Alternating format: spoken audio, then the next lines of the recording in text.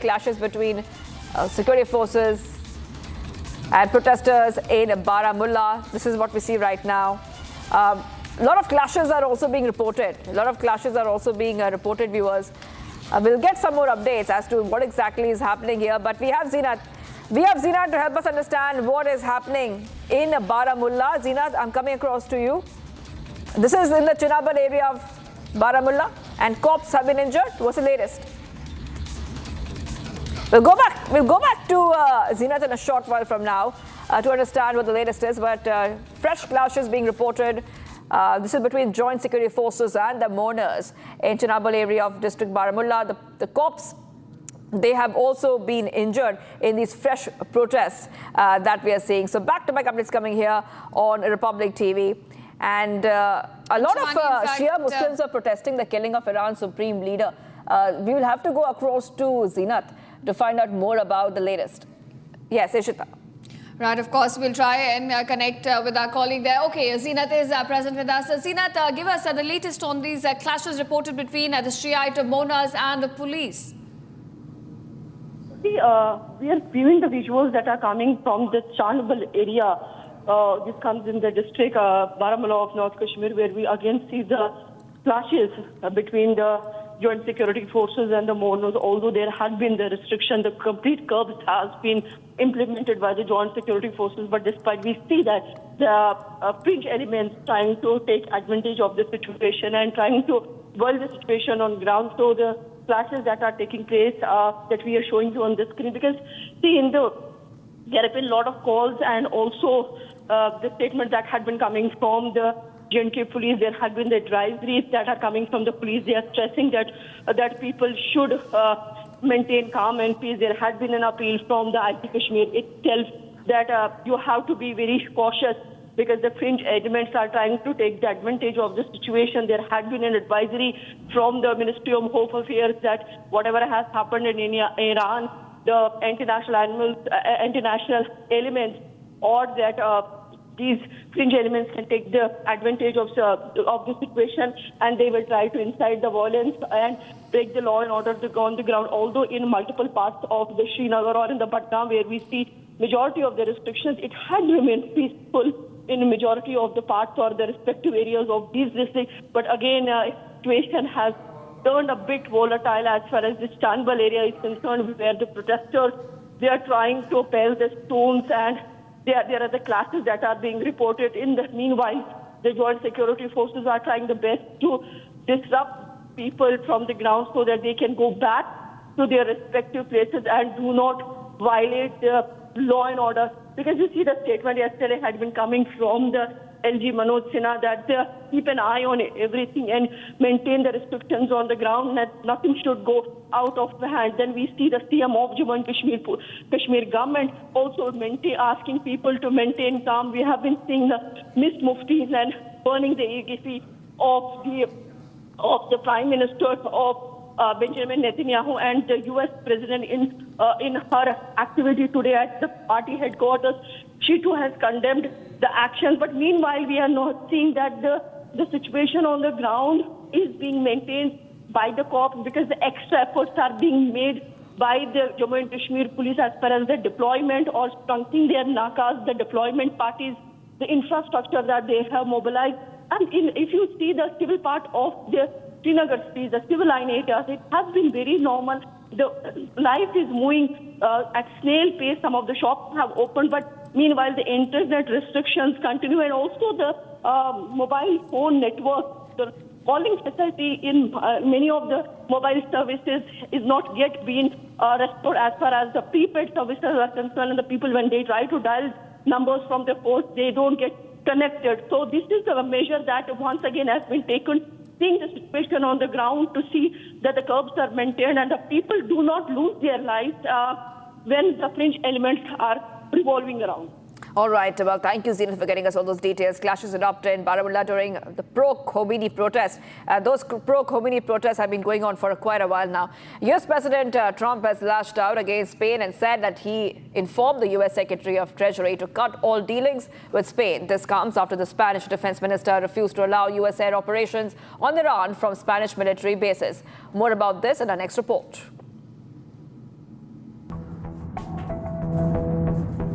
The United States is leaving no stone unturned in its efforts to decimate the Iranian regime. US President Donald Trump has stated that the war will go on for 4 to 5 weeks and, if required, even longer. We have the strongest and most powerful by far military in the world, and we will easily prevail. We're already substantially ahead of our time projections, but whatever the time is, it's okay. Whatever it takes, we will always, and we have right from the beginning, we projected 4 to 5 weeks, but we have capability to go far longer than that. Multiple European countries have decided to send their fighter jets and ships to aid in efforts. The United Kingdom has deployed choppers and counter-drone ops along with HMS Dragon. Meanwhile, France is deploying anti-missile and drone systems along with warships. Greece too is sending 2 frigates, anti-drone systems and 2 F-16 fighter jets, while Germany has allowed the US to operate from some of its bases. Spain, however, refuses to allow the US from operating out of its air bases. Rotundamente, en las bases que hay en Morón y en Rota no se ha dado ningún tipo de asistencia, ninguno, absolutamente ninguno, a esta actuación, a estos ataques que se están realizando. Las bases, es verdad que hay un convenio con Estados Unidos, pero nosotros entendemos que ese convenio tiene que operar dentro del marco de una legalidad internacional, de que haya un amparo internacional del ámbito que sea, para que se pueda realizar esas actuaciones. En este momento, la operación que están realizando los ejércitos de Israel y de Estados Unidos están actuando unilateralmente, sin un apoyo de una resolución internacional, y por tanto no están utilizando esas bases. As a result, US President Donald Trump has threatened to cut off all trade with the country. Spain has been terrible. In fact, I told Scott to cut off all dealings with Spain. Spain, first of all, it started when every European nation, at my request, paid 5%, which they should be doing. And everybody was enthusiastic about it, Germany, everybody, and Spain didn't do it. Spain has condemned the United States and Israel's actions as a breach of international law, reflecting the divide between the NATO nations over the conflict. All right, viewers, we've got some exclusive visuals from Tehran. These are strikes conducted by US and Israeli forces. They're targeting Iranian capital now.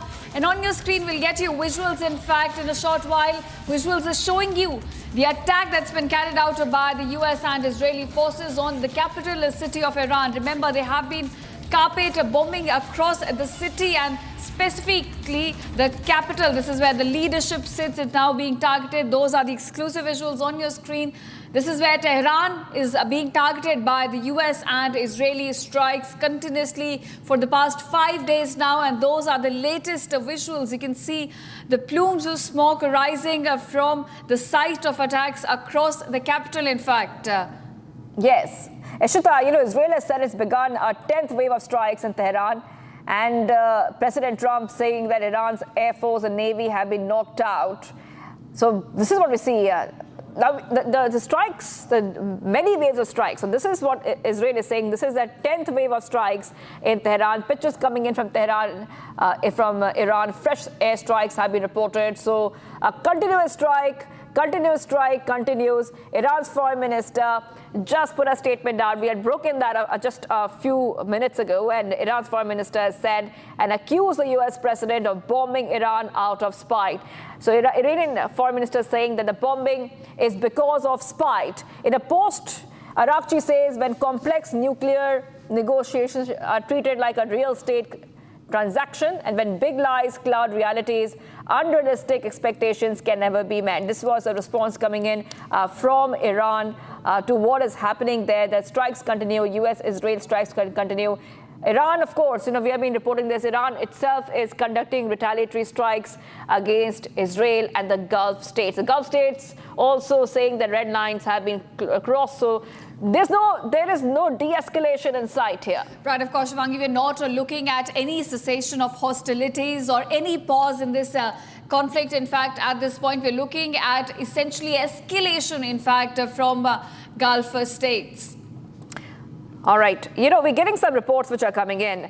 Let's tell our viewers what is happening in Tehran. So we showed those pictures of the US and Israel strikes in Tehran. And we report coming in from Tehran, getting you the ground reality. Let's take a look. It's almost 6 p.m. here in Tehran. I just came out to buy some medicine for my mother. Then I saw a smoke plume in west of Tehran, just 2 kilometers away from my house. So I came here, and as you see behind me, it's one of the biggest smoke plumes I've seen recently. I don't know what has been exploded, what has been targeted, but it's a big one, and it's been like that in the past 45 minutes. So Tehran has been also attacked by US and Israel today, like the previous days. And of course, there are some reports that the attacks will intensify in the coming hours. It's almost 6 p.m. here in Tehran. I just came out to buy some medicine for my mother. Then I saw a smoke plume in west of Tehran, just 2 kilometers away from my house. So I came here, and as you see behind me, it's one of the biggest smoke plumes I've seen recently. I don't know what has been exploded, what has been targeted, but it's a big one, and it's been like that in the past 45 minutes. So Tehran has been also attacked by US and Israel today, like the previous days. And of course, there are some reports that the attacks will intensify in the coming hours. And now, viewers, as war clouds gather over West Asia, stranded Indians are finally making their way back. An Indigo flight from Jeddah landed safely in Ahmedabad, bringing home nearly 200 pilgrims. While airlines slowly are resuming their operations, uncertainty still looms, especially after claims that conflict could now continue for weeks. An Indigo flight from Jeddah landed at Ahmedabad International Airport. Around 200 passengers who went for a pilgrimage to Makkah Medina returned safely. Republic TV spoke to the families of the people returning. They thanked Prime Minister Narendra Modi and also told that the flights were getting cancelled due to the ongoing turmoil in West Asia. हमारी भारत सरकार को मैं तहे दिल से अभी भी बोल रहा हूँ, तहे दिल से शुक्रिया अदा करना चाहता हूँ। उन्होंने हमारे 222 हाजियों को वापस लाए, उसके लिए बहुत बहुत धन्यवाद, बहुत बहुत शुक्रिया। इंडियन गवर्नमेंट से ये कहना चाहूँगा क्या बहुत बहुत शुक्रिया था ये सब अरेंजमेंट करने के लिए, और वहाँ पर इंडियन एम्बेसी में भी हमको बहुत सपोर्ट किया सऊदी अरब में, उसके लिए भी बहुत बहुत शुक्रिया। As days pass by, airlines have started to resume their flights, pushing towards normalcy. On the other hand, Trump claims that the war will go on for 4 to 5 more weeks. We have the strongest and most powerful by far military in the world, and we will easily prevail. We're already substantially ahead of our time projections, but whatever the time is, it's okay. Whatever it takes, we will always, and we have right from the beginning, we projected 4 to 5 weeks, but we have capability to go far longer than that. With stranded Indians slowly and gradually coming back to their motherland, Indians can breathe a sigh of relief for now. Just coming in from Beirut, these pictures are of Beirut just after Israeli strikes. Ishita. Right, of course, the live visuals of these attacks being carried out by Israeli forces on Lebanon's capital. Viewers, stay tuned. We'll get back to you on this on the other side.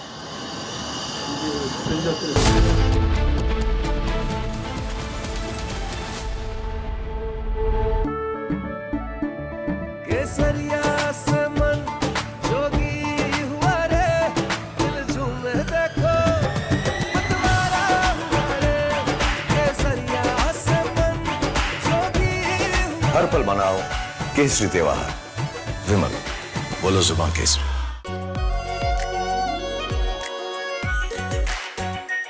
Are pure shahi paneer masala, delicious, healthy every day.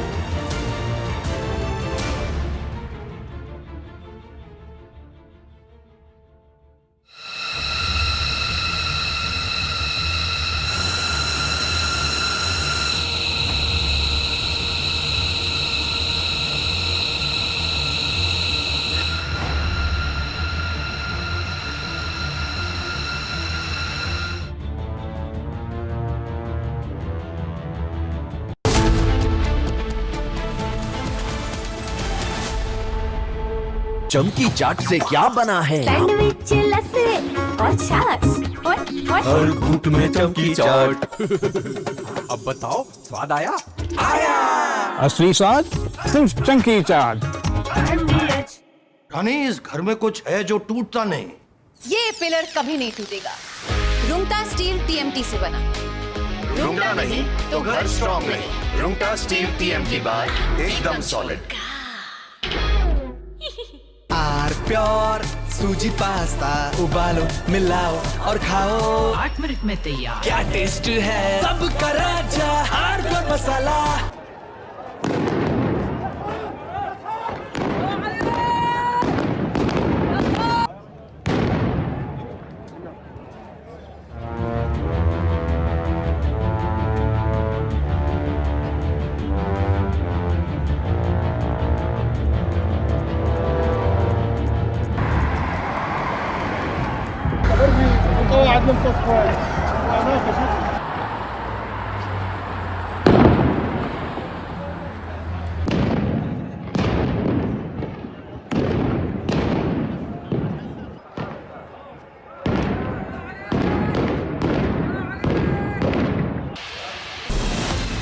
From Asia's largest news headquarters,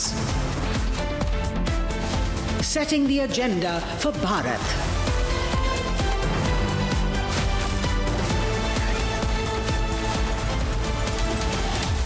You're watching Republic.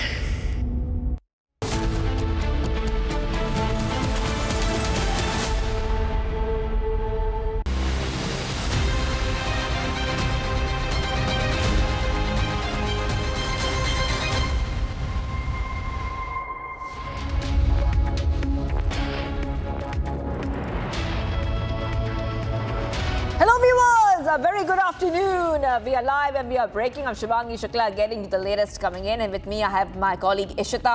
Ishita, 5th day of the war, multi-pronged war, strike after strike, casualties going up. On Republic, we also have the live analysis. What else is breaking right now, Ishita? Right, of course, Iran here has now declared that Strait of Hormuz has become a war zone, saying it has complete control over the economic corridor. We'll get you all the latest that's breaking from the war in West Asia. But first up, let's take a look at the headlines we're tracking at this hour. IRGC launches 17th wave of strike against the US-Israeli targets.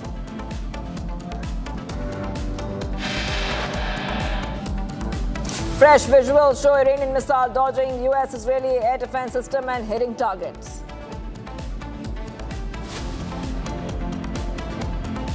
Iran releases footage of the movement in Israeli Hermes drone was shot down in the Khurramabad area.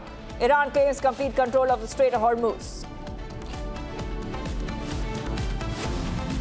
Iran says that it struck 10 oil tankers for ignoring warnings at the Strait of Hormuz. Explosions rock US Victoria base near Baghdad airport in Iraq after Iranian drone strike. And Trump threatens to halt trade with Spain over military base access.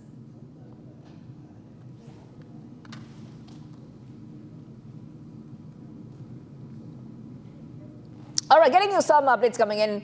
Ishita, we're getting some real-time data here, and this is the Strait of Hormuz. So we have the movement data from the Strait of Hormuz. Already, Iran has closed this strait, and they have given big warnings. They've said whoever tries to cross this strait will be attacked. Right, of course, Shivangi, we are getting some real-time vessel movement data regarding the Strait of Hormuz. It is an economic corridor. About 1/5 of the global energy supplies passes through that strait, and today it stands blocked. It has become a no-go zone.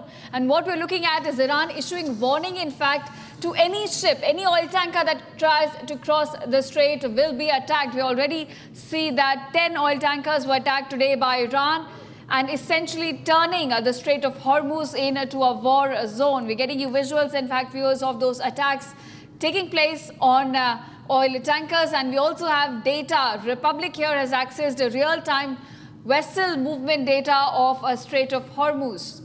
That's right. Putting on those pictures which are coming out. This is real-time Strait of Hormuz data. Huge vessel lineup due to the war. And the Strait of Hormuz has also been deserted due to the war. Video shows vessels which are avoiding passage. They are avoiding getting into the choke point there, Ishita. This is a real-time data we are getting. Real-time traffic data shows Strait of Hormuz as a no-go zone. All right, let's go straight to our guest who's joining us. We have Mr. Paul, Senior Fellow and former President of the Middle East Institute. Thank you for joining us here, Mr. Paul. You're an expert in the Middle East affairs. How do you see the Gulf countries attacked by Israel responding to the strikes? Well, this came as quite a shock to the Arab Gulf countries, the countries on the Arab side of the Gulf. They had hoped to stay neutral in this war, and they had closed, some of them had closed their airspace and bases against usage by the Americans and the Israelis, but they have found themselves certainly targeted by the Iranians, even some of those who have been very involved in the mediation, like Oman itself. The UAE has been the hardest hit, but also Bahrain as well, and Qatar, Saudi Arabia, Kuwait, and as I mentioned, Oman. This is a big hit to their economic model. They've always claimed to be very safe and away from the instability of the Middle East, so this is very difficult for them. They had invested in a lot of aerial defense military equipment that helped them defend against most of these strikes, but some of these missile and drone strikes did get through. There's conflicting reports and whether they are considering to join the war. Probably not. They probably do not want to escalate further against Iran. And some of them are probably lobbying the Trump administration to try to end this war sooner rather than later. Right. Mr. Paul, I want to ask you, you're present in Beirut. We're looking at Israel hitting Hezbollah targets across Lebanon. Ground offensive has also begun. What is Israel's game plan regarding Hezbollah and Lebanon? Well, Lebanon had hoped, again, to stay out of this fight, and the Lebanese government had made it very clear that nobody should join this fight. But Hezbollah, which has recently been directly controlled by the Iranian Revolutionary Guards, was given orders to open fire on Israel a few days ago, and Israel, in response, has launched a set of assassinations and airstrikes, and also is commencing a ground invasion. Its goals in Lebanon are to try to devastate, decimate, destroy Hezbollah as much as it can. And it looks like also it is reoccupying a buffer zone in South Lebanon, which is close to the northern Israeli border. So that seems to be what's happening, and Hezbollah continues to lob missiles on Israel. Not too much strategic effect, but they're still doing that. Sadly, The price has been paid by the people of the south, most of them generally supporters of the Hezbollah group, but now displaced again by the hundreds of thousands and having to find shelter wherever they can.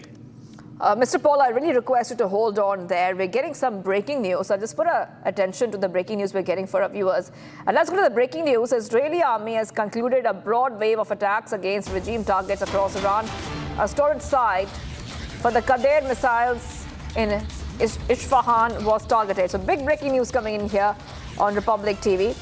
And latest as it's a fifth day of the escalation. Fifth day of the escalation. Israeli army has concluded a broad wave of attacks against regime targets across Iran, and a storage site of missiles in Isfahan has been targeted. Putting on those pictures coming in for you. Israel continues its targeted strikes across Iran.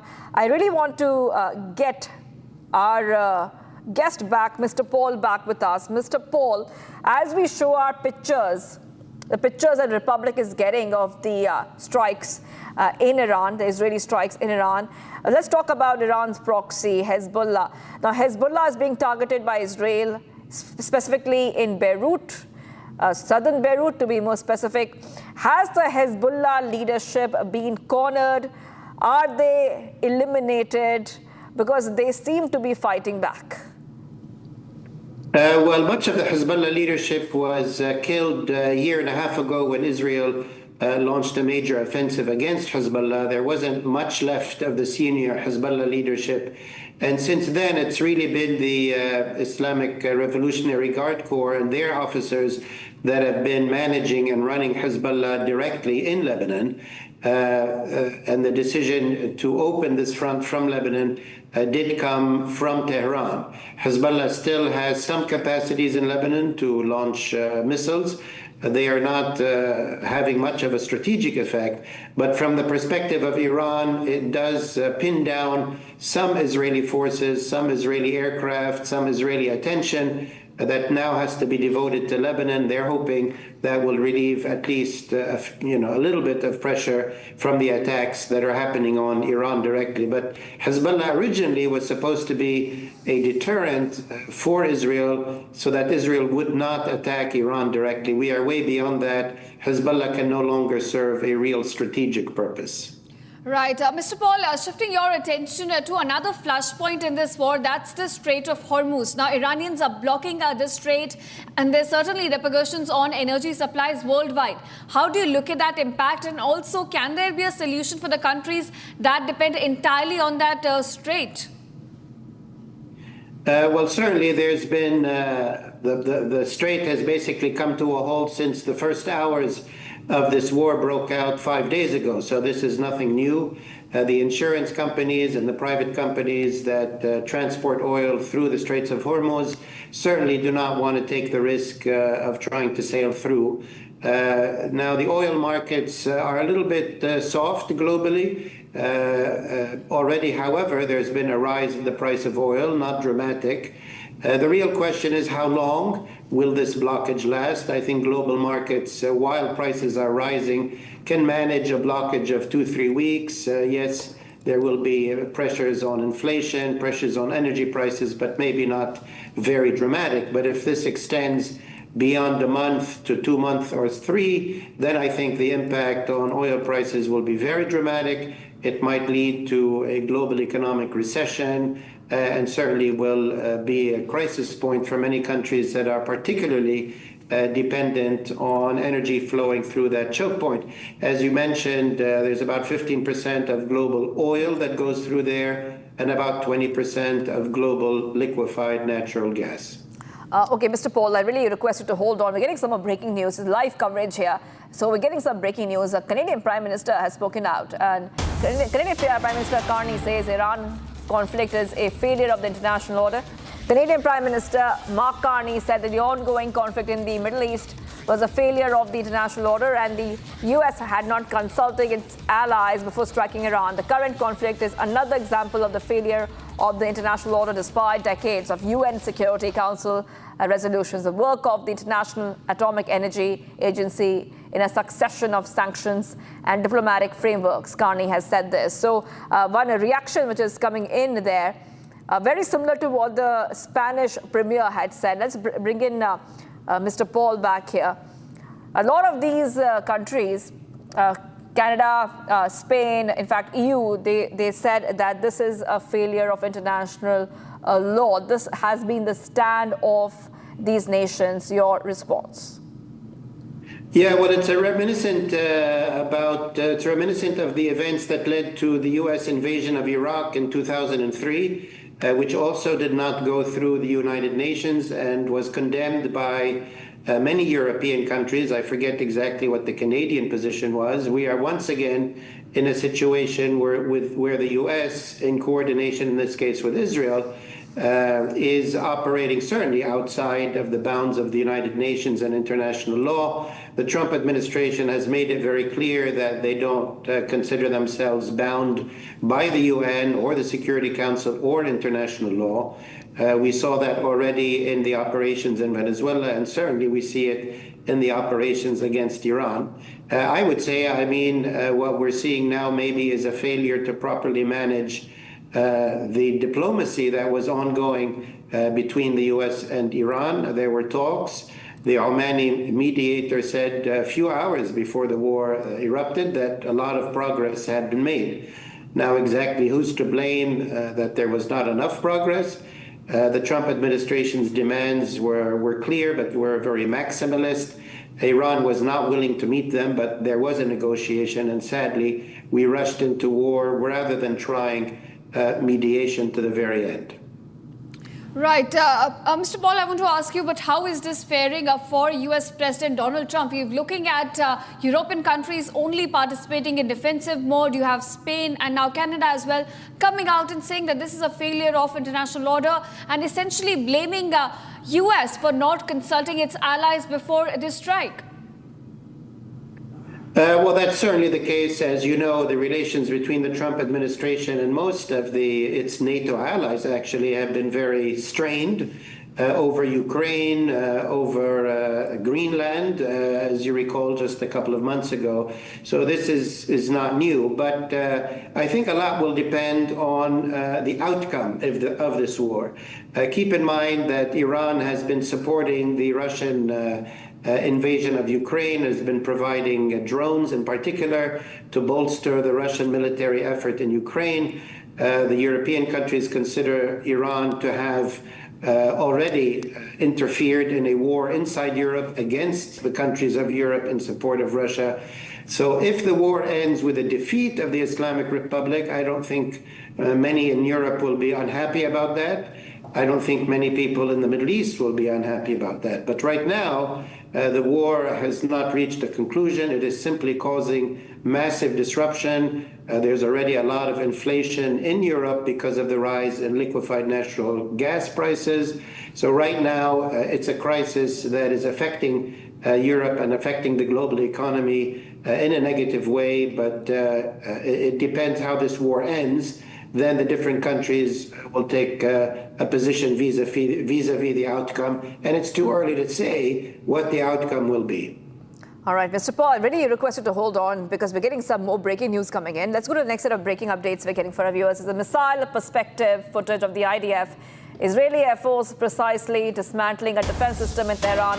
During Operation Roaring Lion, the Israeli Air Force targeted dozens of Iranian defense systems, expanding the IDF's aerial superiority throughout Iran. Attached to the footage from the perspective of the missile of a strike of the regime's defense systems in Tehran to eliminate threats in the skies of Tehran, IDF has released this video of dismantling defense system in Tehran. Let's put out that video. Okay, you see it on your screen. And they're dismantling defense systems in Tehran. So targeting a lot of the military sites in Tehran and in Iran. I want to go back to our guest, Mr. Paul. Mr. Paul, we know that IRGC's military sites have been targeted, both by Israel, like we are seeing there, and by the United States. But it looks like they're ready to fight. They're fighting. IRGC looks like they want to preserve their sovereignty. Well, certainly, I mean, the war has settled into a phase of trying to figure out whose stockpile of weapons will last longer. The Iranians, obviously, as this video shows, and as the last days have demonstrated, the Israelis and the Americans have been going after Iran's ability to launch missiles and its ability to launch drones. But Iran has continued to be able on a daily basis to launch missiles and drones in a way that's extremely punishing to the Gulf countries. It's closed the Straits of Hormuz. It's hit a lot of American bases, killed a number of Americans, and continues to hit Israel.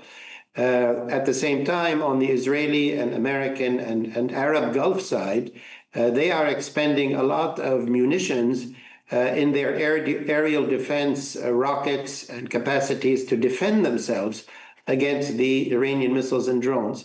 The question is, who will run out first? Will the Iranians run out of the capacity to launch missiles and drones? Or will the Arab countries, the US and Israel, run out of stockpiles to defend themselves from incoming missiles and drones? That's really right now where the war is. And that will be determined in the next few days to see who has the upper hand. So, Mr. Paul, we'll have to see how this conflict goes forward, which side, in fact, this is going to turn out. And now, Mr. Paul, I request you to stay on with us. We've got some reports coming to light. Shivangi, take us through the latest reports. Yeah, we're getting some more reports for our viewers. Iran's Assembly of Experts is under pressure to elect Ali Khamenei's son, Mojtaba Khomeini, as the next supreme leader. Now, this comes after Iran's former supreme leader Ayatollah Khomeini was killed 4 days ago in the joint US-Israel airstrikes in Tehran. Sources say IRGC is insisting on a swift appointment of the next leader amid the ensuing war. Official announcements are expected soon. Here's more. Mojtaba Khamenei, son of Ayatollah Ali Khamenei, has declared himself as Iran's new supreme leader following the death of his father. This comes as the US and Israel strikes against Iran have turned West Asia into a war zone. Iran's counterattacks have intensified in the region with several US military bases targeted. Iran has closed the Strait of Hormuz and halted the transit of ships in the region. France, UK and Greece have joined the war by sending choppers, drones and anti-missile systems. The death of Ayatollah Khamenei has thrown a leadership vacuum.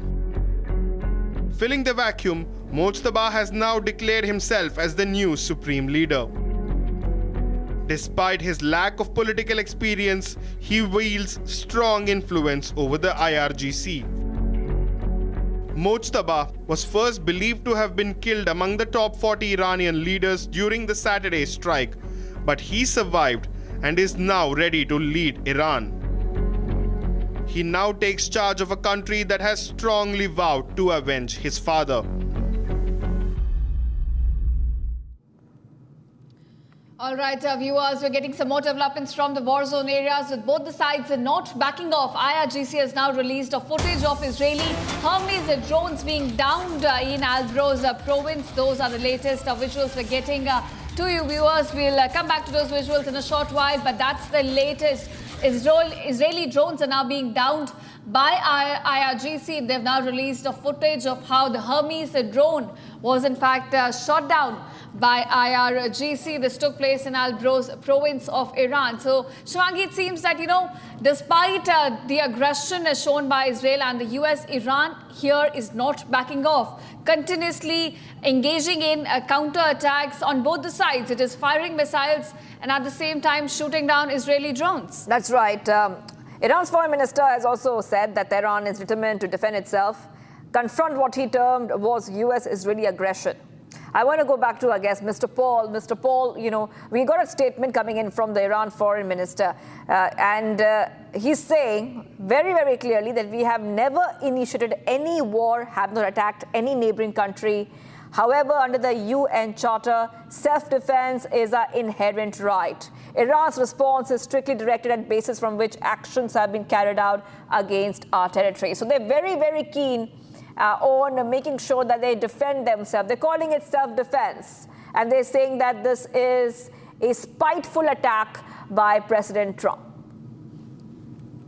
Well, certainly they have the right to self-defense, and that's what justified their attacks on Israel in the war last year, and would justify their attacks on U.S. bases in the region, and they've said that openly. But there was no justification that, in that sense, none of the Gulf countries or Jordan attacked Iran. To the contrary, they were very much neutral in this fight, and yet Israel has launched hundreds of missiles and drones against all of these Gulf countries. These Gulf countries have denounced this aggression from Iran. They were not part of an Israeli-American attack on Iran. So that is a major problem.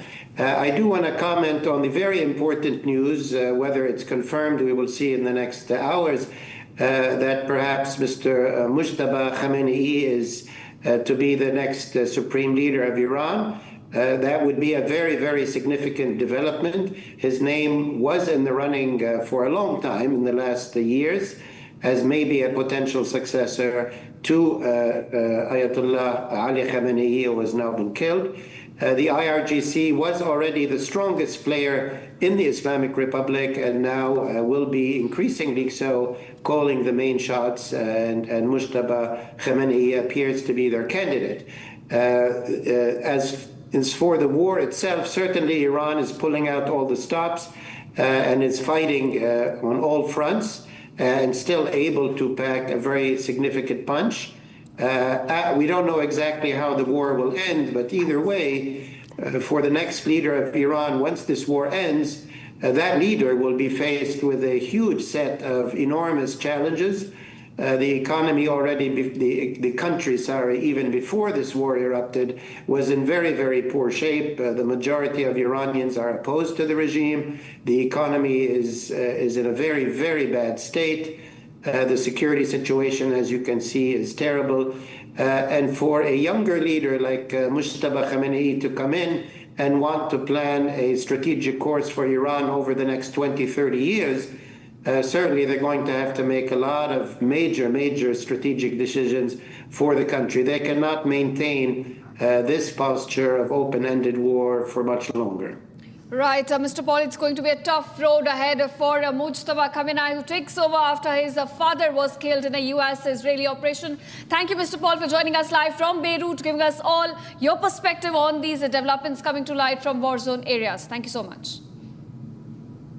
Well, thank you, Mr. Paul, there. And we have a report coming in from Dubai. Dubai, one of the most international cities in the Gulf region, was under attack from Iranian drones and missiles. How is the situation now? Our reporter Wang Zheng finds out. Currently, I'm in Dubai, and we are going to the airport and see if other things are still going on in normal in Dubai. There has been sounds of blast in UAE for the past few days, but there's no sound of a blast this morning. Now we are driving on Sheikh Zayed Road heading to the airport. You can see there's much less traffic than normal. Usually it takes about 40 to 45 minutes to travel from Dubai Marina to the airport, but today, as we can see now, it only took about 20 minutes. We are entering departures of Terminal 3 of Dubai International Airport, and there's no display on arrivals information. This is a baggage claim where travelers usually come and pick up their luggages. You can see currently it's empty. And for departures, there's only one screen available, and many flights are cancelled. The baggage wrapping services is closed currently. You can see there's currently no one at the VAT refund station. You can see there are some travelers waiting in the waiting area. Maybe they're hoping to catch on a flight leaving UAE. Are you leaving? I'm leaving, going back to India, yeah. I'm very excited, yes. So you came here for traveling or? Yeah, I came as a tourist. And you arrived? I arrived a week ago. Yeah. I should have left on Sunday, but I'm leaving on Tuesday today, 2 days later. But there are tourists still stranded in Dubai. I bought one a month ago, but the plane that should fly now is cancelled, and I I cannot fly away. We just left Dubai the international airport on our way to Dubai Mall. We have arrived at the parking lot of Dubai Mall. You can see there are still many parking spaces. It's about 4 p.m. in the afternoon, Tuesday afternoon, and I have arrived at the Dubai Mall, the world's largest mall, and you can probably see the visitors. There are still visitors, but the number is, I think, it's much less than previous. The Apple store in Dubai Mall overlooking the Dubai fountain is closed. Despite the situation, there are people who say they still would love to stay in Dubai. Yeah, I will stay in Dubai. I'll stay in Dubai. After this visit, it gives me a feeling that life goes on here in Dubai. But for some visitors, they still need to go back home. All right, taking a short break, viewers. We will continue our live coverage. Ishrita, what do we have on the other side? Right, of course. On the other side, we get you all the developments coming to light from West Asia as Iran declares Strait of Hormuz becomes a war zone.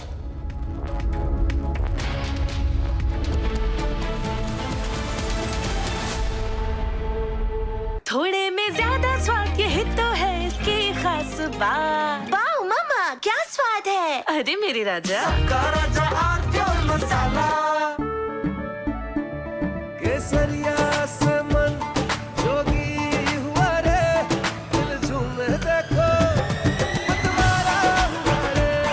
केसरिया से मन जोगी हुआ। हर पल मनाओ केसरी त्योहार। विमल, बोलो जुबान केसरी। प्यास बुझाए, ठंडक लाए, सबको भाई जीरा सिम। MDH का जलजीरा जीरा सिम। जीरा सिम, असली रिफ्रेशिंग, असली स्वाद, असली मजा। MDH।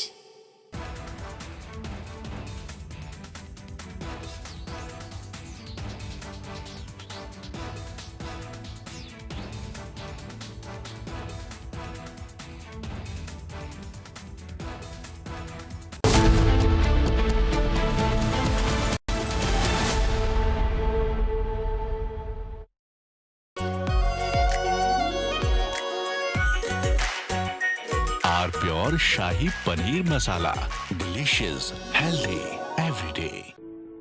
In the India Today Best Universities Survey, India's #1 ranked universities in various streams are JNU Delhi, Amity University, AIMS Delhi, IIT Delhi, and National Law School Bengaluru.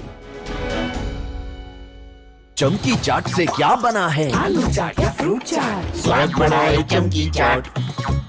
क्या बात है? स्वादिष्ट पकोड़े और फरसान, अरे चमकी चाट है इसकी जान। असली स्वाद सिर्फ चमकी चाट।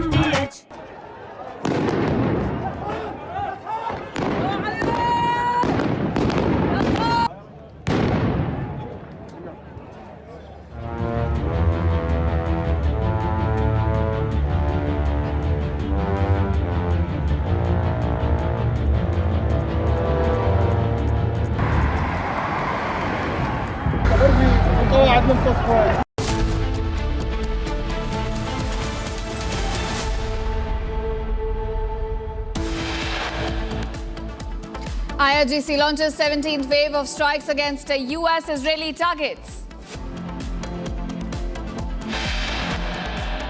Fresh visuals show Iranian missile dodging the US-Israeli defense system and hitting targets. Iran releases footage of the moment an Israeli Army's drone was shot down in Khurramabad. Iran claims complete control of Strait of Hormuz. Declaring a Strait of Hormuz a war zone, Iran strikes over 10 oil tankers.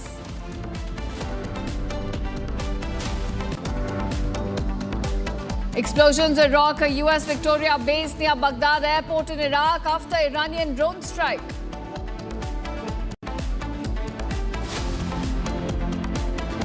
Some of the European, like Spain, has been terrible. In fact, I told Scott to cut off all dealings with Spain. Spain, first of all. Donald Trump threatens to halt trade with Spain over military base access.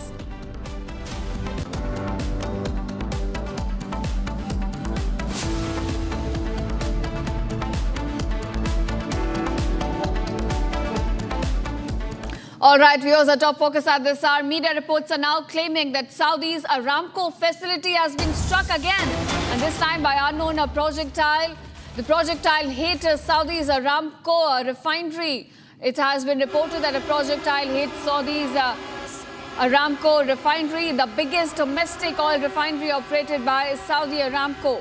Now, Saudi's defense ministry spokesperson has said that initial assessments of the attack on the refinery indicate that it was carried out by a drone and caused no damage. So that's the big takeaway. The latest attack on Saudi's Aramco refinery was carried out by a drone, but no damage has been reported, is what Saudi's minister is now saying. In fact, regarding the latest attack, it's the defense ministry spokesperson who has now highlighted that no damage has been reported. It's the biggest oil refinery in the region, and it has been coming under attacks by Iranian attacks ever since the war started. Remember, Iran here has been weaponizing energy, hitting energy targets, energy infrastructure all across Gulf nations, and Saudi's Aramco factory had come under attack earlier as well, and this time, in fact, again by a drone, but no damage has been reported.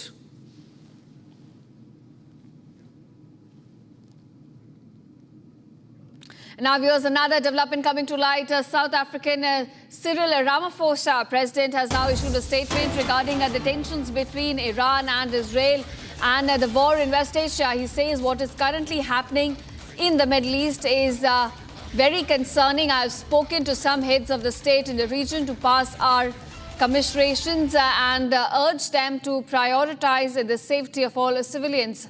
South Africa here has issued a clear statement calling for a ceasefire, saying that dialogue is always the best way to end conflict. South Africa also now issuing a statement regarding the war in West Asia, saying that all the developments coming to light are very concerning.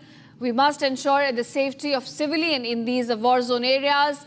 President Cyril Ramaphosa clearly emphasizing that a ceasefire must take place and dialogue is the way forward. That's the statement coming in from South African President Cyril Ramaphosa, viewers.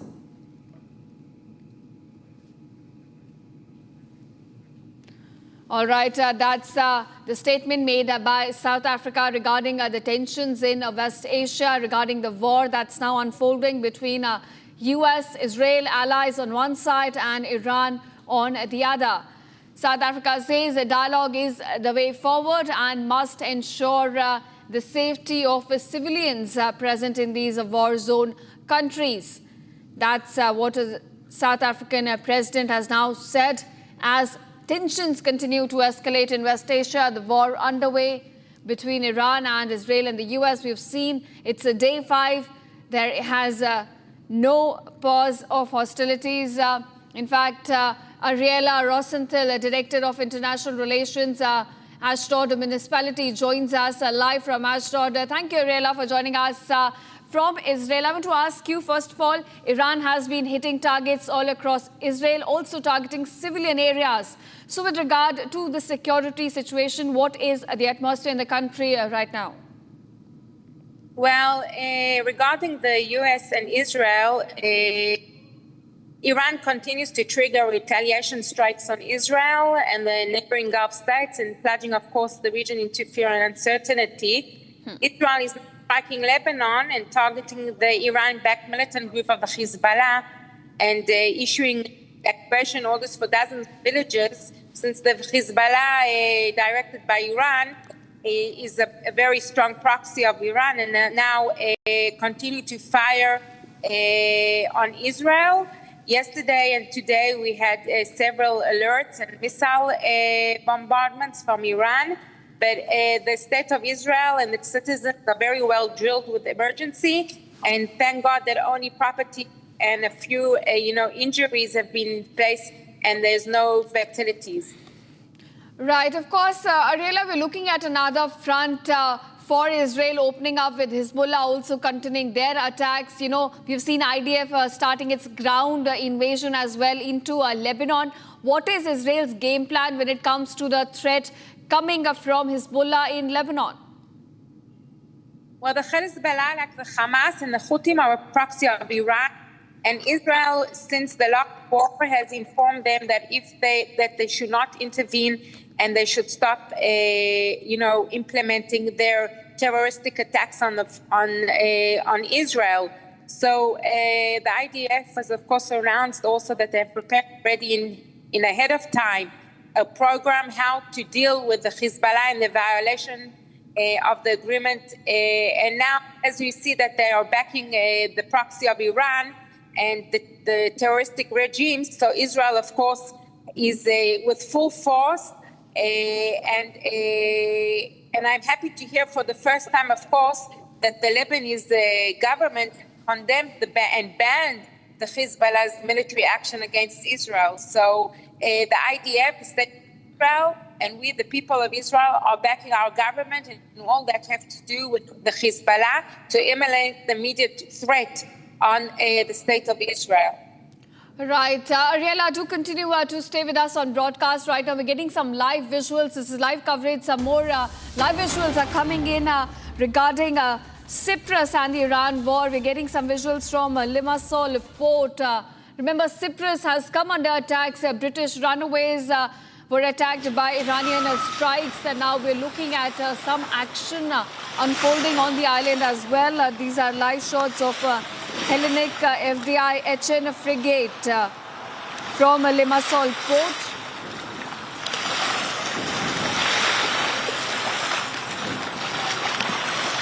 All right, in fact, it's a French frigate which has now been sent to Cyprus. Remember, more and more European countries are also getting pulled into this West Asia war. This is after Iran conducted attacks on Cyprus. Now, Iran's warship, the frigate, in fact, has arrived on the island. And we're getting you live visuals. Viewers on Republic, we're breaking developments in the West Asian war as they happen. And these are live visuals coming to light. French in fact, a frigate on your screen right now in Cyprus. This is after Iran conducted several attacks on British runaways on the island, in fact, viewers.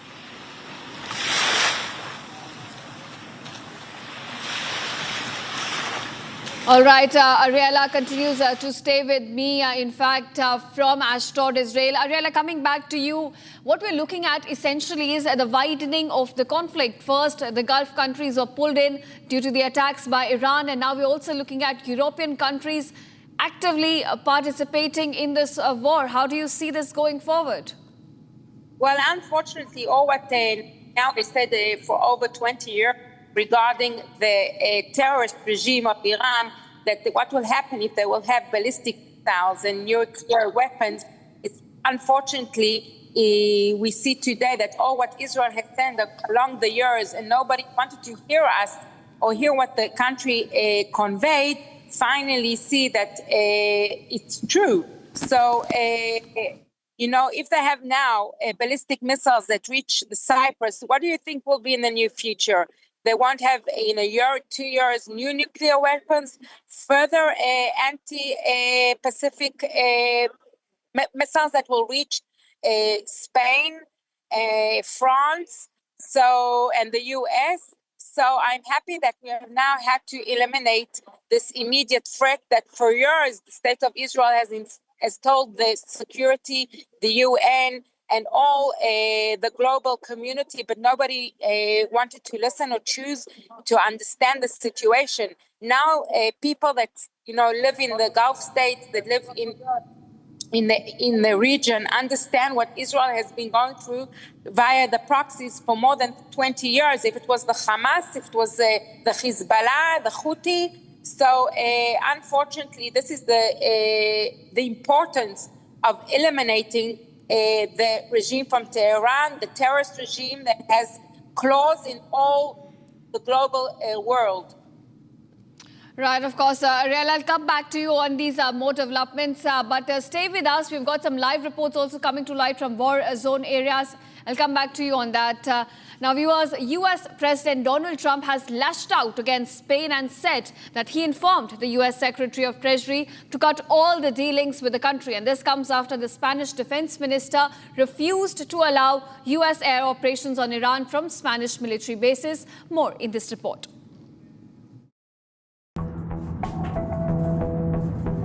The United States is leaving no stone unturned in its efforts to decimate the Iranian regime. US President Donald Trump has stated that the war will go on for 4 to 5 weeks and, if required, even longer. We have the strongest and most powerful by far military in the world, and we will easily prevail. We're already substantially ahead of our time projections, but whatever the time is, it's okay. Whatever it takes, we will always, and we have right from the beginning, we projected 4 to 5 weeks, but we have capability to go far longer than that. Multiple European countries have decided to send their fighter jets and ships to aid in efforts.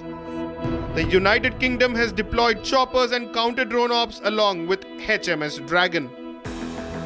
Meanwhile, France is deploying anti-missile and drone systems along with warships. Greece too is sending 2 frigates, anti-drone systems and 2 F-16 fighter jets, while Germany has allowed the US to operate from some of its bases. Spain, however, refuses to allow the US from operating out of its air bases. Rotundamente, en las bases que hay en Morón y en Rota no se ha dado ningún tipo de asistencia, ninguno, absolutamente ninguno, a esta actuación, a estos ataques que se están realizando. Las bases, es verdad que hay un convenio con Estados Unidos, pero nosotros entendemos que ese convenio tiene que operar dentro del marco de una legalidad internacional, de que haya un amparo internacional del ámbito que sea, para que se pueda realizar esas actuaciones. En este momento, la operación que están realizando los ejércitos de Israel y de Estados Unidos están actuando unilateralmente, sin un apoyo de una resolución internacional, y por tanto no están utilizando esas bases. As a result, US President Donald Trump has threatened to cut off all trade with the country. Spain has been terrible. In fact, I told Scott to cut off all dealings with Spain. Spain, first of all, it started when every European nation, at my request, paid 5%, which they should be doing. And everybody was enthusiastic about it, Germany, everybody. And Spain didn't do it. Spain has condemned the United States and Israel's actions as a breach of international law, reflecting the divide between the NATO nations over the conflict.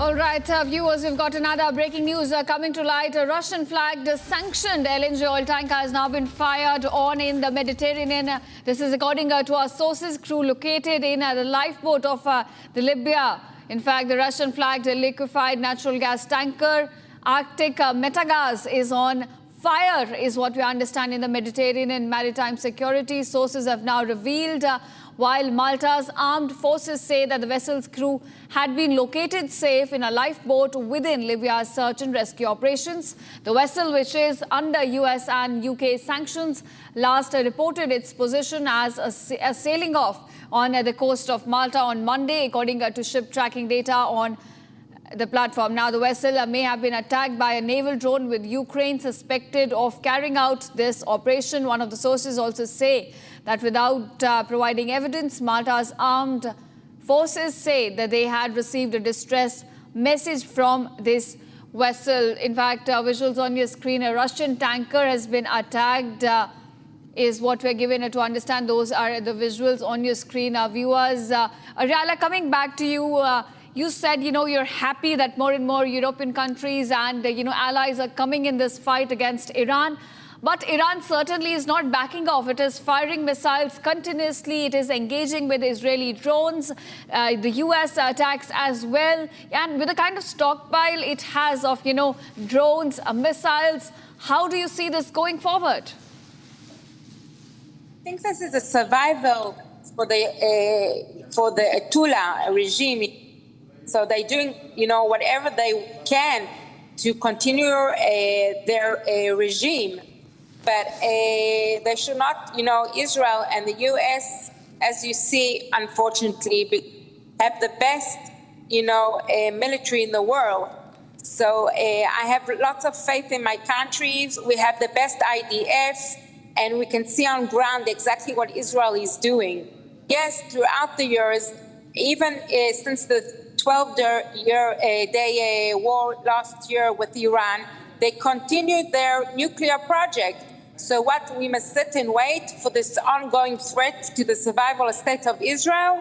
So unfortunately, it's not a war that we want. Israel does not seek war. We do seek peace, as we did with the Abraham Accords and further peace agreements that we had with other countries in the last years. So Israel, it's a true threatening on our country and on our people. So the same on the U.S. So they have to do all that they must do in order to stop this regime. Right. So what you're saying is that it's a survival battle for Iran at this point. Ariel, I'll come back to you. Some more breaking developments coming to light from war zone areas.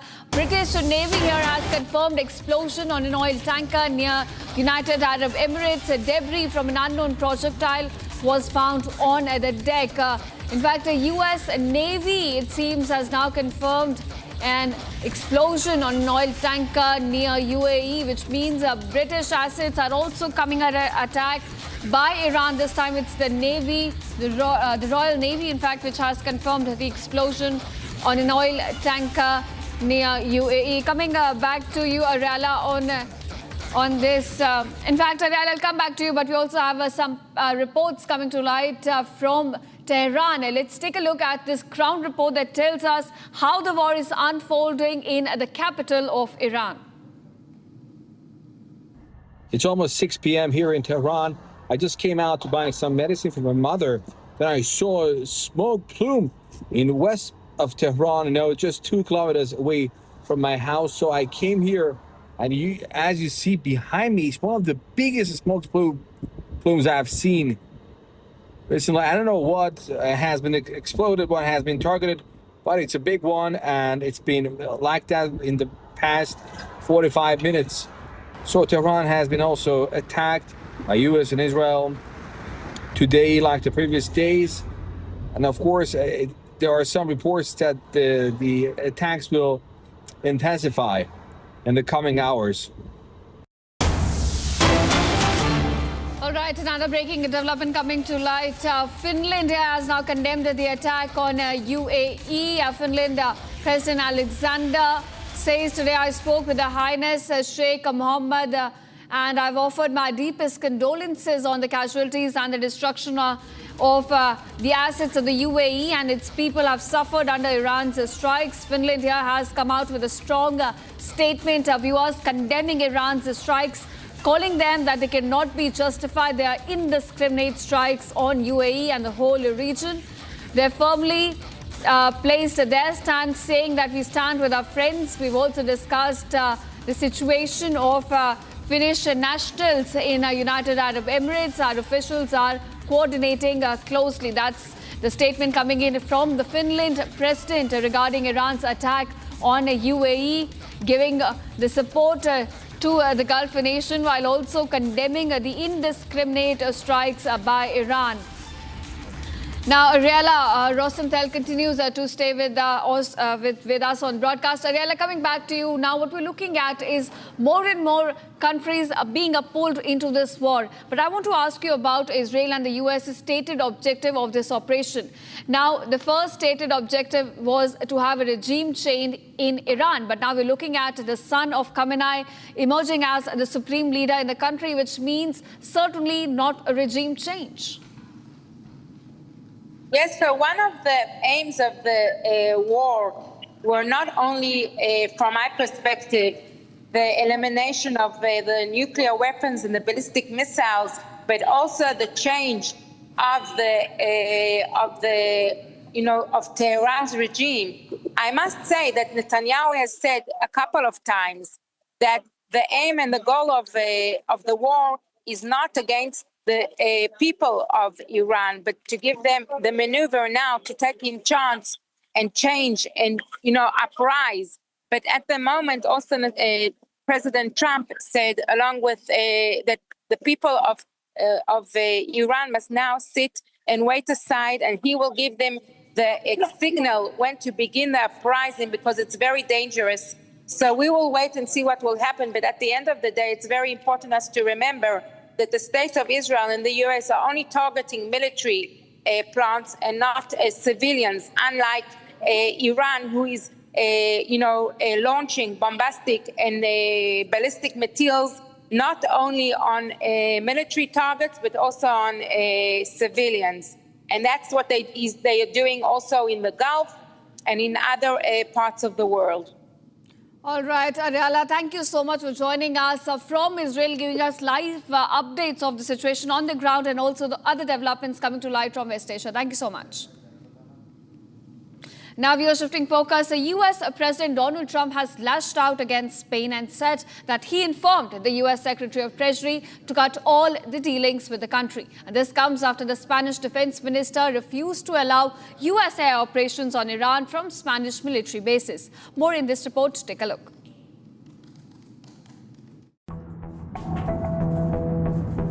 The United States is leaving no stone unturned in its efforts to decimate the Iranian regime. US President Donald Trump has stated that the war will go on for 4 to 5 weeks and, if required, even longer. We have the strongest and most powerful by far military in the world, and we will easily prevail. We're already substantially ahead of our time projections, but whatever the time is, it's okay. Whatever it takes, we will always. And we have, right from the beginning, we projected 4 to 5 weeks, but we have capability to go far longer than that. Multiple European countries have decided to send their fighter jets and ships to aid in efforts. The United Kingdom has deployed choppers and counter-drone ops along with HMS Dragon. Meanwhile, France is deploying anti-missile and drone systems along with warships. Greece too is sending 2 frigates, anti-drone systems and 2 F-16 fighter jets, while Germany has allowed the US to operate from some of its bases. Spain, however, refuses to allow the US from operating out of its air bases. Rotundamente, en las bases que hay en Morón y en Rota no se ha dado ningún tipo de asistencia, ninguno, absolutamente ninguno, a esta actuación, a estos ataques que se están realizando. Las bases, es verdad que hay un convenio con Estados Unidos, pero nosotros entendemos que ese convenio tiene que operar dentro del marco de una legalidad internacional, de que haya un amparo internacional del ámbito que sea para que se pueda realizar esas actuaciones. En este momento, la operación que están realizando los ejércitos de Israel y de Estados Unidos están actuando unilateralmente, sin un apoyo de una resolución internacional, y por tanto no están utilizando esas bases. As a result, US President Donald Trump has threatened to cut off all trade with the country. Spain has been terrible.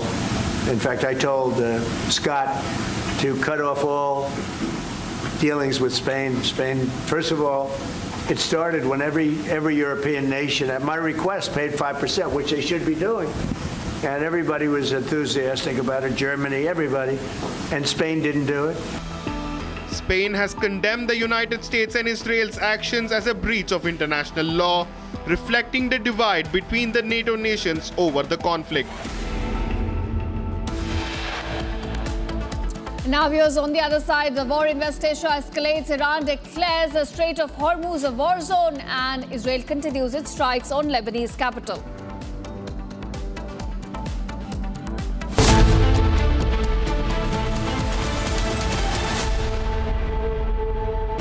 Pure सूजी pasta उबालो मिलाओ और खाओ 8 minute में तैयार। क्या taste है सबका राजा hardcore मसाला।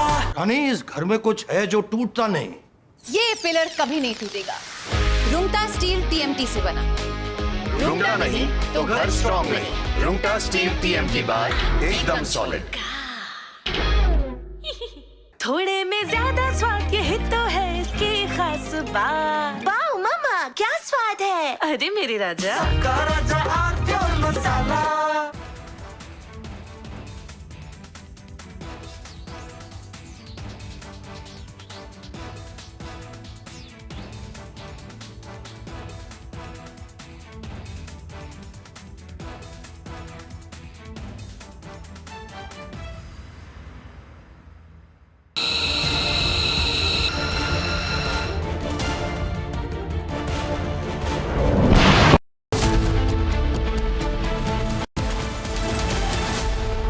चमकी चाट से क्या बना है? सैंडविच लस्सी और छाछ हर घूंट में चमकी चाट।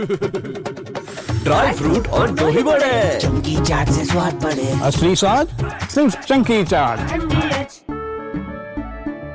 केसरिया से मन जोगी हुआ रे, दिल झूमे देखो मतवारा हुआ रे।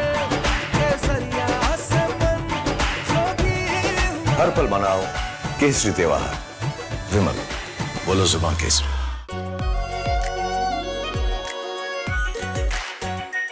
Are pure shahi paneer masala, delicious, healthy everyday.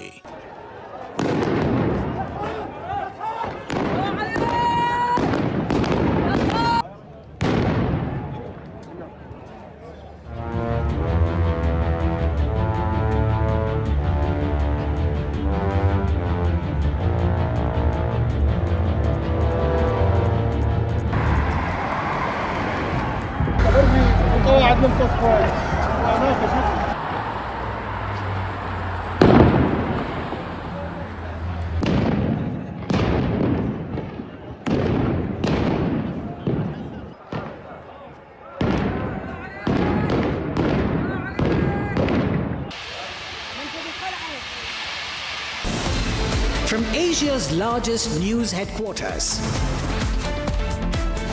setting the agenda for Bharat.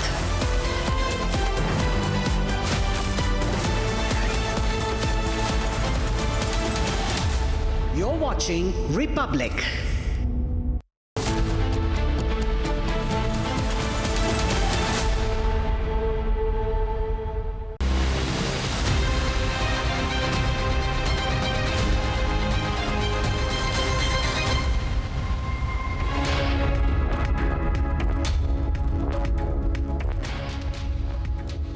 A very good afternoon, ladies and gentlemen. I'm Rakshita Mishra from the studios here, and my colleague Ishita continues to join on the broadcast, and we will be bringing you each and every update on the war in West Asia, from the scenes of destruction in Iran and beyond. Also, the update on the newly appointed Supreme Leader of Iran. We'll get you everything, but first, a quick check of the headlines. IRGC launches 17th wave of strikes against US-Israeli targets. Fresh visuals show Iranian missile dodging US-Israeli air defense system and hitting targets. Iran releases footage of the moment an Israeli Hermes drone was shot down in Khurramabad.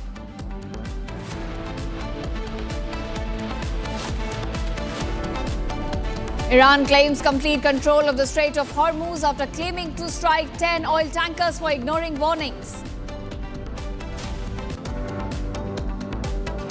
Explosions rock a US Victoria base near Baghdad airport in Iraq after Iranian drone strike.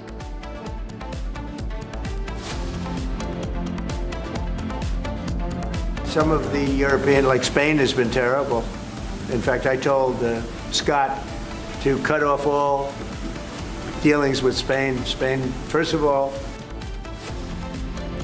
Donald Trump threatens to halt trade with Spain over military base access.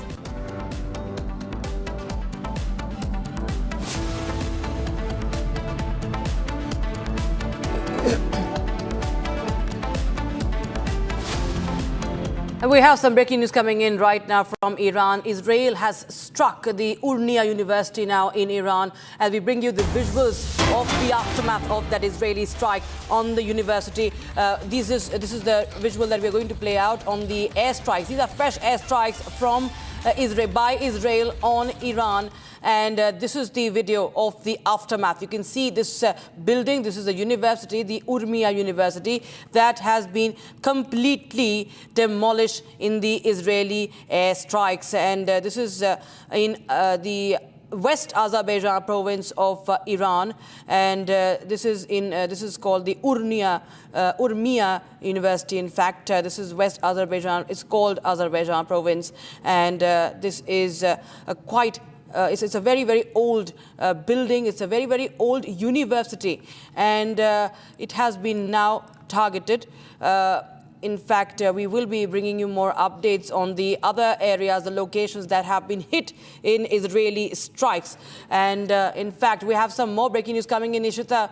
The reports of Iran's Assembly of Experts now completing its And of course, there's a report about Iran's Assembly of Experts, which has completed its vote. The name of the new Supreme Leader, in fact, will be announced in the coming hours. Rakshita, is what we're given to understand. That's the latest coming in regarding the new leader. Now, that's the first announcement that has been made regarding Iran's new leader who takes over after Ayatollah Ali Khamenei was killed in the operation.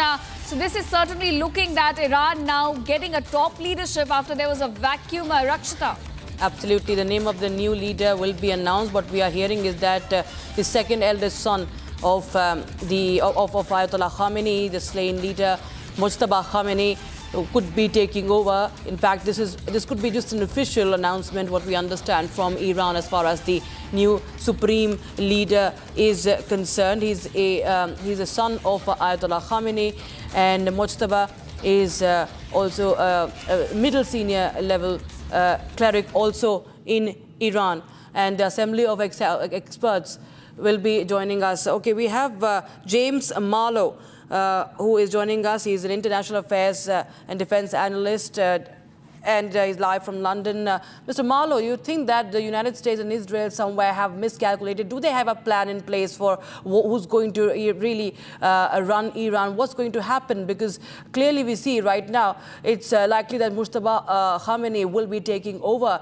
He's the second eldest son of the slain leader Ayatollah Khamenei. It somewhere gives even more legitimacy to the rule of Khamenei. Well, I hope he has a lot of life insurance, I can tell you that. To answer your question, no, I don't think that this was a miscalculation on behalf of the United States and Israel. The Israelis and the Americans believed that the Iranians were lying, that they actually were building nuclear weapons. I just heard a short time ago the the International Atomic Energy Agency, actually were blocked from going in to seeing some of their plants, as we had said about 10 years ago during that awful JCPOA agreement under President Obama in 2015.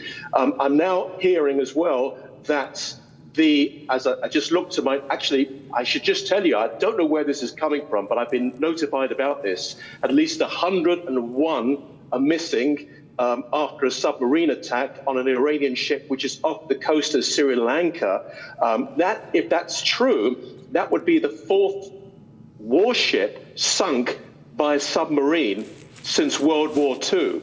So that's very interesting. But getting back to the point, the Israelis and the Americans really believed, very much so, that they were on nuclear weapons, that they were going towards that. And I have to tell you that an astonishing interview that came out from Steve Witkoff, which was done to Fox News, I believe, early yesterday morning. And I'm going to quote this because I just found it fascinating. Steve Witkoff actually said this. When they went into the negotiations, which was, if you remember, in Oman, that was the first round of negotiations, and they sat down, the first thing that the actual Iranians said to the American delegation, which was Witkoff and which was Jared Kushner, the son-in-law of the president, of course, that we control 460 kilograms, which is of 60%, meaning enriched uranium, and that will be enough for us to build 11 nuclear bombs. That was their opening statement, according to Steve Witkoff. He relayed that to Donald Trump. Donald Trump believed that there was going to be a preemptive strike on American bases, and therefore that's the reason why the Israelis and the United States made a preemptive strike on Iran itself. Now, Iran has hit out, which is quite a surprise, to at least 10 countries within the region, including Cyprus and Gulf states. They're specifically going after the tourist spots in the Gulf states, which is scaring a huge amount of European and other travelers because they have never experienced something like this before. They're hearing the air raid shelters, They're actually getting notifications on their phones. And at the same time, they're also hearing explosions as some of these air defense systems are shooting down these explosions. Now, they're getting a taste, and of course, I'm not wishing this upon anyone, but they're getting a taste of exactly what Israelis have gone through for the last 20 years or so. And this has now been widened as a result of Iran and its regime. Right. Mr. Mallo, I'll request you to stay on with us on this broadcast. We're getting some exclusive reports. This is a live coverage of the war zone areas. We're getting some reports from Kuwait showing the skyline. The report here showcases the present situation of Kuwait. Remember, Gulf countries are also coming under attack, continuous attacks by Iran. And this is the skyline of Kuwait, in fact, showing you the attacks being carried out by Iran, relentless attacks. This is the skyline coming to light, viewers, from one of the war zone areas. This is Kuwait being hit by Iran as well. And this is what we're looking at, the skyline of Kuwait, one of the war zone areas. On Republic, viewers, we're breaking developments from these areas as they happen. And this is an exclusive report from Kuwait showing the attacks, in fact, being taken by Iran. This is the skyline of Kuwait. It has come under attacks from the Iranian side. Right. These are the dramatic footages that are coming in from the skyline of Kuwait. As you can see, that someone has shot it from atop a building, from a terrace. And we can actually, if we try and put the audio up, if we can understand what the person is saying. So whole Kuwait environment is safe and sound. So there's nothing to worry in as far as this issue is concerned. Look, a little bit of aggressive from the last. So Kuwait Airlines, the Kuwait environment is basically safe, sound. There is no issues. All are going work fine. So there is some restrictions on what exactly to be recorded and not to record. But this is for the safety purpose. So all Kuwait is safe. There is nothing to worry. There is nothing to concern. Government is taking all the necessary precautions. They've taken every aspect into the consideration. So whole Kuwait environment is safe and sound. So there is nothing to worry in as far as this issue is concerned. Look, a little bit of aggressive from the Kuwait Airlines. The Kuwait environment is basically safe, sound. There is no issues. All are going work fine. So there is some restrictions on what exactly to be recorded and not to record. But this is for the safety purpose. So all Kuwait is safe. There is nothing to worry. There is nothing to concern. Government is taking all the necessary precautions. They've taken every aspect into the consideration. So whole Kuwait environment is safe and sound. So there is nothing to worry in as far as this issue is concerned. Look, a little bit of aggressive from the last 5 days. There was a couple of reptiles. So Kuwait Airlines, the Kuwait environment is basically safe, sound. There is no issues. All are going work fine. All right, viewers, we're going back to Mr. Mallo, who continues to stay with us, joining us live from London. Mr. Mallo, I want to ask you, one of the stated objectives of the US-Israeli operation was to have a regime change in Iran. But with Khamenei's son now set to take over the country, it's certainly not a regime change, but a boost to Khamenei's legacy. Is that what you think? Really? A boost to his legacy? I mean, he's lost at least 49 of his senior people, generals from the IRGC, senior government people as well. They're frantically trying to find somebody to actually head this current regime that is falling apart. And I think on the ground, you're going to see IRGC people slowly finding a way to move over to the other side, whatever that other side is. Right now, it's just civilians who are unarmed. But I do think that there is and there has been the most enormous intelligence leak coming from the military and the intelligence itself within Iran that has been passed on to the Israelis and maybe also the United States. And those people clearly are those who do not agree with this regime. I mean, surveys go back for years that say anywhere between 80 to 85% of the Iranian people right now, which is anywhere between 91 million, 92 million. Of course, 7 million have left in the last 10 to 15 years and gone to other countries. But 80 to 85% of the Iranian people want to get rid of this brutal, murderous regime. So it's holding on literally by a string. So they've appointed a new leader. How long is he going to last for? I can pretty much guarantee that the Israelis and the United States are probably tracing exactly where he is, and they're going to look to hit him. Right. The fact that Mujtaba has been a powerful coordinator, in fact, he's also been coordinating between the factions of the IRGC as well, and he's been, behind the scenes man for a long, long time, and his clout had been only expanding, and that's why that question comes in, Mr. Marlow. Now, shifting focus to the impact, the wider impact of this conflict, Mr. Marlow, how do you gauge what's happening to the markets? The markets are in a tizzy. I think that's also an understatement right now. The prices, they're all, of course, have shot up. And the economy also has gone for a toss. What we understand, it will continue to do so. What are the steps that could be taken? Where does Europe also stand in here? Because we do not see any clear stand except the lip service by Europe. Yeah, I think this was to be expected. Everyone in the region knew that this conflict was going to happen anyway. It seems that somebody forgot to tell the British Prime Minister and the British government. Even the French started to prepare beforehand as well, that the British are quite an embarrassment to the British people, I have to say. But nevertheless, this was expected, and therefore, of course, oil prices were going to go up. Gas prices are going to go up. Eventually, in the coming months, that the Europeans, the British, and other people around the world will feel this. Food prices, of course, are going to go up. But this is what takes place during a conflict or a war such as this. Now it's involving 10 countries. And who knows what else is going to happen? I'll tell you who's probably got a smile on his face right now, and that's Vladimir Putin, because now he feels that the pressure is off him and he can actually upstep his attacks against Ukraine.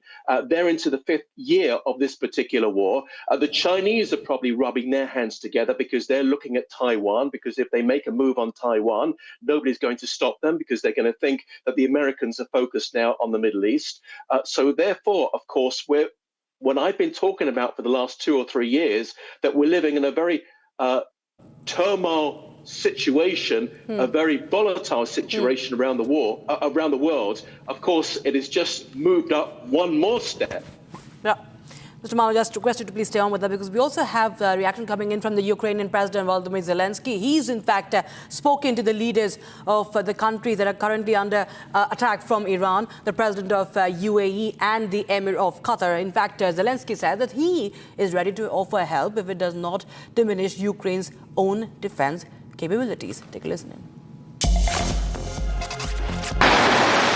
War in West Asia continues, with strikes being carried out by Iran on various Gulf nations, damaging US military bases across the region, and joint strikes by Israel and United States on Iranian territory. In the middle of all of this, Ukraine is also going through a war for past 4 years with Russia. Now, with this war, this time in West Asia, Zelensky engages with leaders of Qatar and UAE. Zelensky says he's ready to offer any sort of help if it does not diminish Ukraine's own defense capabilities.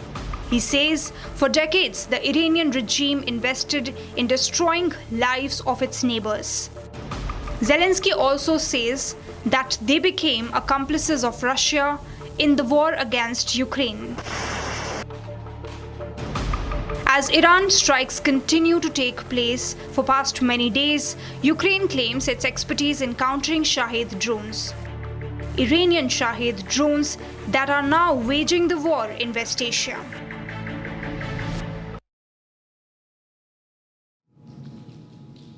All right, viewers, now coming back to you, Mr. Marlow, I want to ask you, Gulf nations have so far exercised restraint. They have been in defensive mode, but with Iran continuing its attacks across the Gulf, are we looking at these countries also shifting into offensive mode in the coming few days? Yes, I expect that, probably led by Saudi. You're talking about Kuwait, of course, and now Oman has been hit. Qatar, which was a country which differed very much according to their ideology with the other Gulf states, meaning that they were more hardline. They have Hamas leaders very, very happy and content living in palaces inside of Qatar. So they were slightly different from their brothers in Oman and, of course, in the UAE and Bahrain and even Saudi Arabia. But they're now obviously coordinating their next move.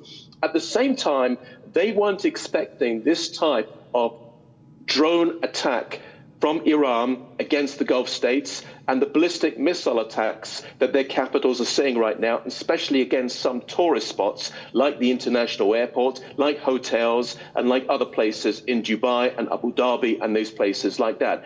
And I think that they're a little bit concerned how much longer that they continue with their air defense systems, because of course they're in the midst of shooting down these ballistic missiles and attack drones, and how many more of these defense systems, missiles, which cost a huge amount of money, do they have in the stockpile? Israel managed to foresee this, and they started working on, about a year ago, a laser system. A laser system, literally, you put a beam up against the missile which is incoming, whether it's from the Houthis or whether it's from Hezbollah or whether it's from Iran, and it shoots it down at a fraction of the cost. In some cases, the Israelis were spending about $50,000 for every one rocket that shoots down one of these missiles. So, of course, this is costing a huge amount of money for these countries as well. And the Gulf states are now deciding what to do about this because it's affecting their economy. Right, their patience also growing. I think, Mr. Marlow, I'll request you to continue to stay on with us. We've got some report coming to light from war zone areas. Now, our report, in fact, the Chinese media, CGTN, reports visible signs of disruption inside the UAE, the blasts being heard in the recent days, and major public spaces now appearing unusually subdued. Visuals from Dubai show an eerily quiet airport with flights disrupted, tourists stranded. Meanwhile, Jamal Rushdi from the Arab League has now given his thoughts on the war, condemning the violence and calling for an immediate end to the war, saying that the region did not want this escalation. Here's more on the story. Take a look.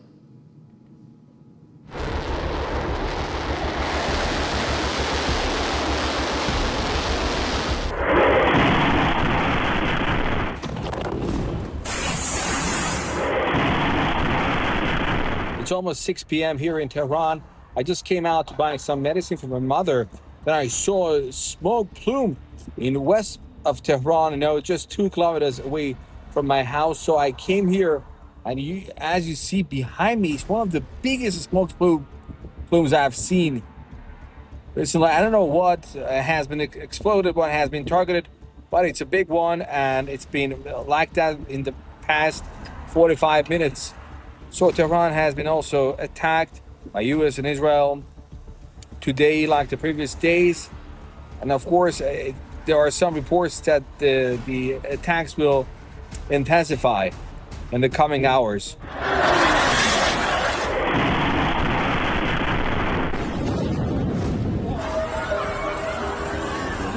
Currently, I'm in Dubai, and we are going to the airport and see if other things are still going on in normal in Dubai. There has been sounds of blast in UAE for past a few days, but there's no sound of blast this morning. Now we are driving on Sheikh Zayed Road heading to the airport. You can see there's much less traffic than normal.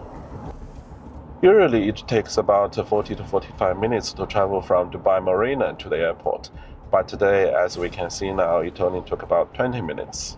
We are entering departures of Terminal 3 of Dubai International Airport, and there's no display on arrivals information. This is a baggage claim where travelers usually come and pick up their luggages. You can see currently it's empty.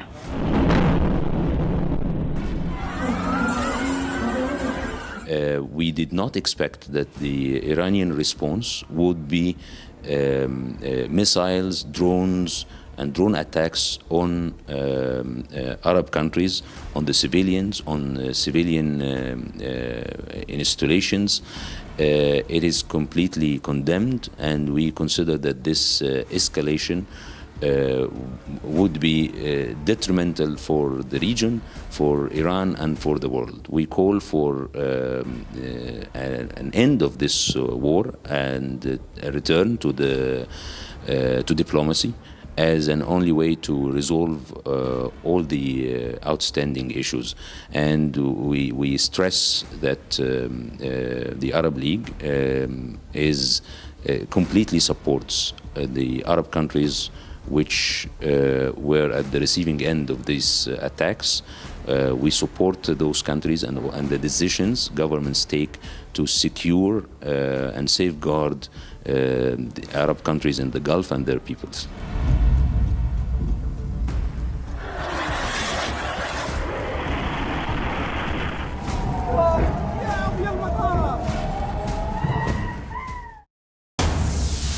We have breaking news coming in right now. UAE air defenses successfully intercept 3 ballistic missiles and 129 drones. The Ministry of Defense of the UAE announced that the air defenses successfully engaged today with 3 ballistic missiles, detecting 129 drones, of which 121 drones were intercepted, while 8 fell within the country's territories. So that's the big breaking news right now. UAE remains on the edge, as we were showing you the visuals from Dubai, and now UAE saying that it has intercepting 3 ballistic missiles. That's a big update that we're getting in right now. Mr. Marlow, I'll go across to you.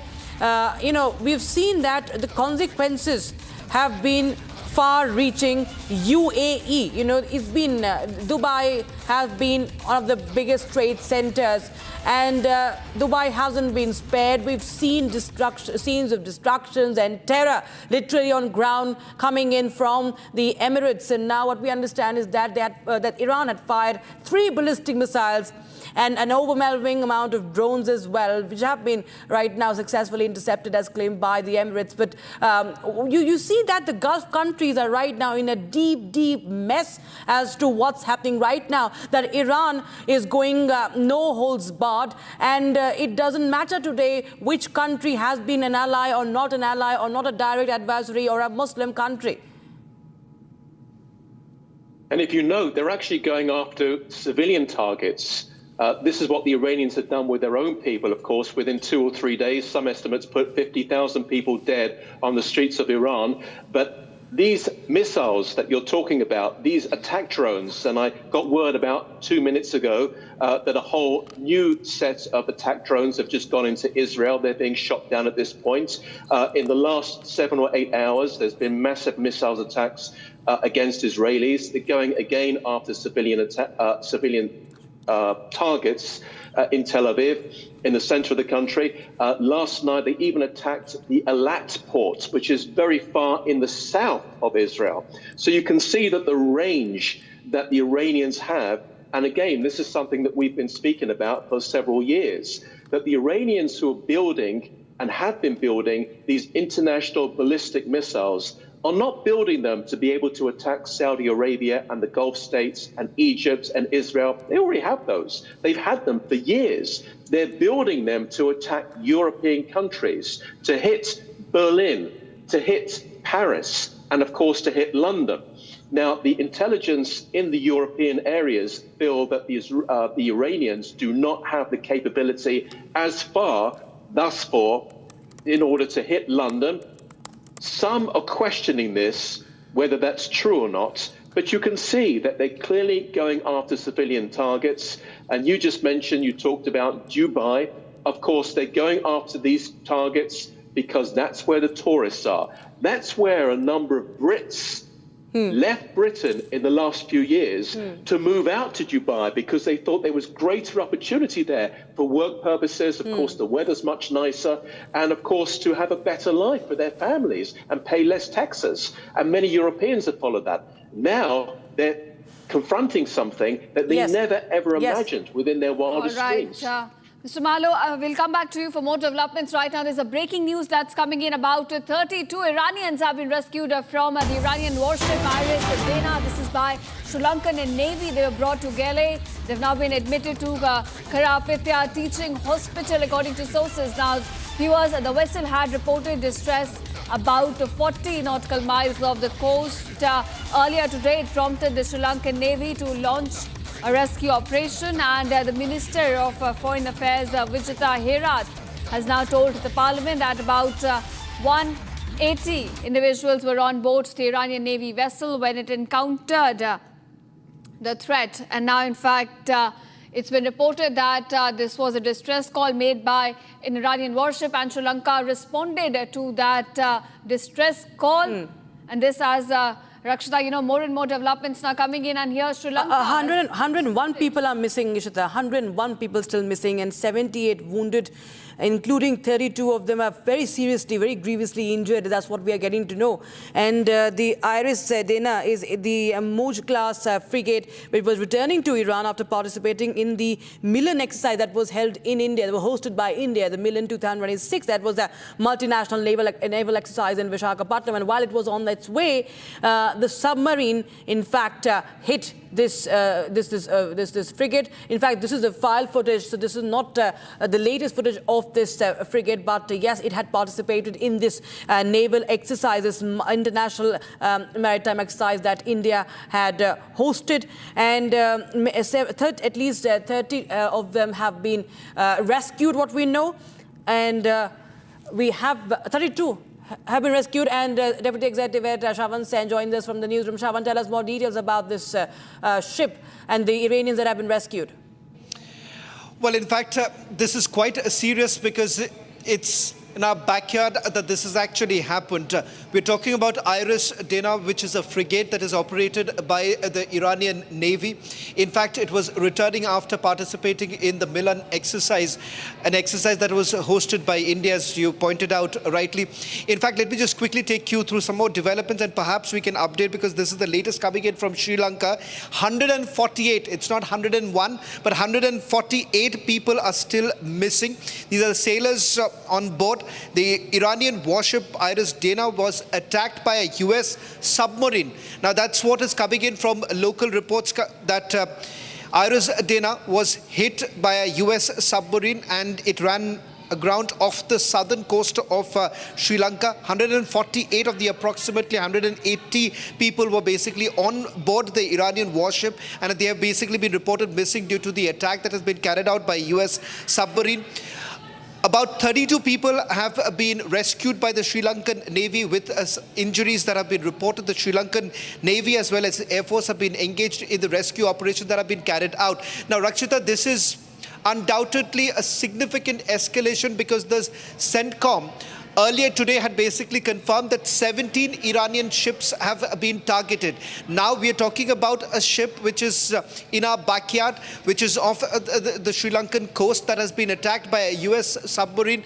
Now remember, as far as the US submarine attack is concerned, these are now claims that are being made. We are yet to get any official confirmation coming in from the CENTCOM as far as whether at all this was an attack that was carried out by United States of America or not.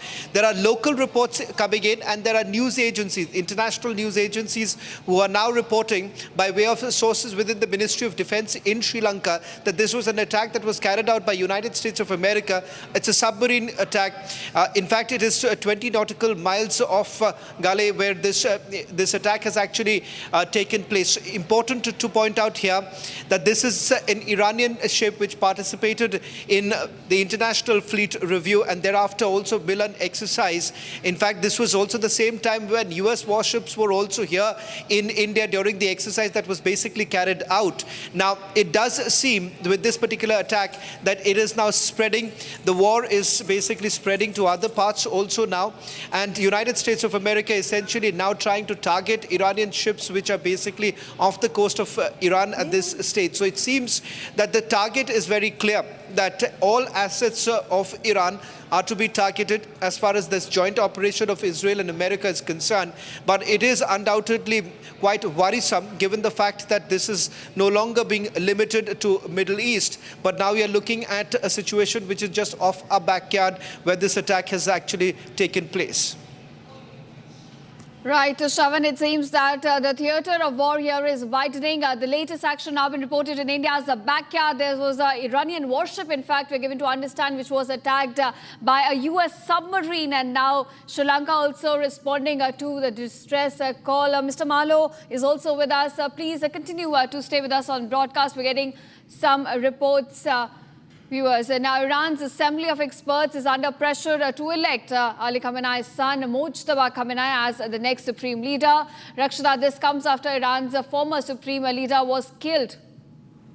Yes, in fact, they are trying to be as fast as possible in the appointment, and the official announcement from the Assembly of the Experts is expected in a short while from now. Here's more about Mojtaba Ali Khamenei.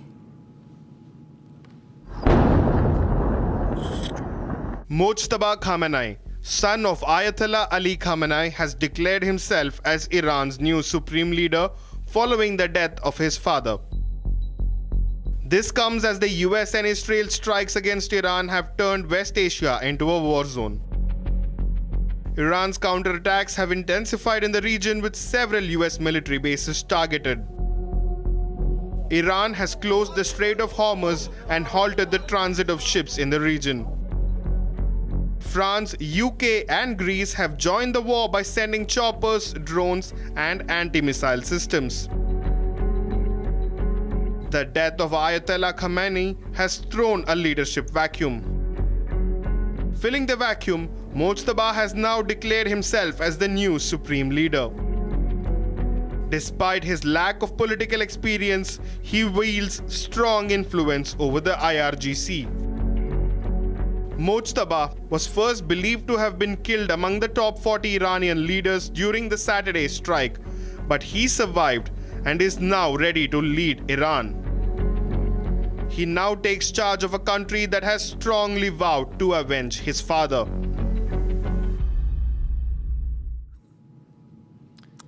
All right, viewers, our guest, Mr. Malo, continues to stay with us on this broadcast as we cover all the live developments coming to light from West Asia. Mr. Malo, it seems the theatre of war is now widening. We've seen a recent attack on Iranian warship in India's backyard. It was a submarine attack by the US. How do you see this then going? Donald Trump said yesterday that at least 4 of the Iranian Navy ships had been taken out. He intends to destroy all of the Iranian Navy. I just got word in the last 30 seconds or so that the Israeli military believe that they need another week to 2 weeks to take out massive Iranian military and intelligence sites across Iran. And also they're hitting their ballistic missile program, the factories, the storage units, and other facilities. They need 1 to 2 weeks. The United States have said that that's what they need, but it could take longer. Of course, Donald Trump doesn't give anything away when he speaks to the media, and he does that all the time.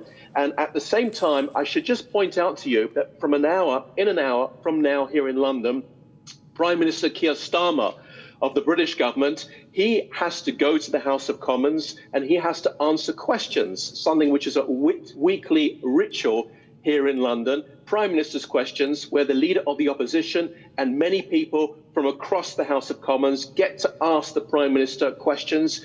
You can bet your bottom dollar it's going to dominate this particular region and what's happening now in Iran and around Iran, now involving at least 10 different countries. And he is going to be on the defense. He is going to be against the rings, rather the ropes within the ring, within the boxing ring, because he is just so slow to make any type of decision whatsoever. And let me just give you an example.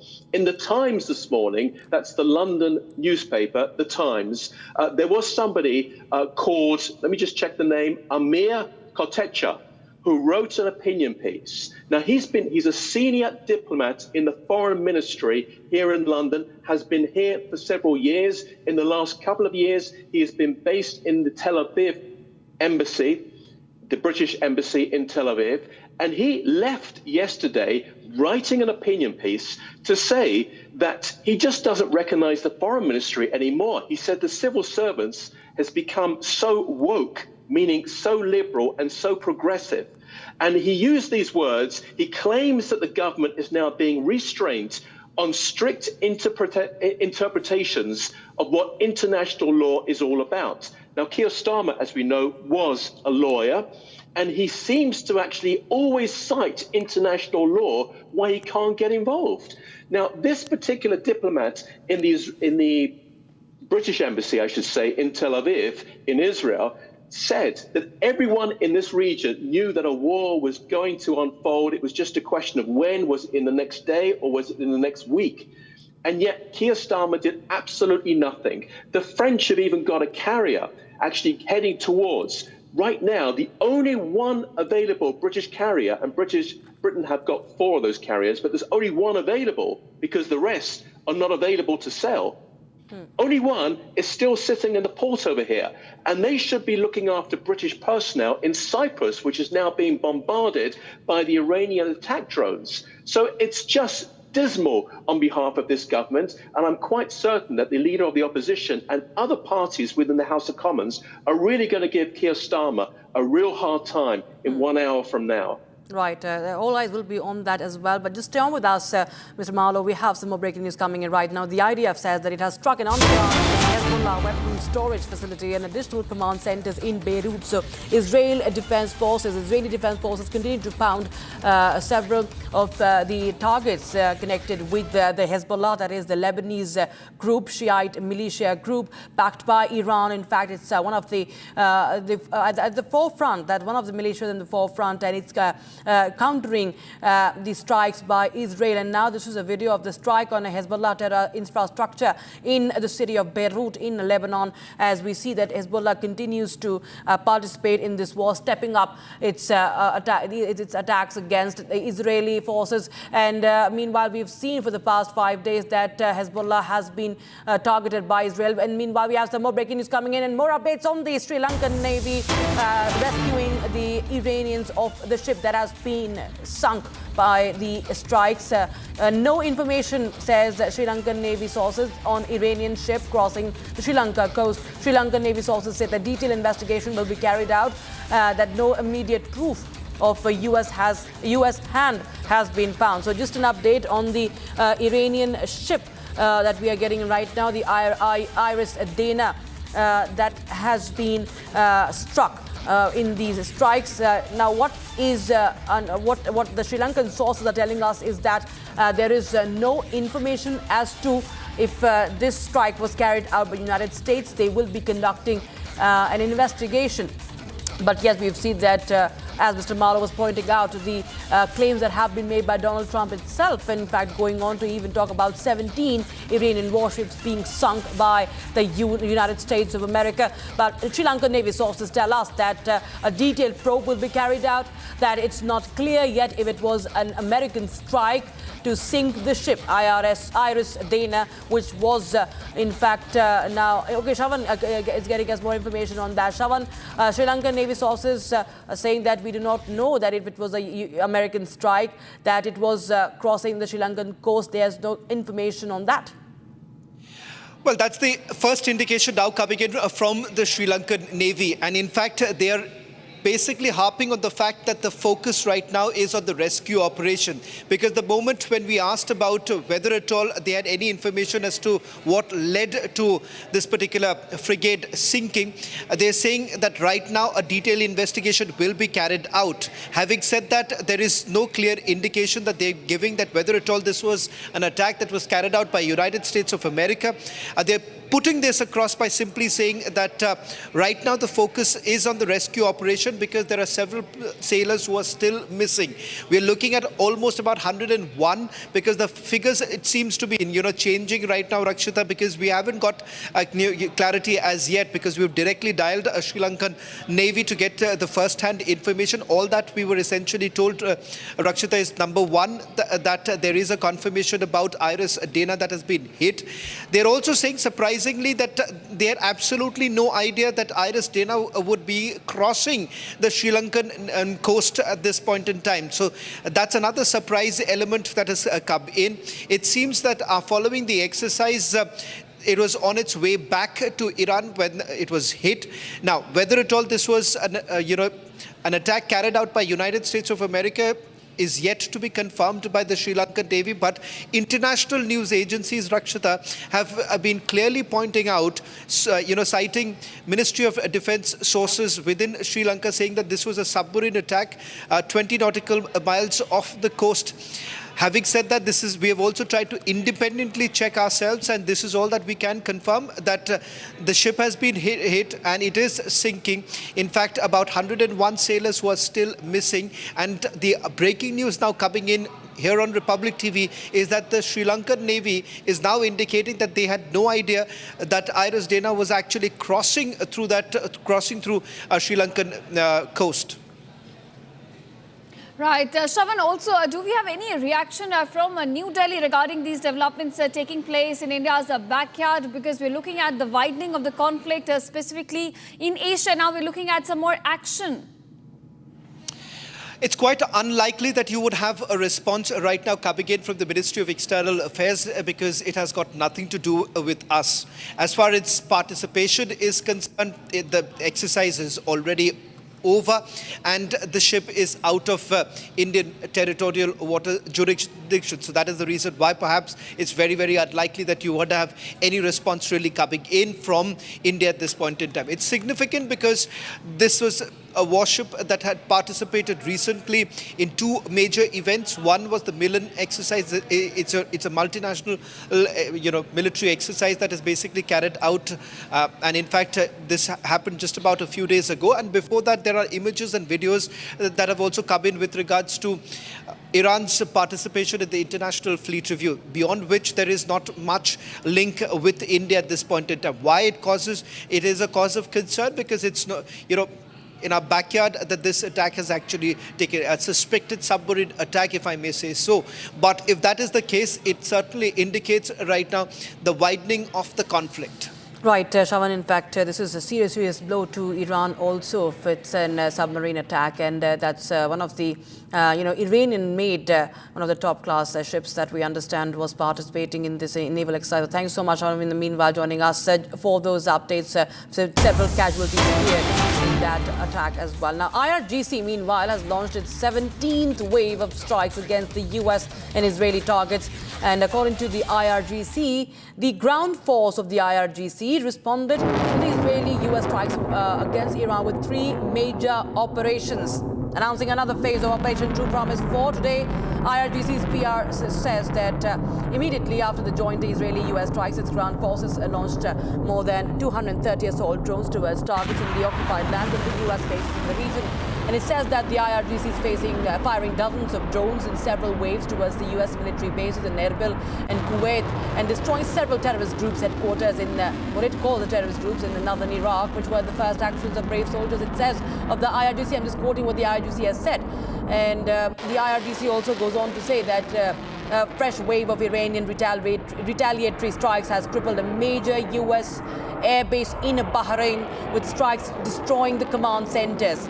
IRGC claims that Iran's retaliatory strikes have left more than 680 casualties for the American troops in various U.S. bases in the first 2 days of the war. Officials of the IRGC say that the targeting U.S. military bases in the region constitute legitimate self-defense. Mr. Marlow, if you're still with us, Mr. Marlow, well, this is, alarming, the fact that Of course, this is IRGC's claims, but it says that there have been more than 600 casualties as far as America is concerned. And we see that it continues to pound and target those U.S. air bases, U.S. bases across the Gulf region.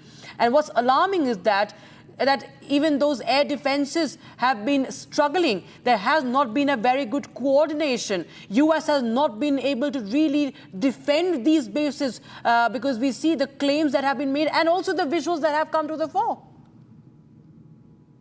Yeah, I think this was a bit of a surprise that they didn't expect the Iranians were going to hit out against these American bases as they have done.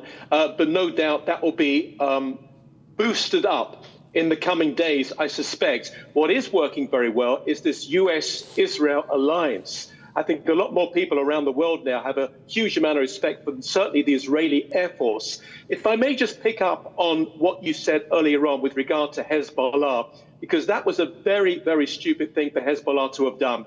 They wanted to do something symbolically. They wanted to hit Israel.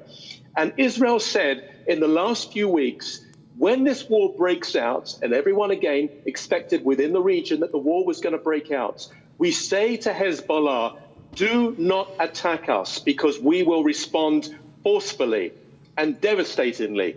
We said to the Israeli government, I'm speaking obviously on behalf of the Israelis, this is what the Israelis said. We said to the Lebanese government, make sure that Hezbollah do not respond. Now, Hezbollah, of course, were hit very, very badly during the war, the 2-year war, which initially was started off by Hamas and Islamic Jihad and all of their proxies, and then Hezbollah joined in. But nevertheless, Hezbollah just felt, because of its ideology, because of its religious brainwashing from the Shiite focus, it had to do something. So what it did was it fired 6 missiles, just 6 missiles, into northern Israel. It landed in open areas. And that was what Israel needed. It just needed an excuse to hit back really hard. The Lebanese government and the Lebanese people said, why did you do this? Right now, Lebanon is being bombarded in the south, in the north, in their very strong Hezbollah stronghold of Beirut. And there's much more to come. The Israelis said that we will hurt your infrastructure. We will hurt how Lebanon works. And the objective is because that the Israeli intelligence believes that there is at least 25,000 rockets, long-range rockets from Iran pointing at Israel from Lebanon. And the Israelis were looking for an excuse to take out as many as possible of the rocket launchers because it's a continuous threat. Even if the Iranian regime falls, which is a possibility in the coming weeks or months, but of course that's just speculation, the Hezbollah group would still have these missiles aimed at Israel and could use them at any time. And this is a threat that the Israeli government said we will not allow our civilians to be under this type of threat any longer because we went through this war for the last 2 years. So that's what you're seeing in Lebanon, and the bombardment is devastating right now. And if I can also just add, overnight, the Shiite who were very aligned with the Iranian regime inside of Iraq, again, a very successful US-Israeli Air Force attacks was devastating in those areas in Iraq. So again, the Shiites are being taken out in Iraq. They're very angry, and they're looking for ways to hit back.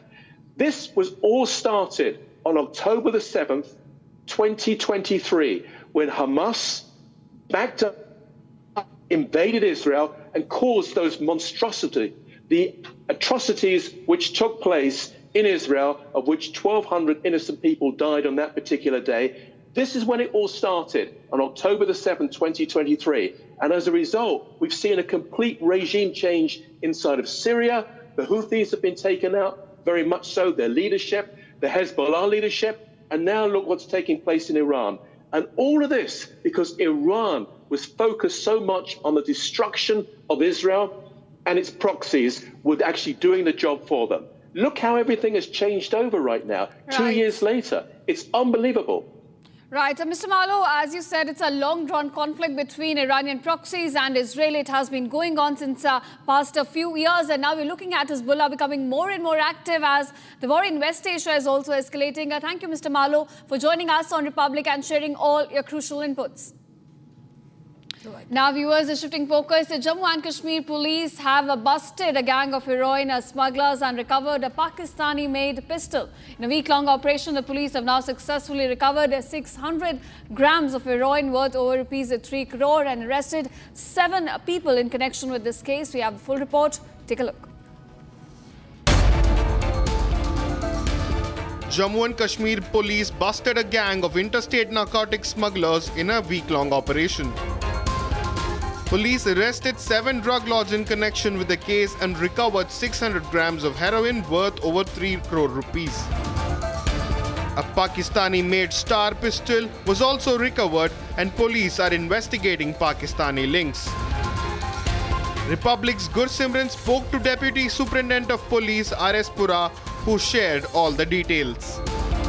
इसमें 20 फरवरी को एक specific information थी कि कुछ लोग बाहर से आए हैं और यहाँ पे वो उनके पास हेरोइन है और यहाँ पे अपने जो कस्टमर हैं उनको देंगे। इसके ऊपर इमीडिएटली रिंग रोड पे नाका लगाया गया और गाड़ी जिसका कि पंजाब नंबर फेक नंबर लगाया हुआ था वो गाड़ी को रोकने की कोशिश की और पुलिस वालों के ऊपर ही चढ़ा दी गाड़ी और हमारे हवलदार हरनाम सिंह जो अभी भी शदीद जख्मी हैं कमांड हस्पताल उधमपुर में, उनको बड़ी ज़बरदस्त चोट लगी। 2 हमारे कांस्टेबल जख्मी हुए और वो यहाँ से गाड़ी भाग गई। उसी के सिलसिले में ये हमारी टीमें डिफरेंट टीमें बना के इस पे लगाए गए और इसमें हमने पहले एक बाबा रिंग रोड को पकड़ा है जिसने की निशानदेही पे अपनी वही गाड़ी जिस गाड़ी ने हिट किया था वो बरामद करवाई। उसके बाद जो दूसरे 2 थे मुश्ताक अलाइज काका और मंगल हुसैन अलाइज मंगल, ये सरोर के रहने वाले हैं, सरोर अड्डे के, तो इनके खिलाफ पूरी टीमें लगाई थी। तो उसमें एक दिन रात को इन्फॉर्मेशन मिलती है कि ये किसी बलेरो गाड़ी में इधर फिर सामान देने आए हैं, उस पे नाके लगा के इनको पकड़ने की कोशिश की तो इन्होंने बहुत लंबी कृपान तकरीबन 5 फुट की बड़ी तेगा टाइप कृपान वो लेके निकले और पुलिस के ऊपर पड़े और वहाँ से छलांगे लगा दी नीचे और पुलिस ने बड़ी हिकमत अमली से इनको कैप्चर किया और उनकी तलाशी से तकरीबन 300 ग्राम चिट्टा हमें मिला। We have live visuals coming in from the destruction in Lebanon's Beirut, where Israel is striking the Hezbollah targets. And right now we have the skyline view of Beirut. Right now you can see there's a part where you see some smoke billowing from afar. But this is right now the live shot from Beirut. Meanwhile, just getting you the updates that an underground facility of the Hezbollah has been targeted, a weapon storage facility that was underground. Connected to the Hezbollah has been targeted by the IDF as claimed by the Israeli Defense Forces, and also the additional command centers of the Hezbollah have been hit by the IDF.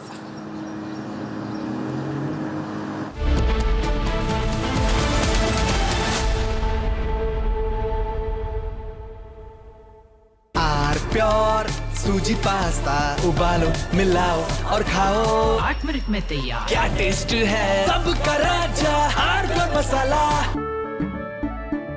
केसरिया से मन जोगी हुआ रे, दिल झूमे देखो मतवारा हुआ रे। केसरिया से मन जोगी हुआ। हर पल मनाओ केसरी त्योहार। विमल बोलो जुबान केसरी। प्यास बुझाए ठंडक लाए सबको भाए जीरा से MDH का जलजीरा जीरा से। जीरा से असली रिफ्रेशिंग, असली स्वाद, असली मजा।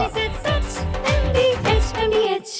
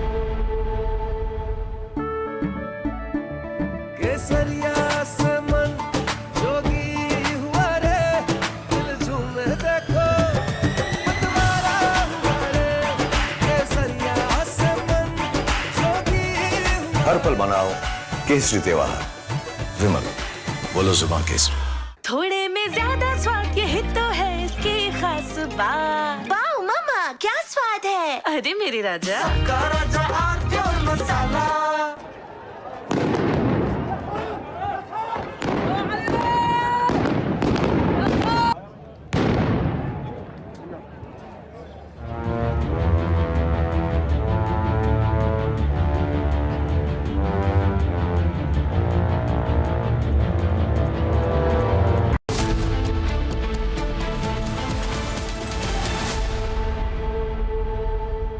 रानी इस घर में कुछ है जो टूटता नहीं। ये पिलर कभी नहीं टूटेगा। रुंगटा स्टील टीएमटी से बना। रुंगटा नहीं तो घर स्ट्रॉन्ग नहीं। रुंगटा स्टील टीएमटी बार एकदम solid.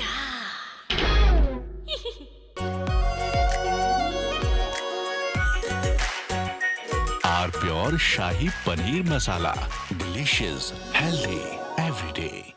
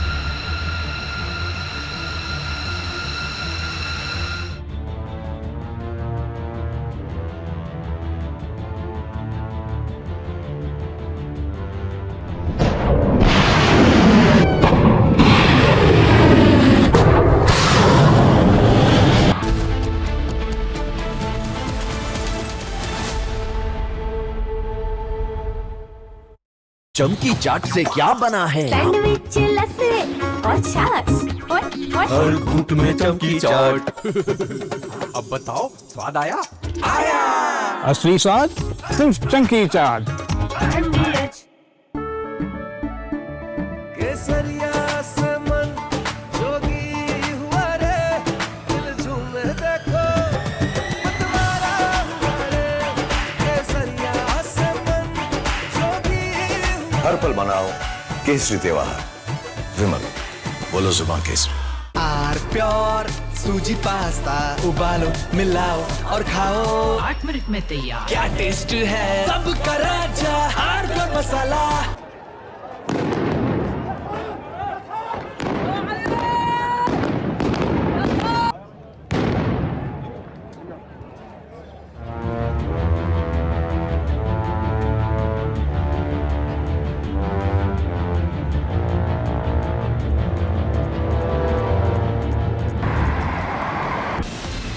From Asia's largest news headquarters, setting the agenda for Bharat.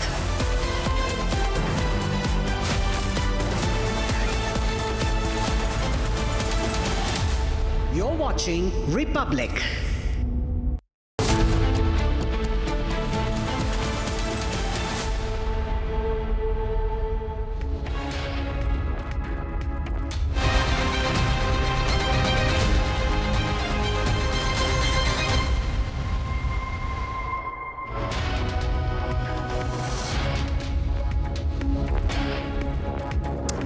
Welcome back, friends. Drone strikes, counter strikes, missile strikes, Strait of Hormuz in disruption and energy supplies getting affected. Prices spiking for both crude and gas. How long before they start affecting the home and hearth of millions and billions around the world? That's going to be our focus. Let's begin with the headlines. IRGC launches 17th wave of strikes against the United States and the Israeli targets. Fresh visuals show Iranian missile dodging US-Israeli air defense system and hitting targets. Iran releases footage of the moment an Israeli Abbas drone was shot down in Khorramabad. Iran claims complete control of the Strait of Hormuz after claiming to strike 10 oil tankers for ignoring the warnings.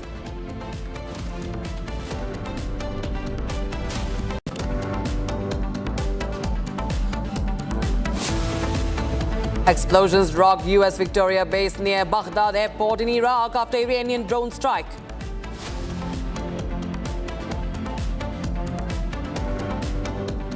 Some of the European, like Spain, has been terrible.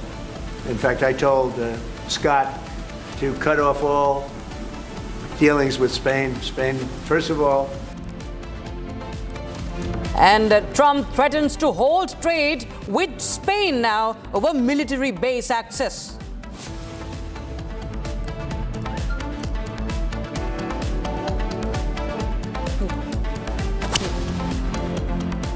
Right, viewers, we start with breaking news coming in right now. The IDF says that it has struck an underground Hezbollah weapons storage facility and additional command centers in Lebanon's Beirut. And visual of the same has been released by the IDF that it claims to be an underground facility, weapons storage facility of the Hezbollah. And the additional command centers in Beirut have also been struck. It calls it the Hezbollah terror infrastructure being struck in Beirut. And that is the latest visual from Beirut as it continues to be targeted by the Iranian strikes, by the Israeli, I beg your pardon, by Israeli strikes. Israeli Defense Forces now releasing a footage that shows this video. This is visual of a strike against a building which is said to be the underground Hezbollah weapons storage facility and additional command centers in Beirut. Hezbollah stepping up its attack again on Israel that we've seen against the US forces, and the Israeli targets also being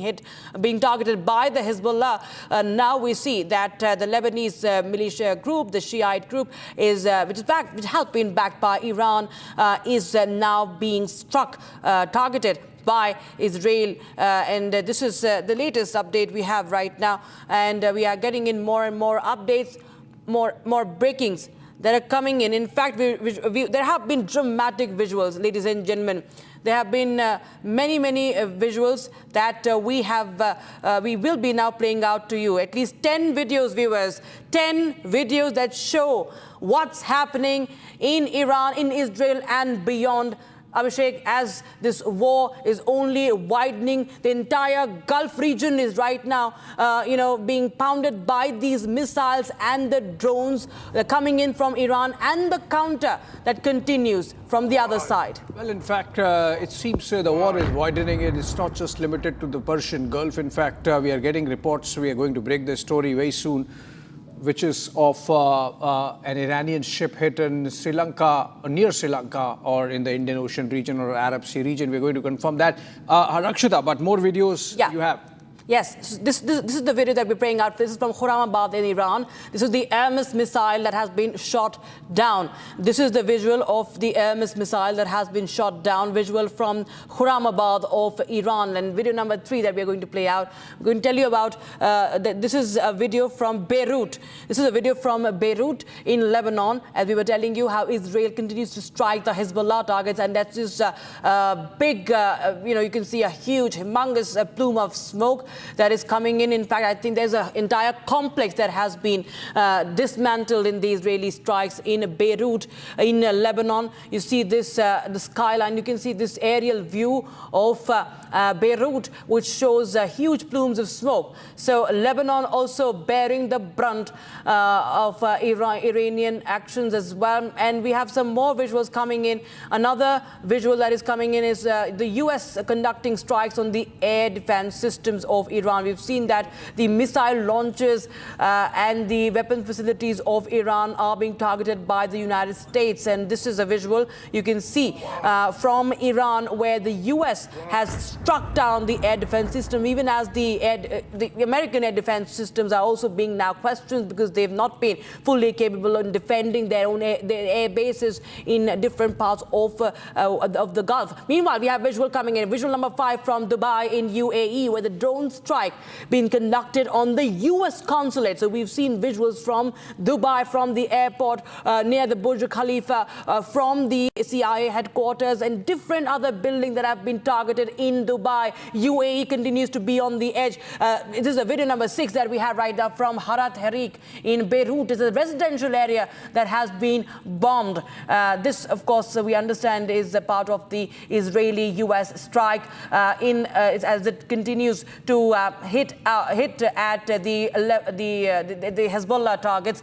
And, Abhishek, we have another video from Tehran. Tehran has been witnessing carpet bombing. And now we see the IRGC headquarters destroyed by the strikes in the visual that has been released by the IDF. The IRGC headquarters continue to be struck by the Israeli Defense Forces. And, of course, we can see it in partnership with the United States forces as well. And video number 8 is from the Strait of Hormuz, which everybody, across the globe had their eyes on. The Iranian attack on the oil tankers. The oil tankers who did not listen to Iran, who did not follow the warning, are being targeted by Iran. And this is another video from Urmia. This is a university that has been destroyed in the strikes. This is a university in Iran, and you can see it is reduced to rubble. This is a video from Iran's western Azerbaijan province. It's Urmia University. And final video, viewers, aftermath of the US-Israeli airstrikes in Tehran. More and more dramatic visuals have been coming in from the past 5 days as far as Tehran is concerned, as Israeli and US strikes continue to target the regime's headquarters, military facilities, the missile launches as well. Abhishek. Well, yes, so those pictures really tell a story of how massive the destruction is becoming now, with 4th day of war panning out between Iran on one side and the United States and its allies on the other. Moving on, breaking news development connected with the war, but outside the pale of Persian Gulf. This seems very close to our borders. In fact, Sri Lankan waters have seen action. It seems that an Iranian ship has been taken down by a US submarine, possibly, or an ally submarine. Sri Lankan Foreign Affairs Minister Vijita Herath confirming that this has happened in their waters, and that immediately on getting to know of a ship sinking in their waters, they launched a rescue operation, and that a vessel belonging to the Iranian Navy, identified as Iris Dana, was sinking. Let's get Shawan live on this. And a distress message was received at around 5:08 a.m. by the Sri Lankan Navy and the Coast Guard. And then at around 6 a.m., rescue operation was launched, sending the first naval craft. By 7 a.m., another vessel was dispatched. Preventing such issues, our objective, is what the foreign minister says. But it seems the ship has sunk, and it has taken with it about 100 odd sailors. These are reports yet to be confirmed. Right. Okay. Iranians, some of them have been rescued from Iris Dana. About 32 Iranians, maybe the rest are lost. We don't know as yet what's the number, Rakshita, but that's a big story coming out of the war, but outside of the war zone. Right. You know what Shavan was telling us, as per the sources, at least 148 are reported that have been one of the casualties. Okay, we have some more. Okay, I was just reading out this statement that has come in from the Sri Lankan Navy Media Director, Commander Buddhika Sampath. Now, I quote, "This is a warship. The vessel was not visible when we reached the location. We only saw the live rafts." Yes, and we found some dead bodies in that particular area. We suspect these bodies are related to the same ship, because they were discovered in the demarcated search and rescue zone. A Navy coordinated with MRCC, Sri Lankan Air Force and Coast Guard dispatched vessels equipped with search and rescue teams. Once we received the distress signal and dispatched the first craft, we found a slight oil patch and floating life rafts in that area. We understood survivors would be in the water and continued our search. Sri Lanka, in fact, Commander Sampath firmly rejects external claims about the cause of the incident. Commander Sampath states, and I quote, "We reject the statements as the Sri Lankan Navy. The cause for the distress must be investigated early," unquote. So, Abhishek, there's no word as to who conducted these strikes. Was it a strike or not? That is not, of course, being put on record. It says, Sri Lankan Navy says that the investigation is still underway. Well, in war times, it does not happen of its own or naturally. Rakshita, in fact, tensions in the Middle East are now at an all-time high. Chinese media, CGTN, has reported that there are visible signs of disruption inside UAE. Chinese clearly taking the Iranian side, Iranian worldview, and pushing it. And so, of course, they are trying to project as if massive destruction has happened in the UAE. Let's look at more details through this story.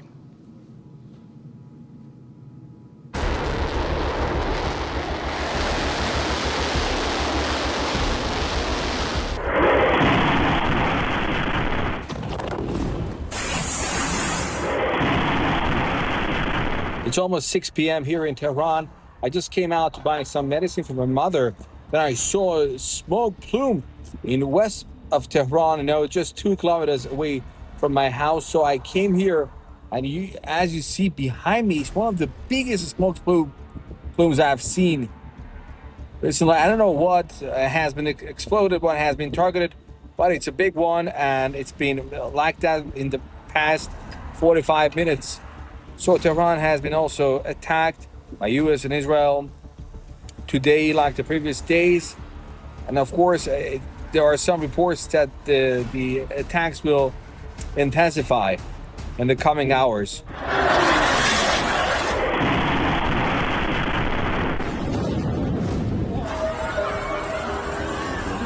Currently, I'm in Dubai, and we are going to the airport and see if other things are still going on in normal in Dubai.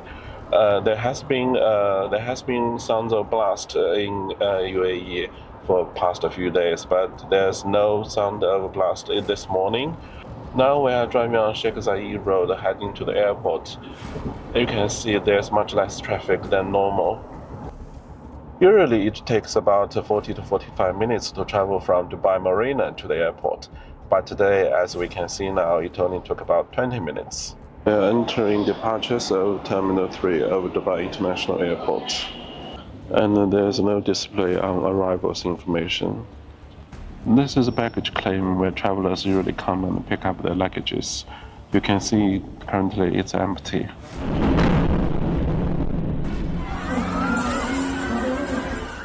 We did not expect that the Iranian response would be missiles, drones, and drone attacks on Arab countries, on the civilians, on civilian installations.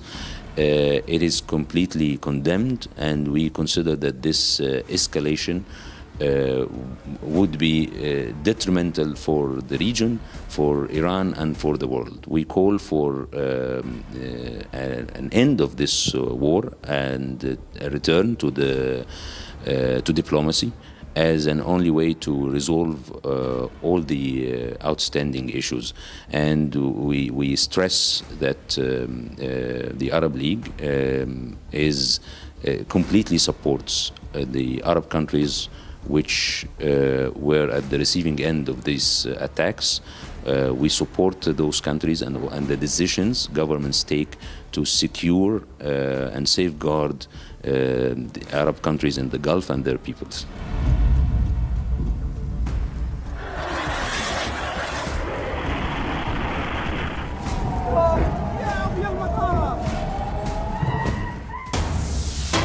Okay, we have breaking news coming in right now.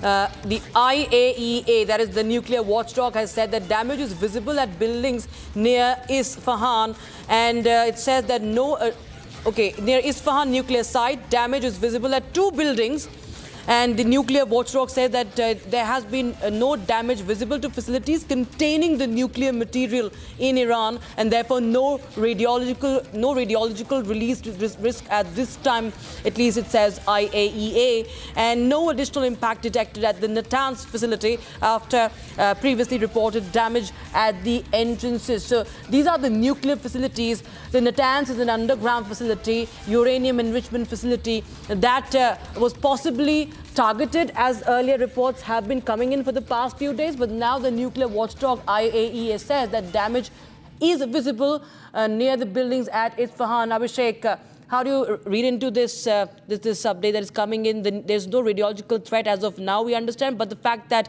the buildings have been targeted around that area. Well, what it means is that the United States has no clear objective or agenda in this war. They first said they wanted to decapitate the head and eliminate Khamenei. Then Hegseth said that no, that was not the ultimate objective. Remember, it began by targeting Iranian nuclear facilities at Natanz and Fordo and Qom, and now they are saying, if the IAEA is saying that there is no effect whatsoever at these places, which means no bomb has hit there, and if no bomb has hit there, what the war is about. So I think the Americans need to explain, are they targeting nuclear facilities or not? If they are targeting nuclear facilities, IAEA says nothing has happened, and if they are not targeting the nuclear facilities, then what's the war about? What the fuss about? The IRGC, of course, has announced that they are continuing to go on with their strikes, and the impact is clearly visible across the geography, across the Persian Gulf. More breakings. Let's keep it fast-paced. From Sri Lanka to Persian Gulf to IAEA, and back in the Persian Gulf now, IRGC has announced the successful interception of Hermes drone and an MQ-9B drone. And that really shows that the IRGC's missile power and air defenses are still working. Fourth day into the war,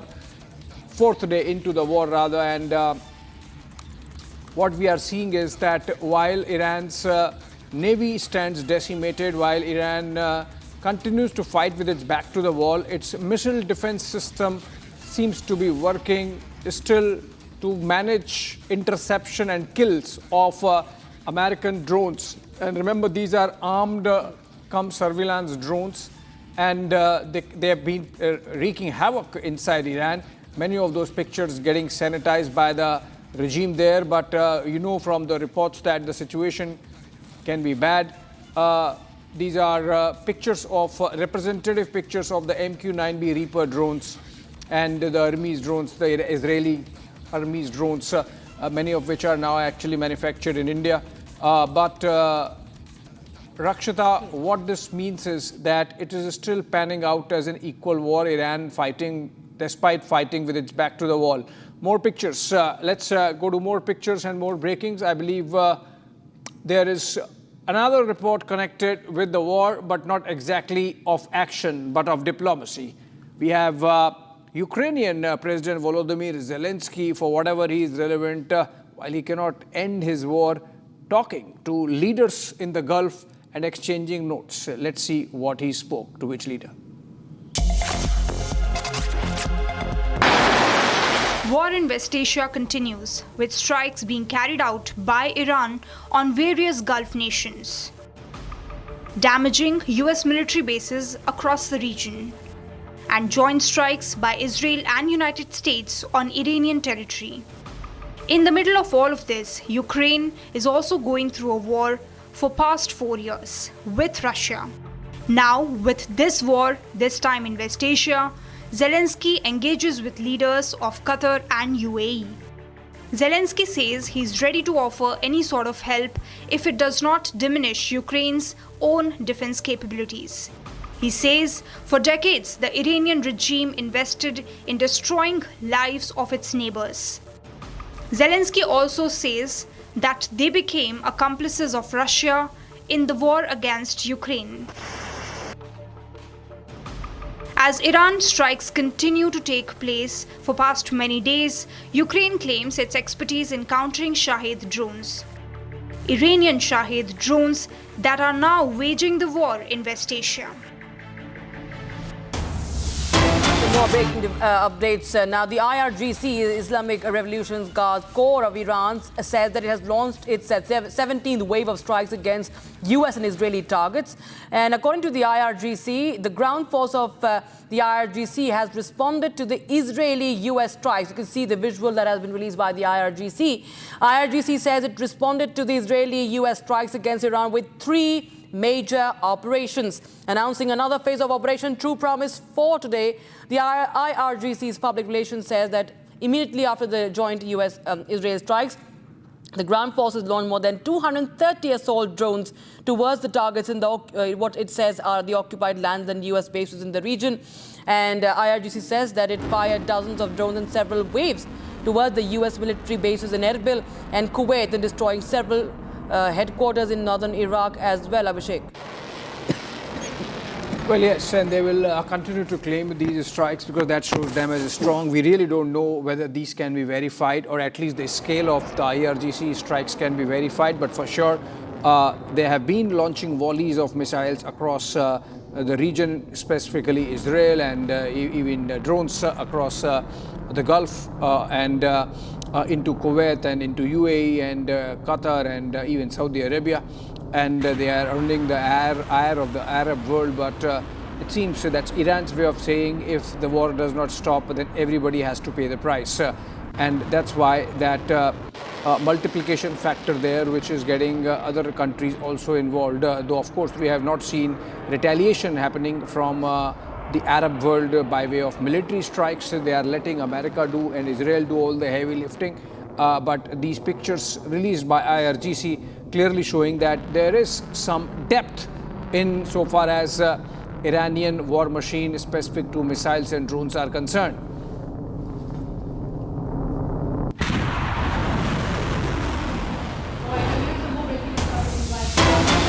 What we understand is that Israel has in fact claimed bombing of the residence of Revolutionary Guards officers in Tehran, and visuals coming in from Tehran right now as we speak. Plumes of smoke billowing from that building, and Israel claims bombing of the residence of Revolutionary Guard officers. This is the IRGC. They're talking about the IRGC officers, and of course all eyes have been on the IRGC, especially after the elimination of Ayatollah Khamenei. And now we get to know, now Israel is claiming that it has bombed the residence of Revolutionary Guards officers in Tehran, and that is the day 5 of West Asia War. We are bringing you the latest updates of and the visuals coming in from Tehran. Tehran has witnessed carpet bombing. It has witnessed dismantling of headquarters also of the regime, and now the IRGC officials' residences have also been targeted as per the Israeli Defense Forces, and we are getting in visual from Tehran right now on your screens. All right, one more breaking this time. The Turkish Defense Ministry coming in. Is that the breaking? Yes, that's the breaking. Turkey has said that missiles intercepted launched from Iran. Now, Turkey might say, why us? But that seems to be the case. When missiles are getting launched in all directions, one lands in Turkey also. NATO air defense systems intercepted a missile launched from Iran in Hatay airspace. Effectively, which means even Turkey and Iran are at war now. Turkey was trying to maintain a neutral stance, and while it condemned the killing of Ayatollah Khamenei, it was not taking any posture which would be seen as aggressively against the United States or against the Arab world. But now it seems, in fact, it was a little soft on Iran. But now with Iranian missiles landing right there inside Turkey, what would be its position? Is it going to go cold Turkey now? Is there something that we have to understand? Another breaking this time now from Turkey. So from Sri Lanka to Turkey, the scope of the war is widening in whether this is already Third World War, because if you include Turkey and Sri Lanka, of course not directly affected, but an Iranian ship going down in Sri Lankan waters as reported. This means that about 24 odd countries are now directly affected. Right. All right, moving on. Right. In fact, We have more updates coming in. At the same time, there are visuals that we are flooded with to show our viewers. Fresh visuals, in fact, are showing. Okay, this is from Beirut. Again, we see that the smoke that is still billowing, that continues to billow from that building, the headquarters of the Lebanese group, that is the Hezbollah, has been struck by Israel, that claims right now. And visuals you can see on your screens right now from Beirut. The aerial view shows how Beirut is now bearing the brunt of what's happening in West Asia. Lebanon's Hezbollah group had been dormant since last year, at least. We've seen even during the 12-day war between in the strikes conducted by US and Israel, but now it has stepped up, and the Israeli Defense Forces are leaving no stone unturned to eliminate the Hezbollah leadership right now, and the headquarters and the military facilities, the weapon storage facilities of the Hezbollah, and those have been targeted in Beirut, in different parts from southern Lebanon to the northern Lebanon as well, have been on target of the Israeli Defense Forces.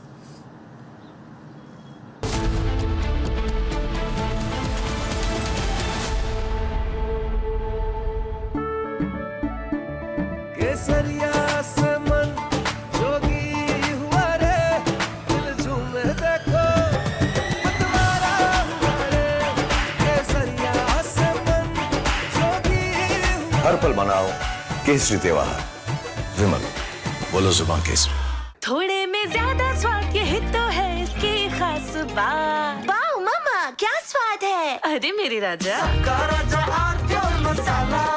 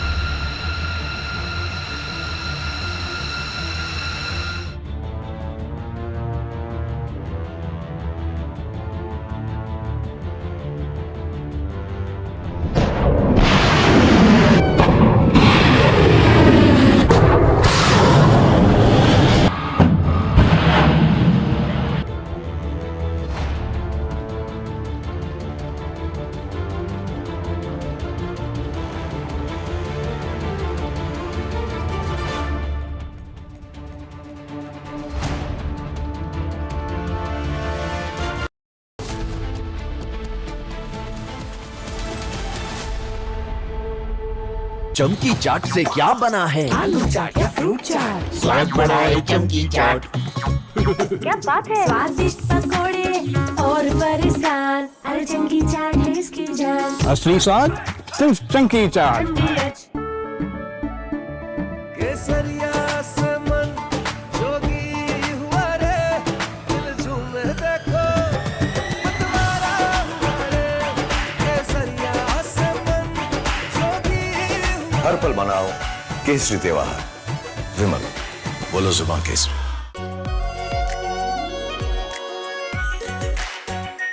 Are pure shahi paneer masala, delicious, healthy every day.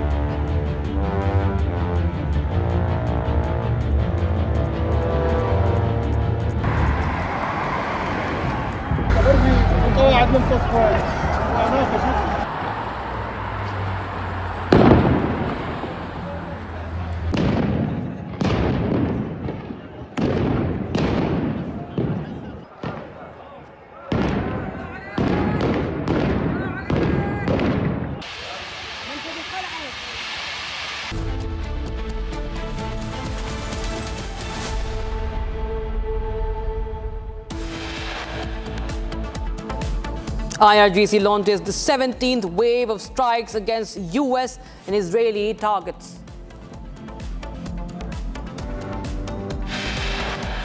Fresh visuals show Iranian missile dodging the US-Israeli air defense system and hitting the targets.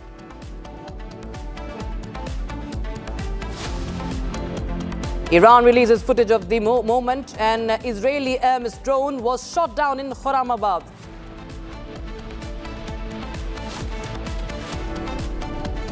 Iran claims complete control of Strait of Hormuz after claiming to strike 10 oil tankers for ignoring warnings.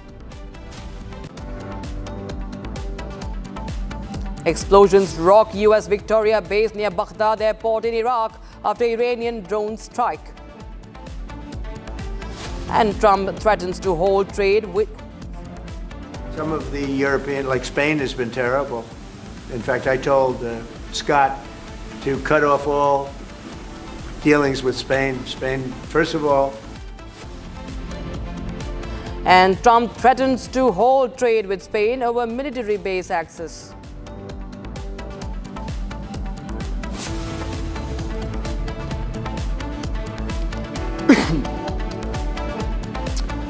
All right, it's a big development outside of the war zone or the theater of war, and that has happened in Sri Lankan waters and still connected with Iran, America, or Iran-Israel conflict. An Iranian Navy ship identified as Iris Dana has sunk, and Sri Lankan reports suggest that they have not succeeded in rescuing many. And this is a naval ship, in fact, it seems that had participated in India's Milan exercises and the International Fleet Review. For that, let's go to Shawan if he has more details on this. In 30 seconds, we are getting Shawan live with us for more on this. This seems like an off-theater action taking place. So whether the sunk Iranian naval ship was taken down by a submarine torpedo is something we have to understand, and whether if this submarine was of American or British or any of those allies of Israel, that would be interesting to find out, because while it happened in Sri Lankan waters and the Sri Lankan exclusive economic zone, there is a soundbite of Sri Lankan foreign minister, I believe, on the same. Let's listen to that. Okay, Sri Lankan foreign minister Vijitha Harath speaks to media. Today, early morning, MRCC received a distress signal, though it was beyond our waters, but it is within our search and rescue region. So as we are a maritime nation, we are obliged to respond. We are the first responders as per the international obligation. So Navy swiftly coordinated with the Maritime Rescue Coordinating Center, and also we disseminate this information to the Sri Lanka Air Force and Coast Guard as well.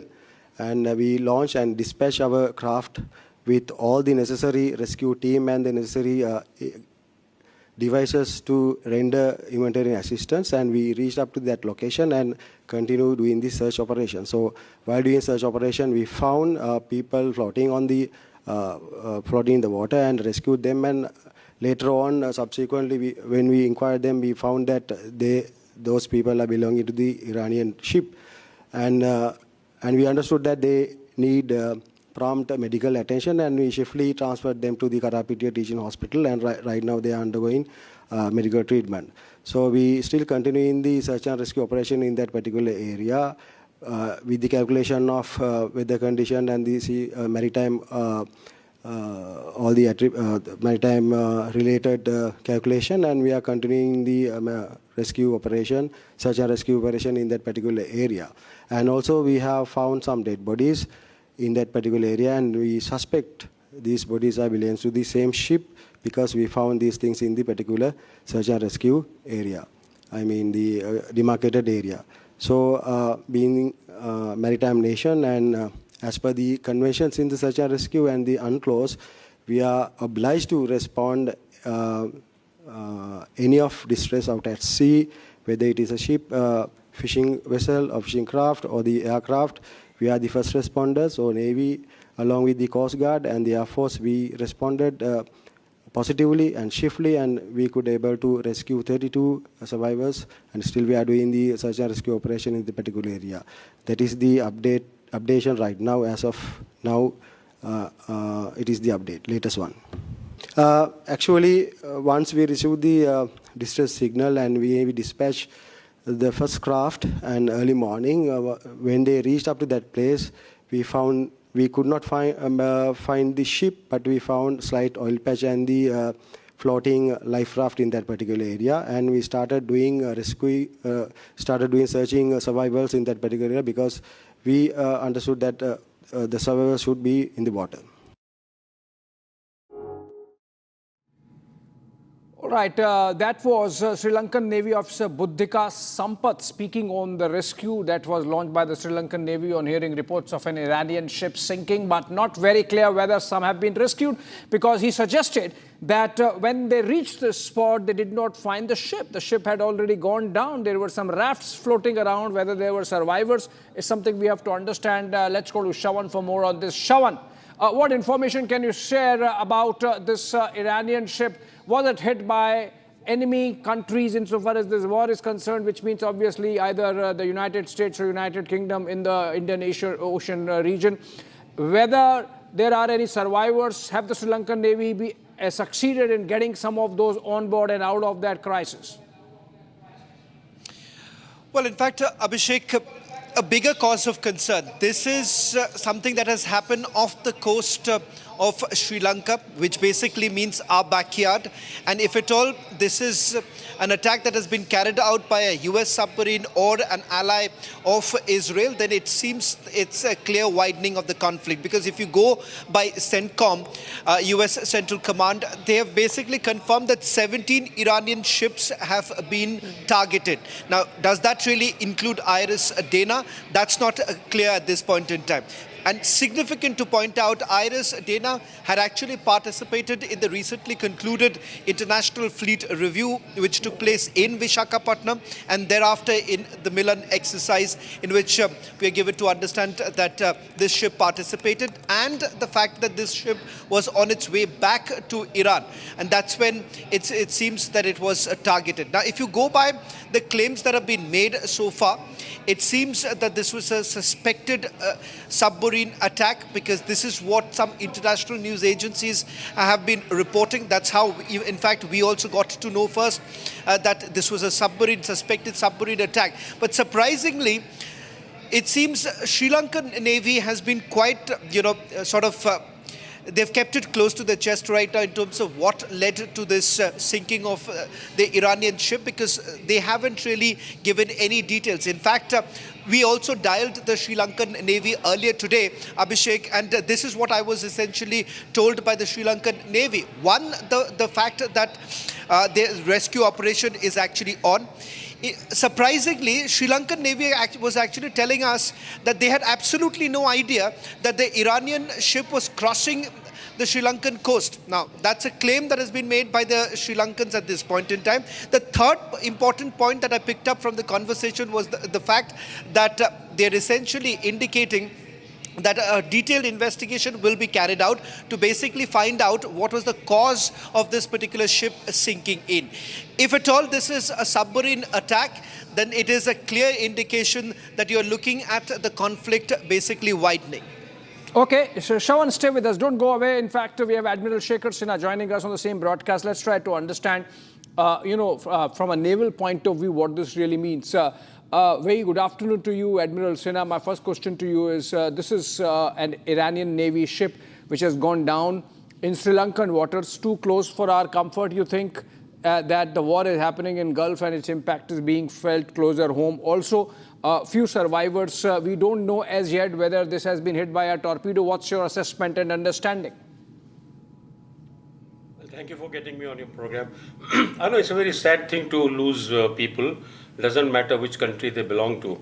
But by all means, it appears to be a torpedo hit, whether it has been fired by a submarine or a surface ship, but there's no surface ship was sighted in the area. Now, what happens is, because there is a war type situation, the Americans and British have almost full picture of this entire Indian Ocean. If you recall, I was talking about maritime domain awareness. So their maritime domain awareness is very, very strong, and they would have tracked the ship for a little while. Now, as far as the position of the ship is concerned, yes, it is in the backyard, but it's near Point Gaul, which is which is very close to the edge of the traffic separation scheme. In that area, there is a traffic separation, the eastbound traffic and westbound traffic. They all cross at a particular, like a lane, and all other ships, they don't cross in between because of the depth of water. So TSS, as it is called, it is just outside the TSS to the southern side. So therefore, it is actually in the international waters. So I understand that when the Mayday call or the distress call was received, the Sri Lankans dispatched a rescue ship, which is duty of every country, every seafaring country. Apparently, they have 32 seriously injured. If I understand from the talk that was going on between the Sri Lankan press officer and one of the anchors, apparently they have picked up 32 seriously injured people who had taken to hospital, and so are the 78 wounded people. They are being brought to the hospital. There may be some bigger boat in which they have come, but at least 101 crew members seems to have gone down with the ship. Now it will be a little bit difficult to tell right the moment that what was hit, but it is certainly, by all accounts, it looks like that possibly a torpedo hit. Once the recovered people are in a position to give a talk, they will probably tell us where did they hear the the bang noise. If it is below water line, just remember, ships normally don't sink just because of fire. They always sink because of flooding. So flooding can happen by torpedo hit. It can happen very quickly. If it is underwater compartment, then the water will fill up very fast. If it is above water compartment, then it might take a little longer. So apparently, if it has gone down very quickly, which only those survivors can tell, that you will get to know that yes, the torpedo had hit possibly in the engine room or somewhere down below. So we will very bit early to say what it is, but my own assessment is that possibly that submarine was being tracked on the Maritime Domain Awareness Network, either of the US or of the UK. They both have full access here, and at some point in time they have decided that the ship can be targeted. So I would say, by all accounts, it is in international water. It is too close to our country. There's no doubt about it. But this was bound to happen someday. We have been saying this, that Indian Ocean is no more a quiet ocean. The geopolitical changes which are taking place in the world.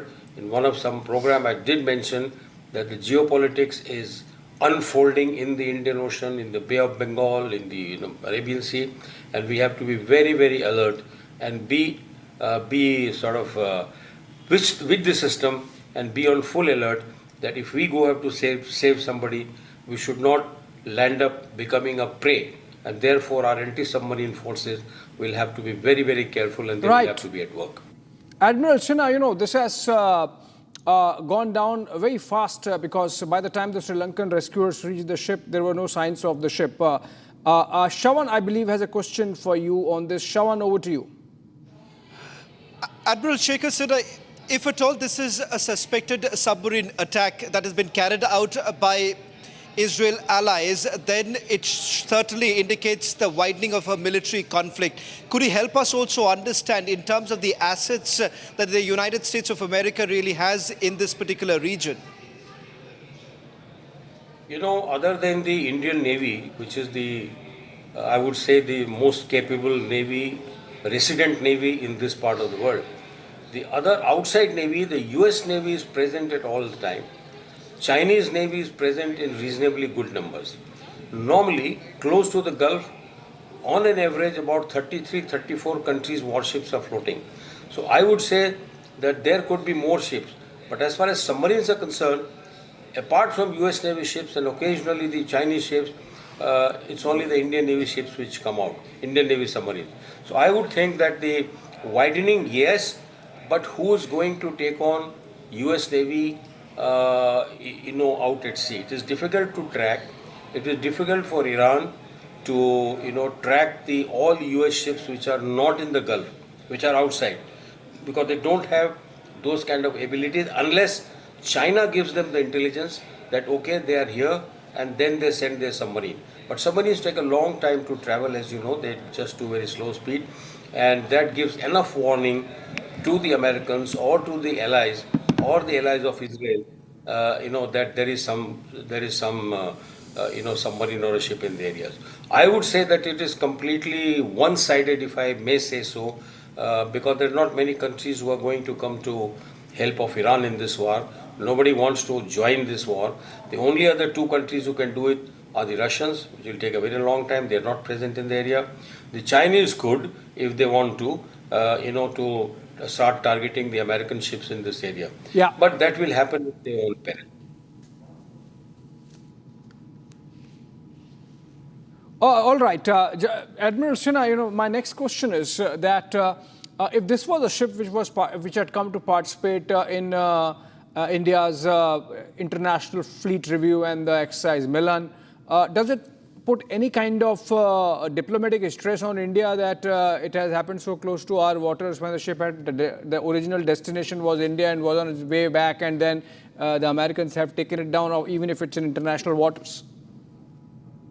Not really, because you see, once the ship takes an order to proceed out of harbour, which they were already outside the harbour, they only make a signal that they have sailed. After that, except for tracking the ship's movement for a little while, there is no onus as far as legalities are concerned. There is no onus on the part of Indian government.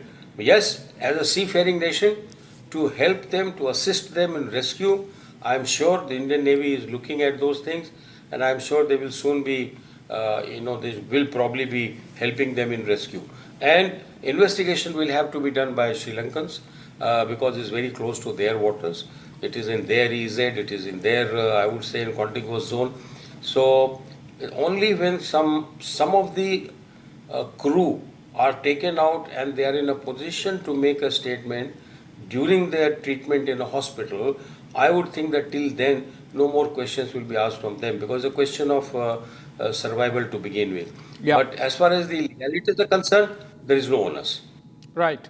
Thank you so much, sir. Admiral Sinha there giving us a perspective on what happens next when this Iranian naval ship has been taken down in Sri Lankan waters off the Sri Lankan coast. But we don't know as yet who might have taken it down. Rakshita.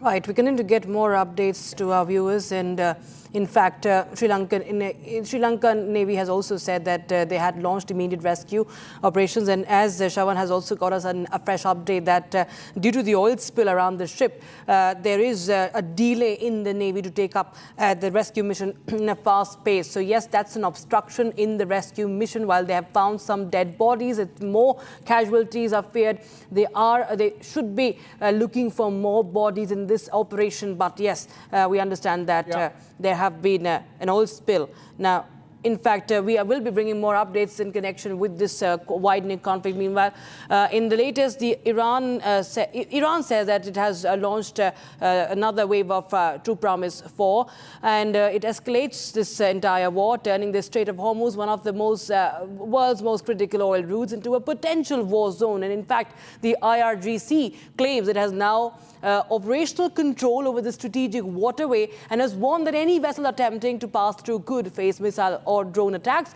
for India.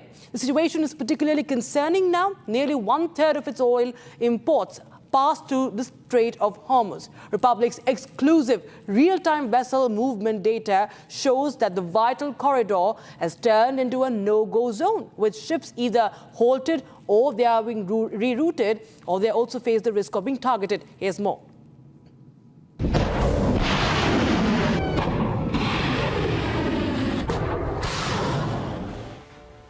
The Strait of Hormuz, carrying nearly 1/5 the world's oil supply, is now at the center of escalating tensions. The Islamic Revolutionary Guard Corps claims it has taken complete control of the strategic waterway and warned that any vessel entering the region risks missile or drone strikes. A senior from the IRGC stated that more than 10 oil tankers have been struck as Iran's warning to turn a key oil route into a war zone were ignored. Republic's exclusive real-time vessel movement visuals show ships either halting or rerouting, turning the Strait of Hormuz into a virtual no-go zone. Real-time Strait of Hormuz data reveals a huge vessel lineup due to the war. The IRGC has also claimed it struck an American destroyer in the Indian Ocean using Ghadar 380 ballistic missiles and Taleh cruise missiles. Ghadar missile is a medium-range ballistic missile capable of striking targets up to 2,000 kilometers away, while the Taleh cruise missile has a range of about 1,000 kilometers. Iran claims the destroyer was refueling from a US tanker when the missiles hit, triggering fires on both vessels. With missile threats now looming over one of the world's most vital oil corridors, fear arises for major disruptions to energy supply and shipping.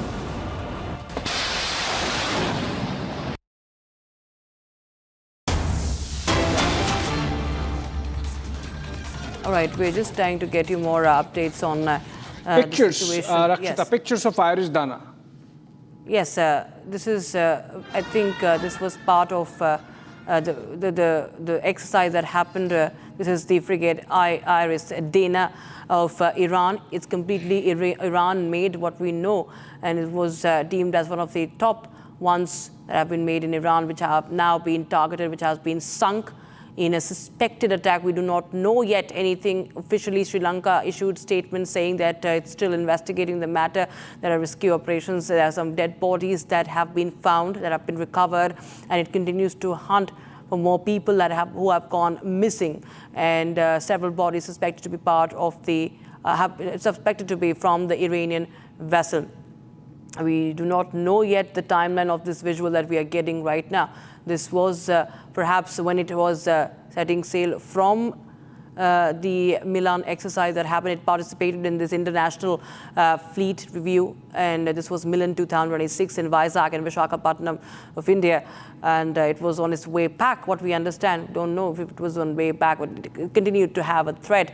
And now we understand that it has been sunk, and no ship has been found, only some debris and the oil spill. In fact, more of the oil spill has been now found, which is also an obstruction as far as this oil spill is concerned. And I think we have Vice Admiral Sheikh Sinha back with us. Admiral Sinha, we are getting in more visuals. This is perhaps earlier when it had not left, or it was about to leave from Vizag port, and we are getting in this visual.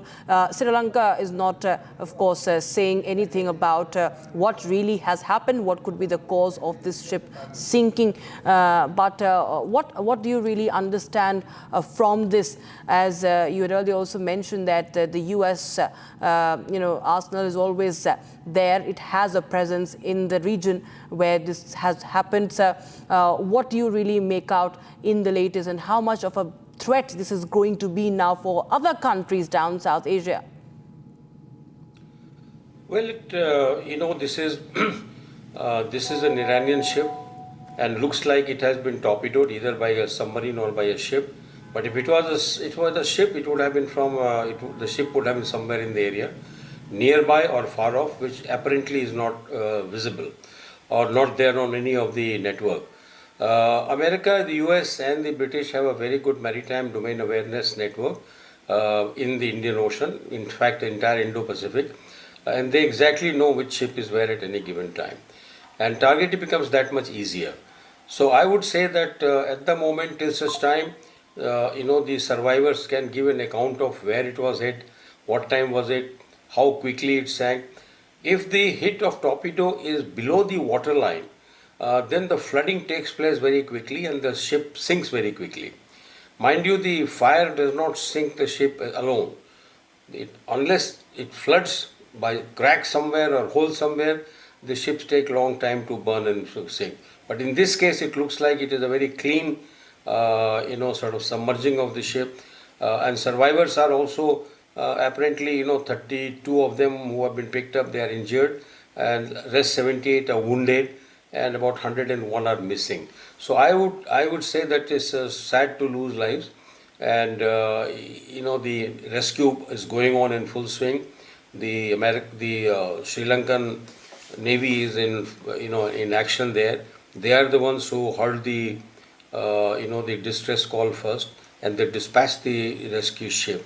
So I would say that yes, it is at our doorsteps, and then every ship which are not very friendly, or if they jump into this battle which is going on, then they should be very careful that they can be targeted by American or the British submarine, which may be lurking around in the area. But it's very difficult to say which submarine is where at all the time. Of Hormuz. Okay, I'll just come back to you with a question about Strait of Hormuz, Admiral. I will just go across to my colleague Sharda, who's joining us right now. Sharda, okay, she is disconnected. Admiral Sinha, if I could just understand from you, the Strait of Hormuz is now at the center of this entire conflict. What we are witnessing, we do not know yet if this could be everything. There's nothing that is not possible in this in this entire conflict. That is only widening. There are many ships that are stuck, and in fact, Iran is saying, IRGC says it has full control, and only a Chinese ship, as per reports, it says that will be allowed now. Even Indian ships are stuck over there. And how much of a threat this now remains, and what could be done, sir? As long as the ships remain inside the harbor or inside in the Gulf, then they're being hit. Unless they are an American ship, chances are less, because then you will be making more enemies by sinking their ships, those who are not participating in this entire battle. So I would say that no ship will probably be leaving harbor. Certainly not the commercial ships, though the American president has announced last night that he will be providing support of the US Navy to escort the tankers who don't belong to America but they are to the world as a public good, that they can escort the merchant ships, the cargo ships out of the Straits of Hormuz. But how will they do it safely when the IRGC boats are absolutely hostile? Will they not target the US Navy ships? This remains to be seen. There has to be some discussion, some talk between these two. Admiral Sinha, many thanks for joining us with your insights and your reading of the situation. Viewers, we will continue to get you more live updates and the visuals that are coming in this widening conflict. On the other side of this very, very short break, don't go anywhere. We'll be right back with more information on the Iranian vessel sinking in the Indian Ocean region. Pure सूजी pasta उबालो मिलाओ और खाओ 8 minute में तैयार क्या taste है सबका राजा hardcore masala please stop झुमका तेरा झुमका नॉट देयर मेरा काउंटर टॉप टूट जाएगा तेरा झुमका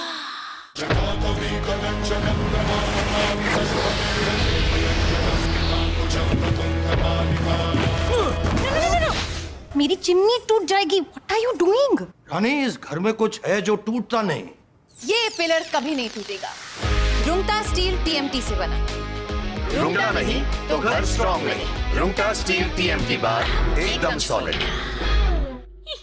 प्यास बुझाए ठंडक लाए सबको भाई जीरा से एमडीएच का जलजीरा जीरा से जीरा से असली रिफ्रेशिंग, असली स्वाद, असली मजा।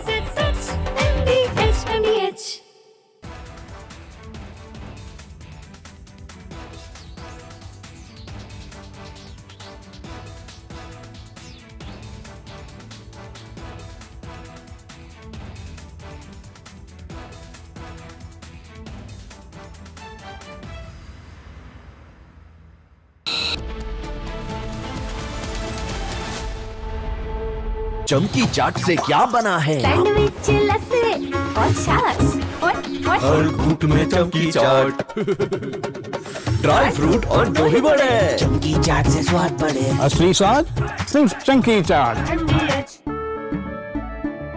केसरिया से मन जोगी हुआ रे दिल झूमे देखो मतवारा हुआ रे केसरिया से मन जोगी हर पल मनाओ केसरी त्योहार। विमल बोलो जुबान केसरी। थोड़े में ज्यादा स्वाद ये तो है इसकी खास बात। वाओ मामा क्या स्वाद है। है अरे मेरे राजा सबका राजा और pure masala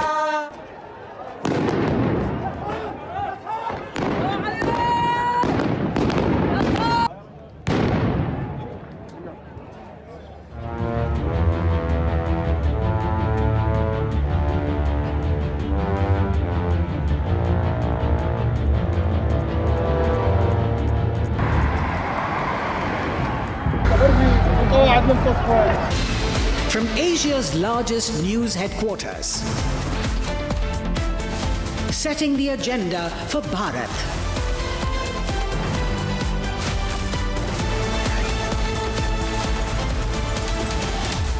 You're watching Republic.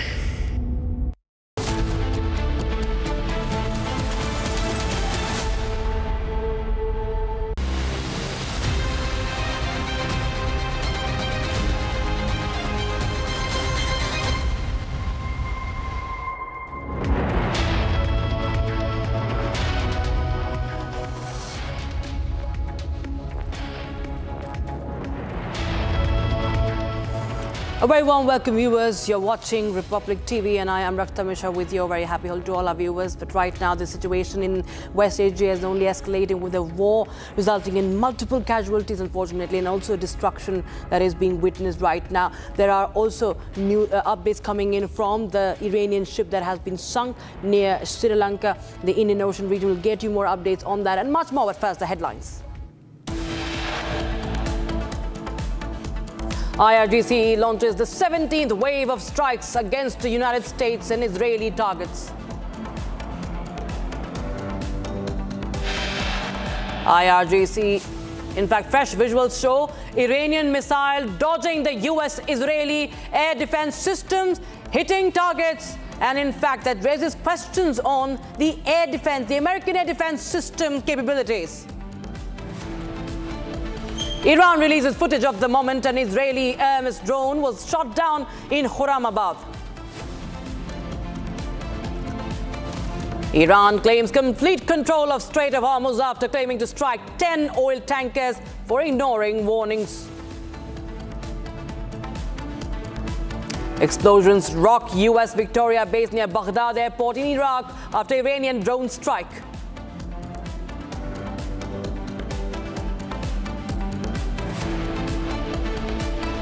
Some of the European, like Spain, has been terrible. In fact, I told Scott to cut off all dealings with Spain. Spain, first of all. Trump threatens to hold trade with Spain over military base access.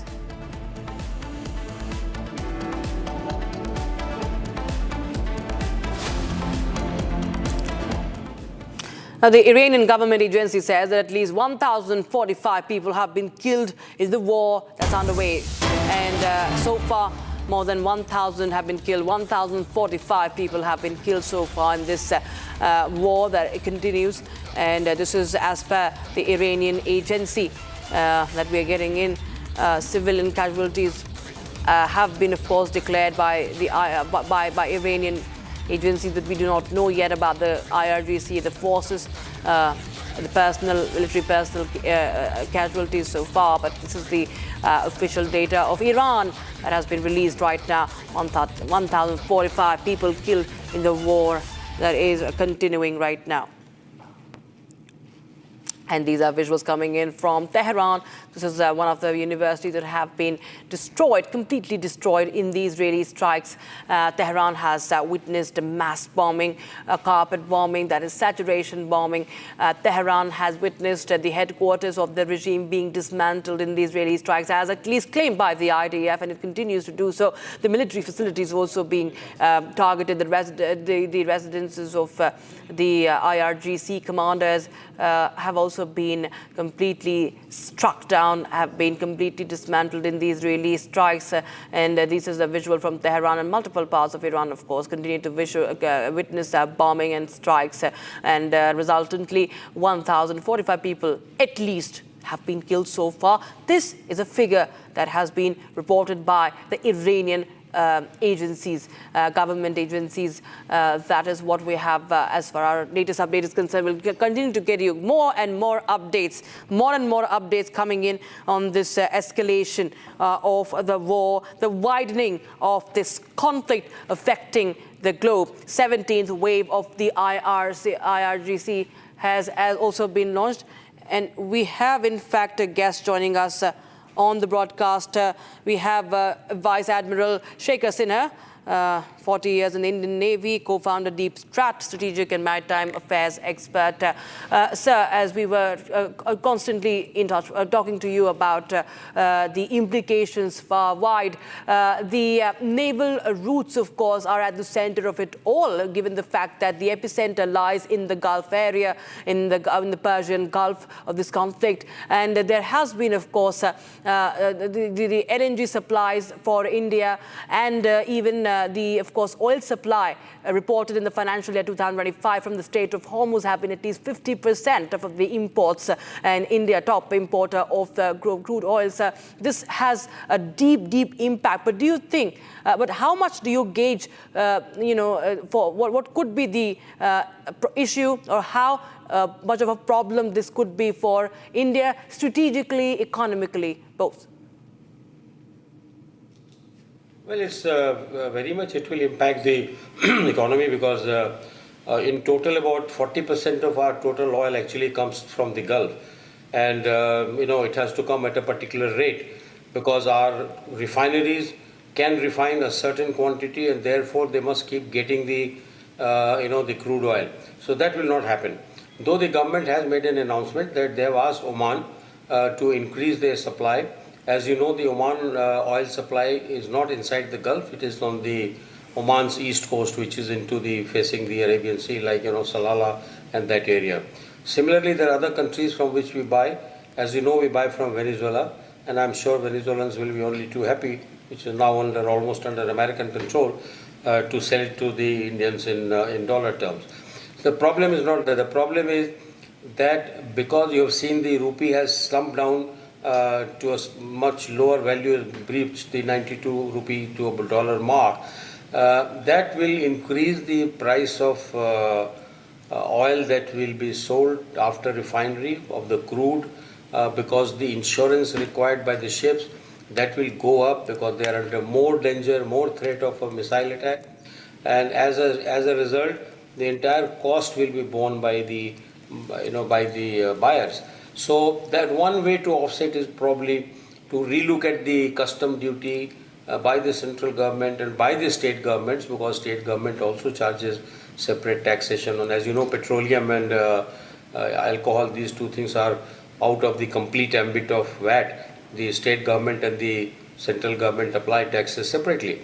So this will have quite a bit of impact, but I think our economy is quite resilient. I am sure the government is doing many things to make sure that the reserve does not run out. We still should be having 15, 20 days of reserve. And there are countries who can supply oil.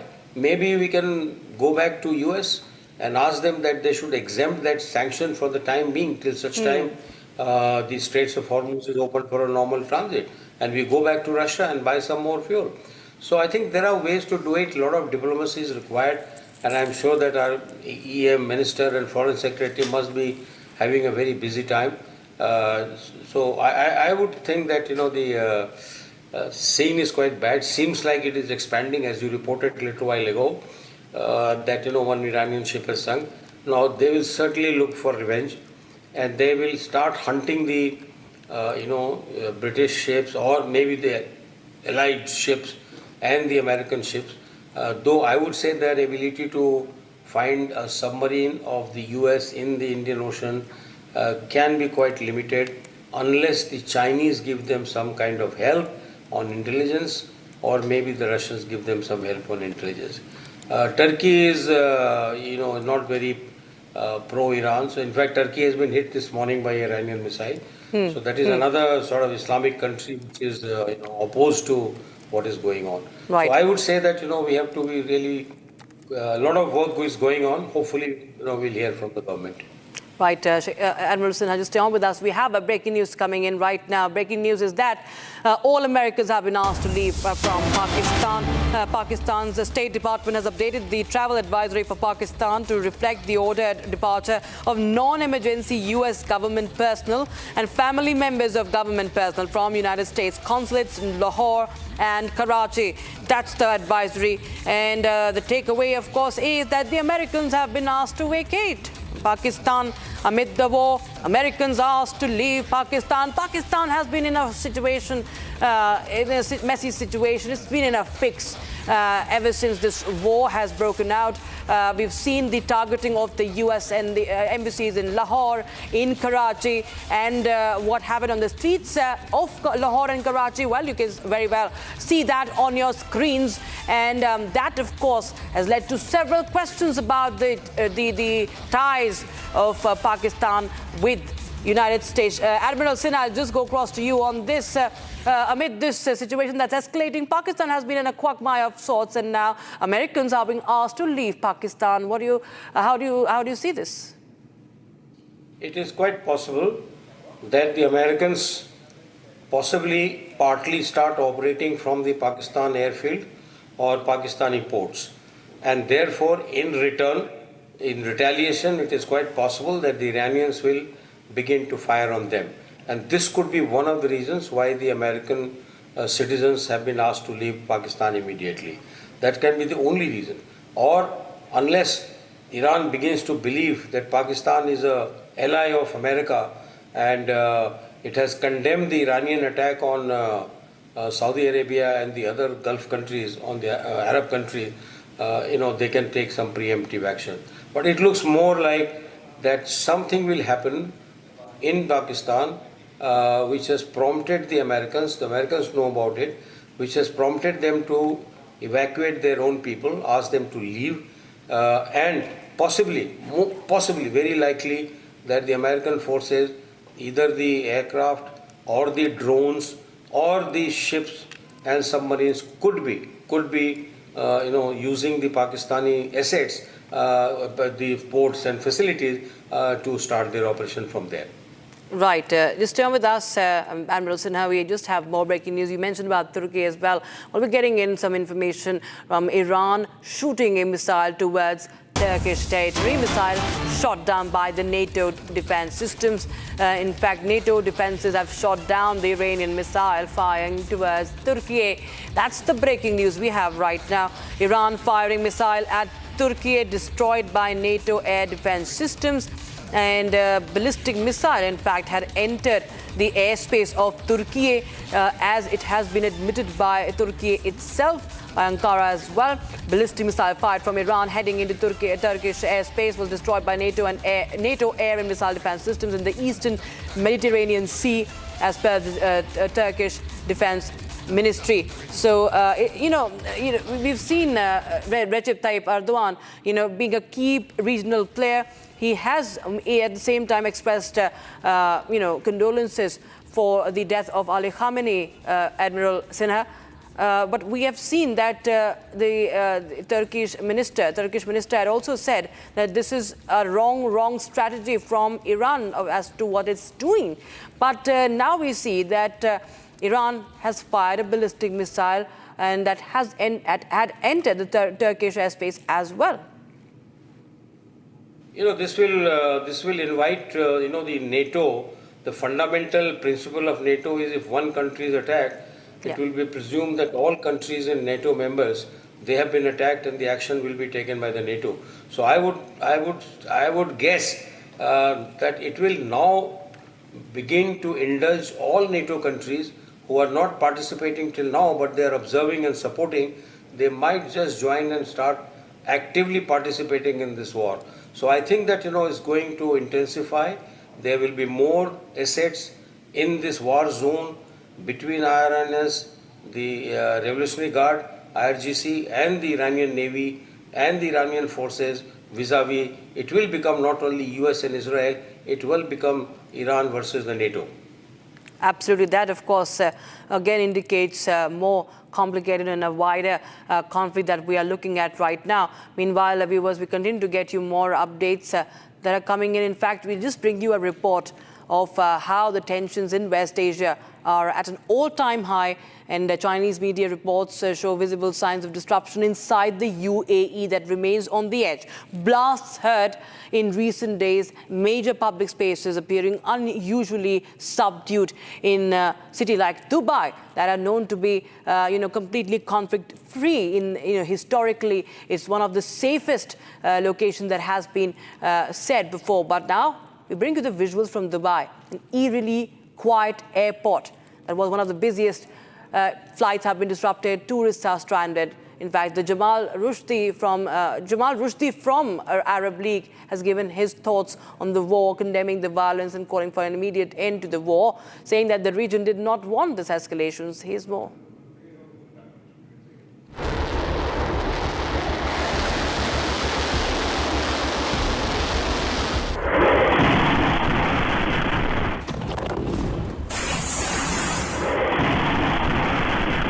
It's almost 6 p.m. here in Tehran. I just came out to buy some medicine for my mother.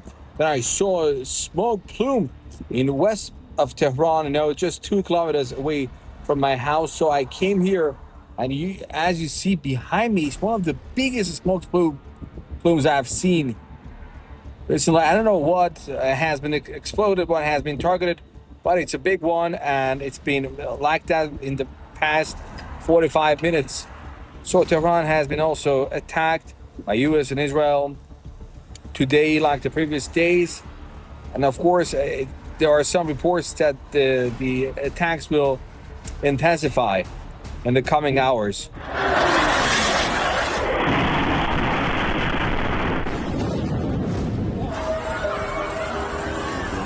Currently, I'm in Dubai, and we are going to the airport and see if other things are still going on in normal in Dubai. There has been sounds of blast in UAE for past a few days, but there's no sound of blast this morning. Now we are driving on Sheikh Zayed Road heading to the airport. You can see there's much less traffic than normal. Usually it takes about 40 to 45 minutes to travel from Dubai Marina to the airport, but today, as we can see now, it only took about 20 minutes. We are entering departures of Terminal 3 of Dubai International Airport, and there's no display on arrivals information. This is a baggage claim where travelers usually come and pick up their luggages. You can see currently it's empty.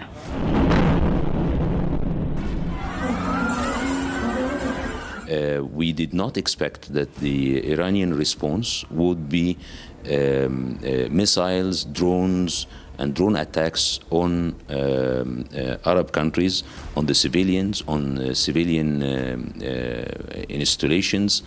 It is completely condemned, and we consider that this escalation would be detrimental for the region, for Iran, and for the world. We call for an end of this war and a return to diplomacy as an only way to resolve all the outstanding issues. And we stress that the Arab League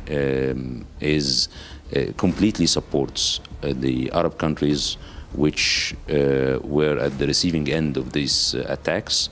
We support those countries and the decisions governments take to secure and safeguard the Arab countries in the Gulf and their peoples.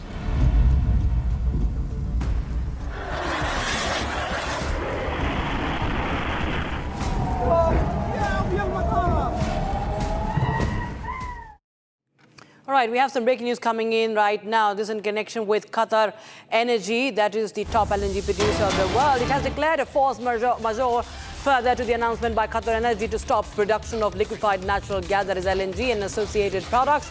Qatar Energy has declared force majeure to its affected buyers. Qatar Energy values its relationship with all of its stakeholders and will continue to communicate the latest available information. So this is the update we have right now. Force majeure is a contractual provision that frees the parties from liability when extraordinary, unforeseeable events happen beyond the control. And that has been now declared by Qatar Energy. Admiral Sinha continues to be with us. Admiral Sinha, well, it's a top LNG producer halting production, which in fact shakes up the global gas markets now. But yes, this is a declaration of force majeure also coming in. But what do you really foresee? What do you really understand the impact of this? Well, it will have a direct impact because, we import very large amounts of, they are the biggest LNG supplier to us at the moment. And once the force majeure has been implemented, it means there is no legal binding on them thereafter to be, that becomes part of contract where it is mentioned that in case of force majeure, no penalization to Qatar will be done. So now India will have to look for alternate LNG markets very quickly and possibly, from the South American countries or maybe from some of the stations on Russia. But I'm sure some diplomatic effort will be required to asking US to see that the sanctions are withdrawn for the period of this war, as I mentioned earlier, because Qatar is right inside and hitting Qatar. Qatar used to be doing a lot of forward batting for Iran in the peacetime. If you recall, all the talks were taking place in Doha, and last time it was in Oman. But Doha has been very active on getting to, join both the sides of the Gulf, which is Iran and the Arab world. And this seems to be breaking down. And this is really, really very troublesome news. And, it will impact, it will start impacting all houses. Most of the cooking gas comes from these, the LNGs. So I'm sure there's a lot of stock, but, the liquefied natural gas has only that much of quantity can be kept because they are very volatile in nature. Right, sir. Absolutely. In fact, we continue to get more details on the escalating conflict, and we have now the tensions across West Asia escalating after the US consulate and the embassy in Dubai and Kuwait respectively came under attack, and a drone strike hit the US consulate in Dubai. Another attack targeted the US embassy in Kuwait, now forcing closures and raising fresh concerns about the security of the American assets in the region. And here's a report on what's going on.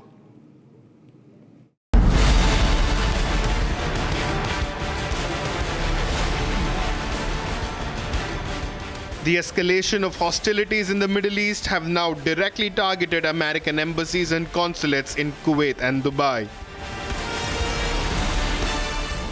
Yesterday, a drone struck the US consulate in Dubai. The drone reportedly hit a parking area near the building, sparking a fire which emergency teams brought under control. Officials confirmed that no injuries were reported and that the consular staff were safe and sound. Earlier, a separate drone attack targeted the US embassy in Kuwait. Smoke was seen rising from inside the compound following the strike. The US authorities suspended routine services and announced the embassy would remain closed. Kuwaiti officials condemned the attack, calling it a violation of diplomatic norms under international law. The drone strikes by Iran mark a new phase in international warfare. It reflects the growing use of unmanned systems in international conflicts.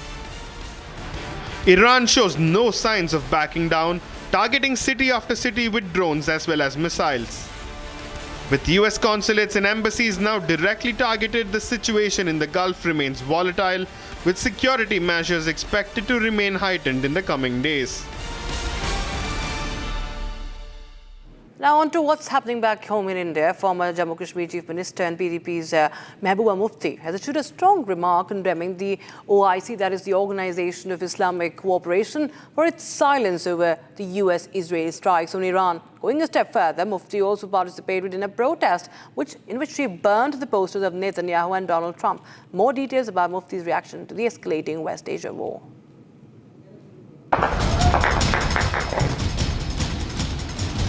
Even as the war in West Asia is escalating with each passing day, the situation in Jammu and Kashmir seems to be turning even more volatile.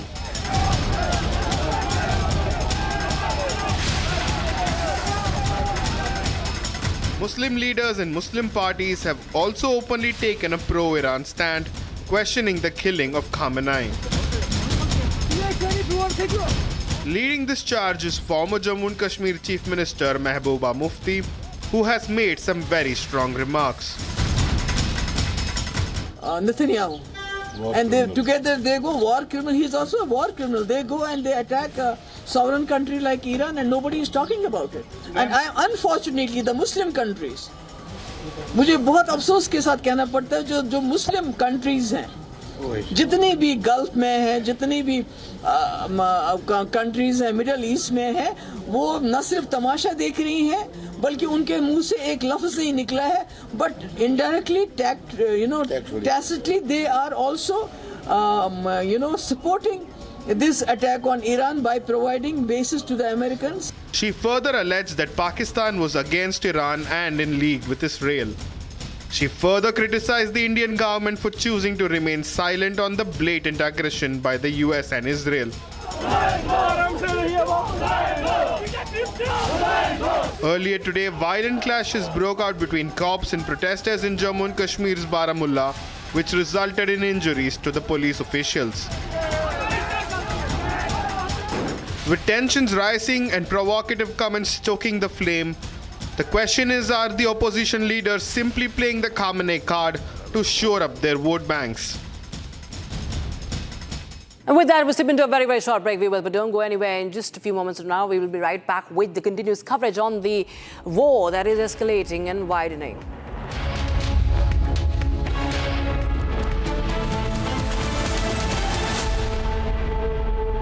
थोड़े में ज्यादा स्वाद यही तो है इसकी खास बात। वाओ मामा क्या स्वाद है, अरे मेरे राजा। In the India Today Best Universities Survey, India's #1 ranked universities in various streams are JNU Delhi, Amity University, AIMS Delhi, IIT Delhi, and National Law School Bengaluru. चमकी चाट से क्या बना है? आलू चाट या फ्रूट चाट, स्वाद बनाए चमकी चाट। क्या बात है, स्वादिष्ट पकोड़े और बरसात, अरे चमकी चाट है इसकी जान। असली स्वाद सिर्फ चमकी चाट। केसरिया से मन जोगी हुआ रे, दिल झूमे देखो मतवारा हुआ रे। केसरिया से मन जोगी हुआ। हर पल मनाओ केसरी त्योहार। विमल, बोलो जुबान Kesari.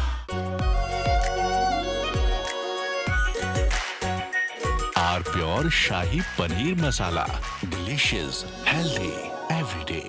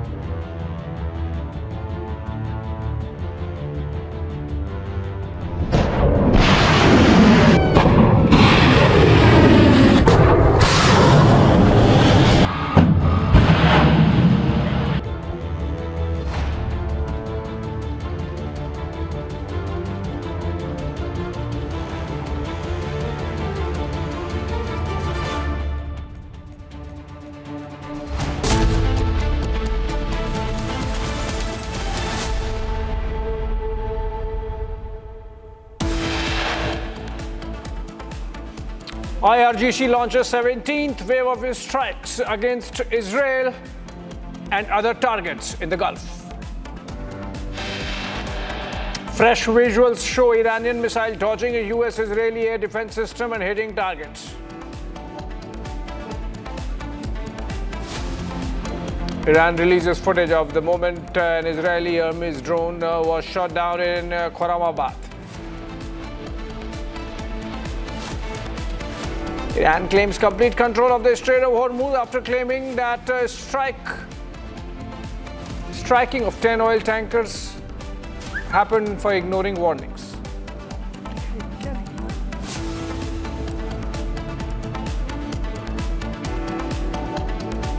Explosions rocked the US Victoria base near Baghdad, the airport in Iraq, after Iranian drone strike.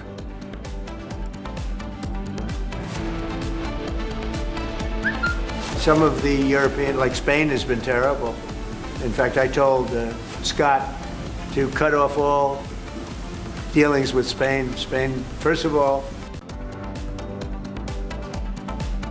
Trump threatens to halt trade with Spain over military base access.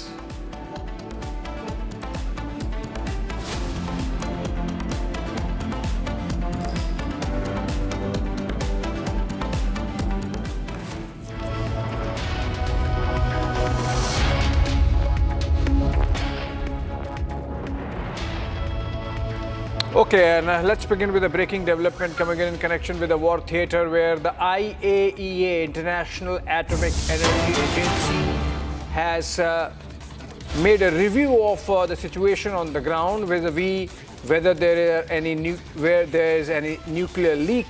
Because remember, all those facilities where nuclear fissile material is kept are being targeted by the United States and the Israelis. Now, IAEA says that the Isfahan nuclear site, while there is damage to two buildings, there is no radiological release risk at this time. IAEA now making a statement saying there's no damage to facilities containing nuclear material in Iran. Now, that leaves a big question as to what are the military objectives really of this war of attrition that the United States has launched. If the target was to make sure that Israeli nuclear facilities are destroyed so that Iranian nuclear facilities are destroyed so that Iran cannot make a nuclear bomb, in that case, if there is no damage to Isfahan and Natanz despite all the massive bombing over the last 5 days, why there is no impact? And if there is no impact, what's the objective? I mean, it leaves one confused. Another breaking. Okay, come back to another breaking. This time it is about a United States strike that has sunk an Iranian naval ship, but off the coast of Sri Lanka.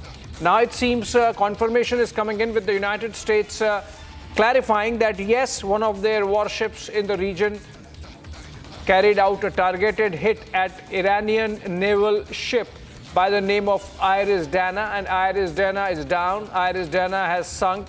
It had over 100 sailors, of which some are rescued.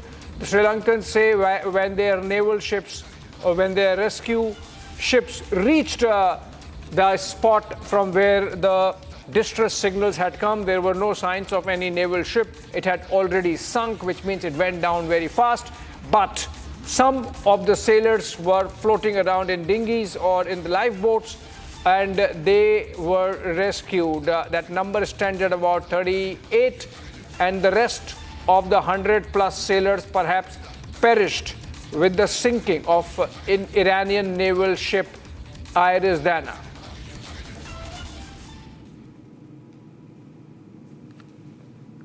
Okay, Admiral Shekhar Sinha continues to be with us on this very important development that has taken place close to Indian waters, in area of Indian influence, right there in the Indian Ocean region.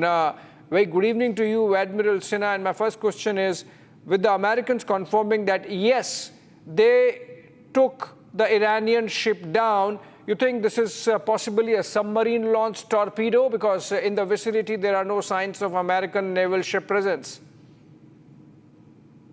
Getting me back on your show. Yes. Sorry to be interjecting, Admiral Sinha, but I have to interject here because Pete Hegseth, the Secretary of War, is speaking. Okay. Two Pete things. Hegseth, Pentagon. First, We are only 4 days into this. Metrics are shifting, dust is settling, and more forces are arriving. It's very early, and as President Trump has said, we will take all the time we need to make sure that we succeed. Second, we are only 4 days into this, and the results have been incredible. Historic, really. Only the United States of America could lead this, only us. But when you add the Israeli Defense Forces, a devastatingly capable force, the combination is sheer destruction for our radical Islamist Iranian adversaries. They are toast, and they know it. Or at least, soon enough, they will know it. And we have only just begun to hunt, dismantle, demoralize, destroy, and defeat their capabilities, just 4 days in. Starting last night and to be completed in a few days, in under a week, the two most powerful air forces in the world will have complete control of Iranian skies, uncontested airspace. I hope all the folks watching understand what uncontested airspace and complete control means. It means we will fly all day, all night, day and night, finding, fixing, and finishing the missiles and defense industrial base of the Iranian military, finding and fixing their leaders and their military leaders, flying over Tehran, flying over Iran, flying over their capital, flying over the Araghchi, Iranian leaders looking up and seeing only U.S. and Israeli air power every minute of every day until we decide it's over. And Iran will be able to do nothing about it. B-2s, B-52s, B-1s, Predator drones, fighters, controlling the skies, picking targets. Death and destruction from the sky, all day long. We're playing for keeps. Our warfighters have maximum authorities granted personally by the President and yours truly. Our rules of engagement are bold, precise, and designed to unleash American power, not shackle it. This was never meant to be a fair fight, and it is not a fair fight. We are punching them while they're down, which is exactly how it should be. Thus far, Operation Epic Fury has delivered twice the air power of shock and awe of Iraq in 2003, minus Paul Bremer and the nation building. The campaign has 7 times the intensity of Israel's previous operations against Iran during the 12-day war, 7 times. And as President Trump said, more and larger waves are coming. We are just getting started. We are accelerating, not decelerating. Iran's capabilities are evaporating by the hour, while American strength grows fiercer, smarter, and utterly dominant. More bombers and more fighters are arriving just today. And now, with complete control of the skies, we will be using 500-pound, 1,000-pound, and 2,000-pound GPS and laser-guided precision gravity bombs, of which we have a nearly unlimited stockpile. We used more exquisite standoff munitions at the start, but no longer need to. Our stockpiles of those, as well as Patriots, remains extremely strong. The enemy can no longer shoot the volume of missiles they once did, not even close. And the chairman will lay out some of those percentages. So our air defenses and that of our allies have plenty of runway. We can sustain this fight easily for as long as we need to. And as I said yesterday, we set the terms. Now, you may not see much of it because the IRGC shut off the internet to the entirety of the country. They blind their people on purpose, just like they kill their own on purpose. Much was made of the volume of missiles Iran was able to shoot in the first few days. And sadly, as we projected, a few got through and killed 6 of our best, who will hopefully arrive home soon. We will avenge them, no doubt. But I liken Iran's predicament to a football team who scripted the first 20 plays of a game. The team knew what plays to run because their first few drives were scripted. But now that the game has started and the blitz is on, they don't know what plays to call, let alone how to get in the huddle and call those plays. Iran's senior leaders are dead. The so-called governing council that might have selected a successor, dead, missing, or cowering in bunkers, too terrified to even occupy the same room. Senior generals, mid-level officers, enlisted ranks, they can't talk or communicate, let alone mount a coordinated and sustained offensive. That's not great for morale. The Iranian Air Force is no more, built for 1996, destroyed in 2026. The Iranian Navy rests at the bottom of the Persian Gulf. Combat ineffective, decimated, destroyed, defeated, pick your adjective. In fact, last night, we sunk their prize ship, the Soleimani. Looks like POTUS got him twice. Their Navy, not a factor. Pick your adjective, it is no more. In fact, yesterday, in the Indian Ocean, and we'll play it on the screen there, an American submarine sunk an Iranian warship that thought it was safe in international waters. Instead, it was sunk by a torpedo. Quiet death. The first sinking of an enemy ship by a torpedo since World War II.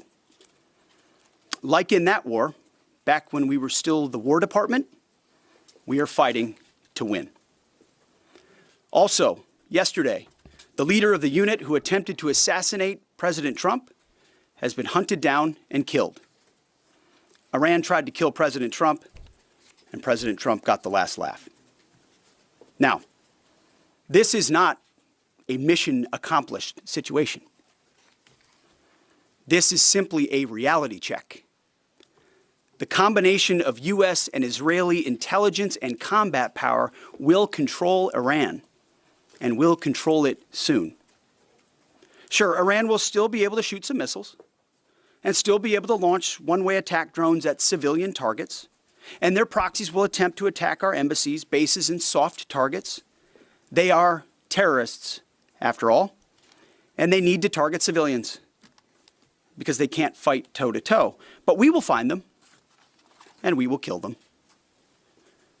This is what the fake news misses. We've taken control of Iran's airspace and waterways without boots on the ground. We control their fate. But when a few drones get through or tragic things happen, it's front page news. I get it. The press only wants to make the president look bad, but try for once to report the reality. The terms of this war will be set by us at every step. As I said Monday, the mission is laser focused. Obliterate Iran's missiles and drones and facilities that produce them, annihilate its navy and critical security infrastructure, and sever their pathway to nuclear weapons. Iran will never possess a nuclear bomb, not on our watch, not ever. And this is why President Trump's moral clarity on Iran today is so vital. Unlike the past, where vague red lines and endless negotiations let Iran fund terror and inch ever so slightly toward a bomb, this president sees the threat plainly and acts decisively. No more half measures, especially when Iran is at its weakest. No more letting Tehran play for time while our people pay the price. His leadership ensures that we finish what we start and that we protect our warfighters by crushing the enemy before they can strike again. Our offensive operations, refined through months of relentless preparation, are unstoppable. And our defensive efforts are unprecedented. We have from the start put the protection of our troops ahead of everything else. Before we very publicly built up offensive combat power, we quietly ensured that our defensive posture and power was in place. And as we built up offensive combat power, we moved the vast majority of American troops, over 90% of Americans that were on our bases, what we say off the X, out of the range of Iranian fire. Our defensive shield is equally formidable, the most sophisticated air and missile defense network ever fielded. Thousands of Iranian missiles and drones have been intercepted and vaporized. Tens of thousands of American and allied lives protected. We have pushed every counter-UAS system possible forward, sparing no expense or capability. And like I said, this does not mean we can stop everything, but we ensured that the maximum possible defense and maximum possible force protection was set up before we went on offense. In closing, as President Trump told German Chancellor Merz yesterday, Iran negotiated in bad faith, stalling, scheming, and preparing to strike. And we acted decisively to defend our people, our interests, and our allies. President Trump took bold action, putting America first, the kind of bold action that the American people elected him to execute. To our steadfast partner, Israel, your mission is being executed with unmatched skill and iron determination. Fighting shoulder to shoulder with such a capable ally is a true force multiplier and a breath of fresh air. We salute your courage and your contribution. 4 days in, we have only just begun to fight. America fights to win, and in Operation Epic Fury, we are. May God's providence cover and protect our troops always. And with that, I turn it over to the chairman.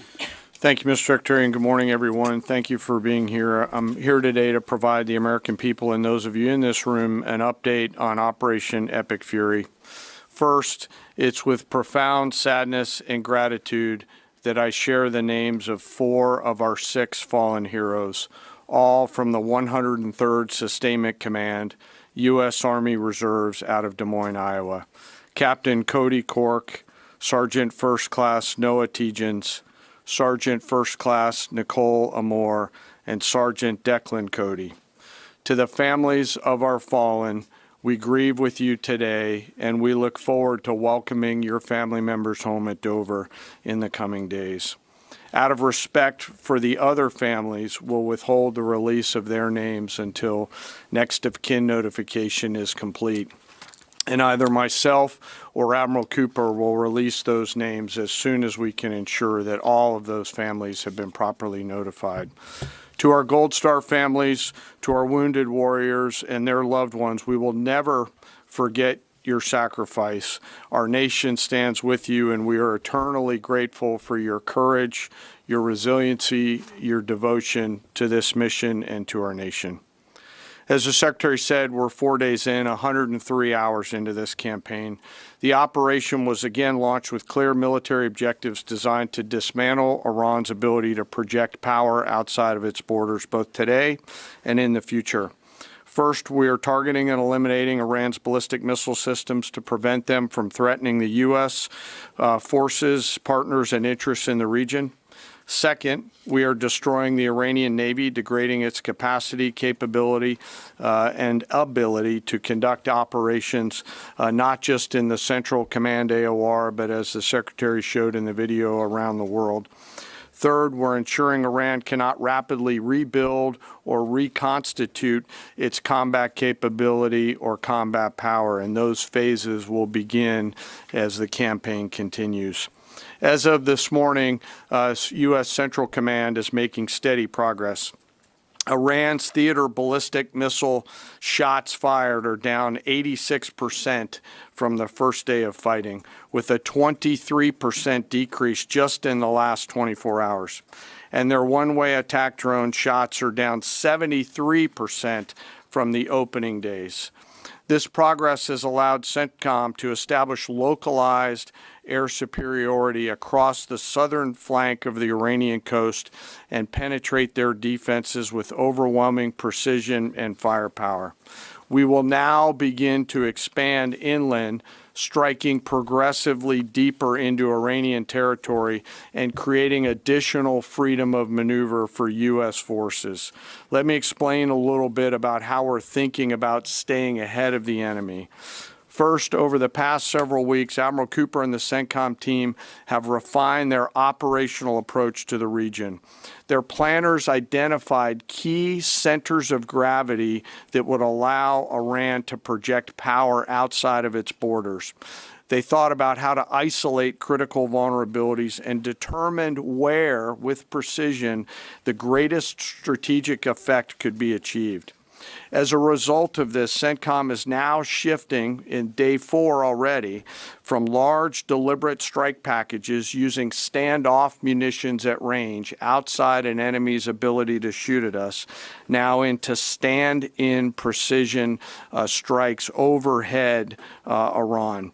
As the Secretary said, this is a point of munitions transition from standoff munitions to stand-in munitions like joint direct attack munitions, which are GPS-aided free-fall weapons, and other things like Hellfires, etc.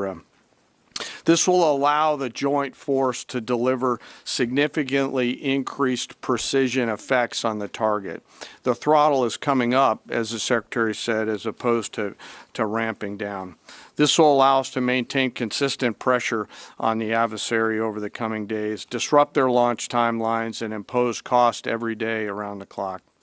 I know there have been a lot of questions about munitions. We have sufficient precision munitions for the task at hand, both on the offense and defense. But I want to tell you, teammates, as a matter of practice, I don't want to be talking about quantities. And I know there's been a great debate about that, and I appreciate the interest, but just know that we consider that an operational security matter. Let me flip to the map here. Hopefully I don't kill anybody with a laser pointer. As I mentioned earlier, and for you with the camera right there, my friend, I hope I don't ricochet off and hurt you. Over the initial days, the U.S. Joint Forces continued to attack and attrit ballistic missile capabilities as well as integrated air defense capabilities along the southern axis. Along the northern axis, Israel and the Israeli Air Force has predominantly been working integrated air defense targets along the northern flank, as well as medium-range ballistic missile capability as well.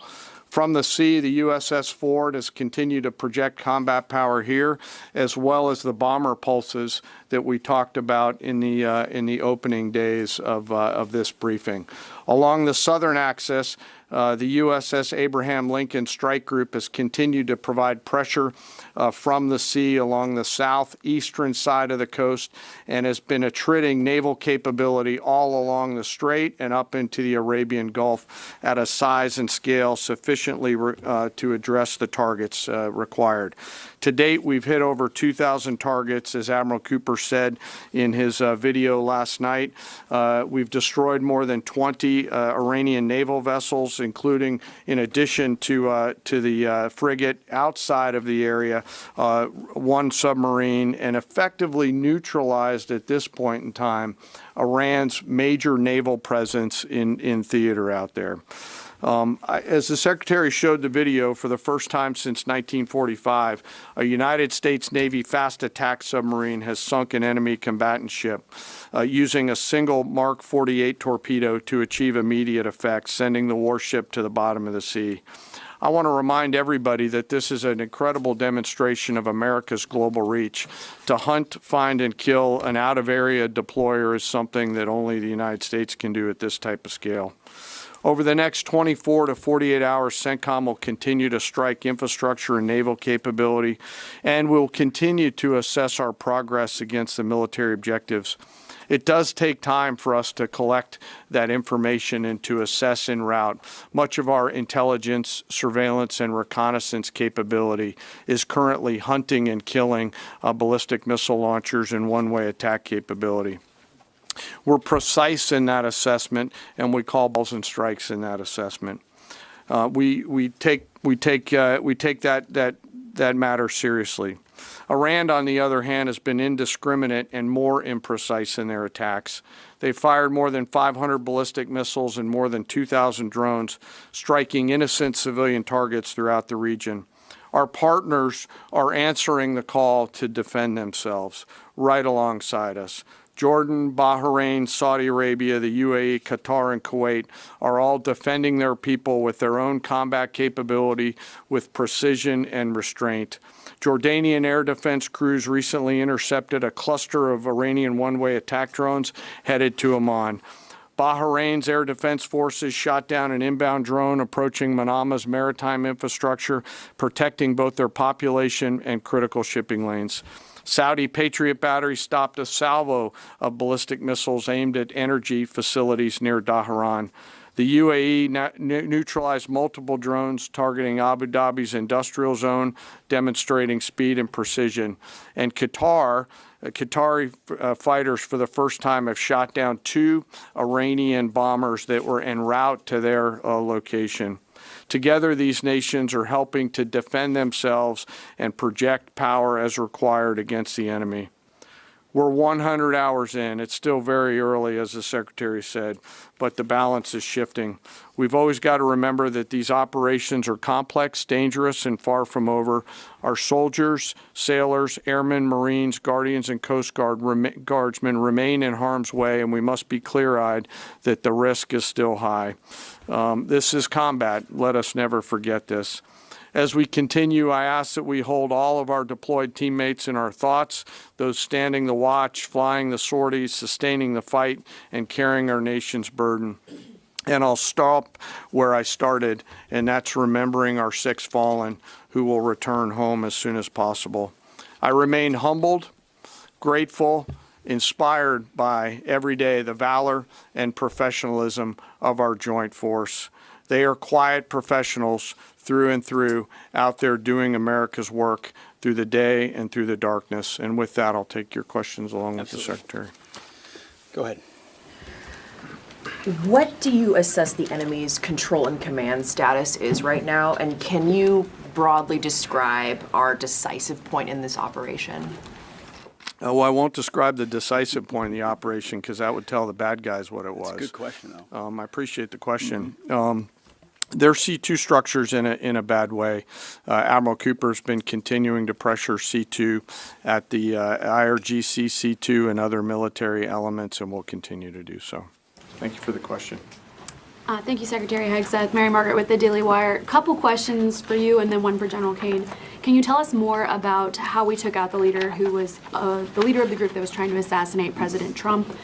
And then Turkey's defense ministry says NATO air defense systems intercepted an Iranian ballistic missile headed towards Turkish airspace. Could this trigger NATO's Article 5, and was it the U.S. who shot it down? On the first question, we've known for a long time that Iran had intentions on trying to kill President Trump and or other U.S. Officials. And while that was not the focus of the effort by any stretch of the imagination, in fact, never raised by the president or anybody else, I ensured and others ensured that those who were responsible for that were eventually part of the target list. It wasn't the beginning of the effort. We were focused on missiles and launchers, and that's the focus. But ultimately, if we had the opportunity to get at those who are trying to get at Americans specifically, we would. And so we eventually had the opportunity to do that from the air. And then on the matter with Turkey, I'll have to get back to you on exactly what the intercept looked like that we're aware of.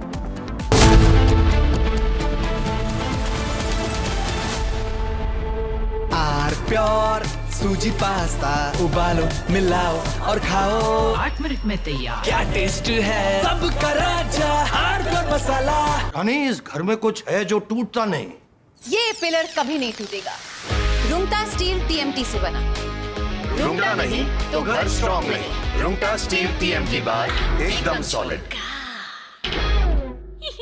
प्यास बुझाए ठंडक लाए सबको भाई जीरा से MDH का जलजीरा जीरा से जीरा से असली रिफ्रेशिंग असली स्वाद असली मजा MDH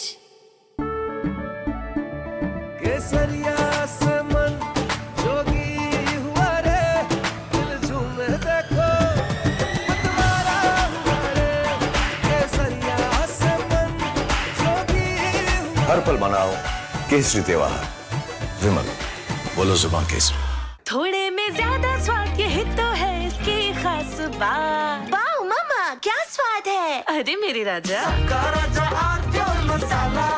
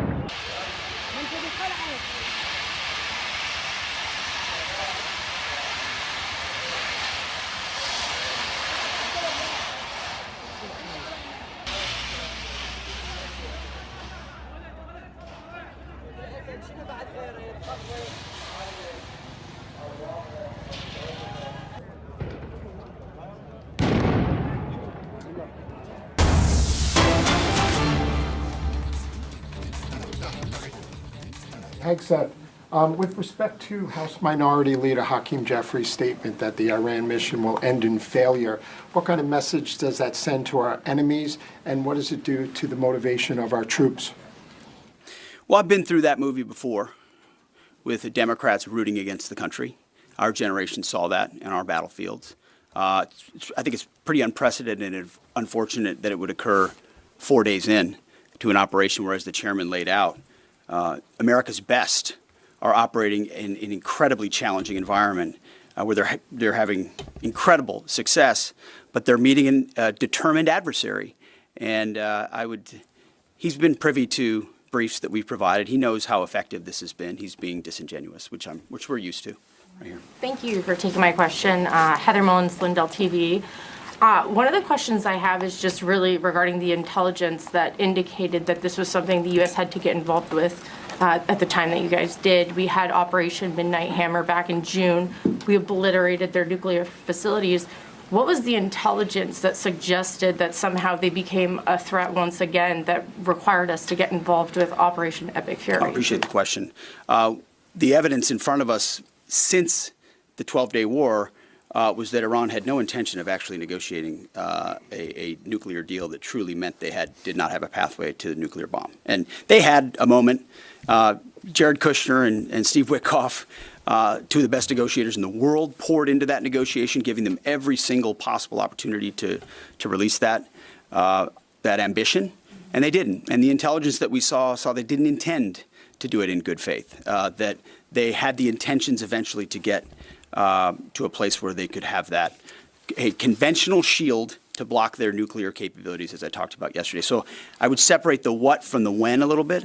The what is they've been killing Americans for 47 years. They have thousands of missiles pointed at us. They have ongoing nuclear ambitions, and they're at the weakest they've ever been. So the when became in a particular, hey, what makes the most sense to do this to ensure that the narrow objectives we have of ensuring they never have a nuclear weapon have a maximum effect? Yes, right here. Thank you, Secretary Hegseth. I had two questions. First, what is your message to Iran's allies, namely Russia and China, who have called for an immediate end to hostilities?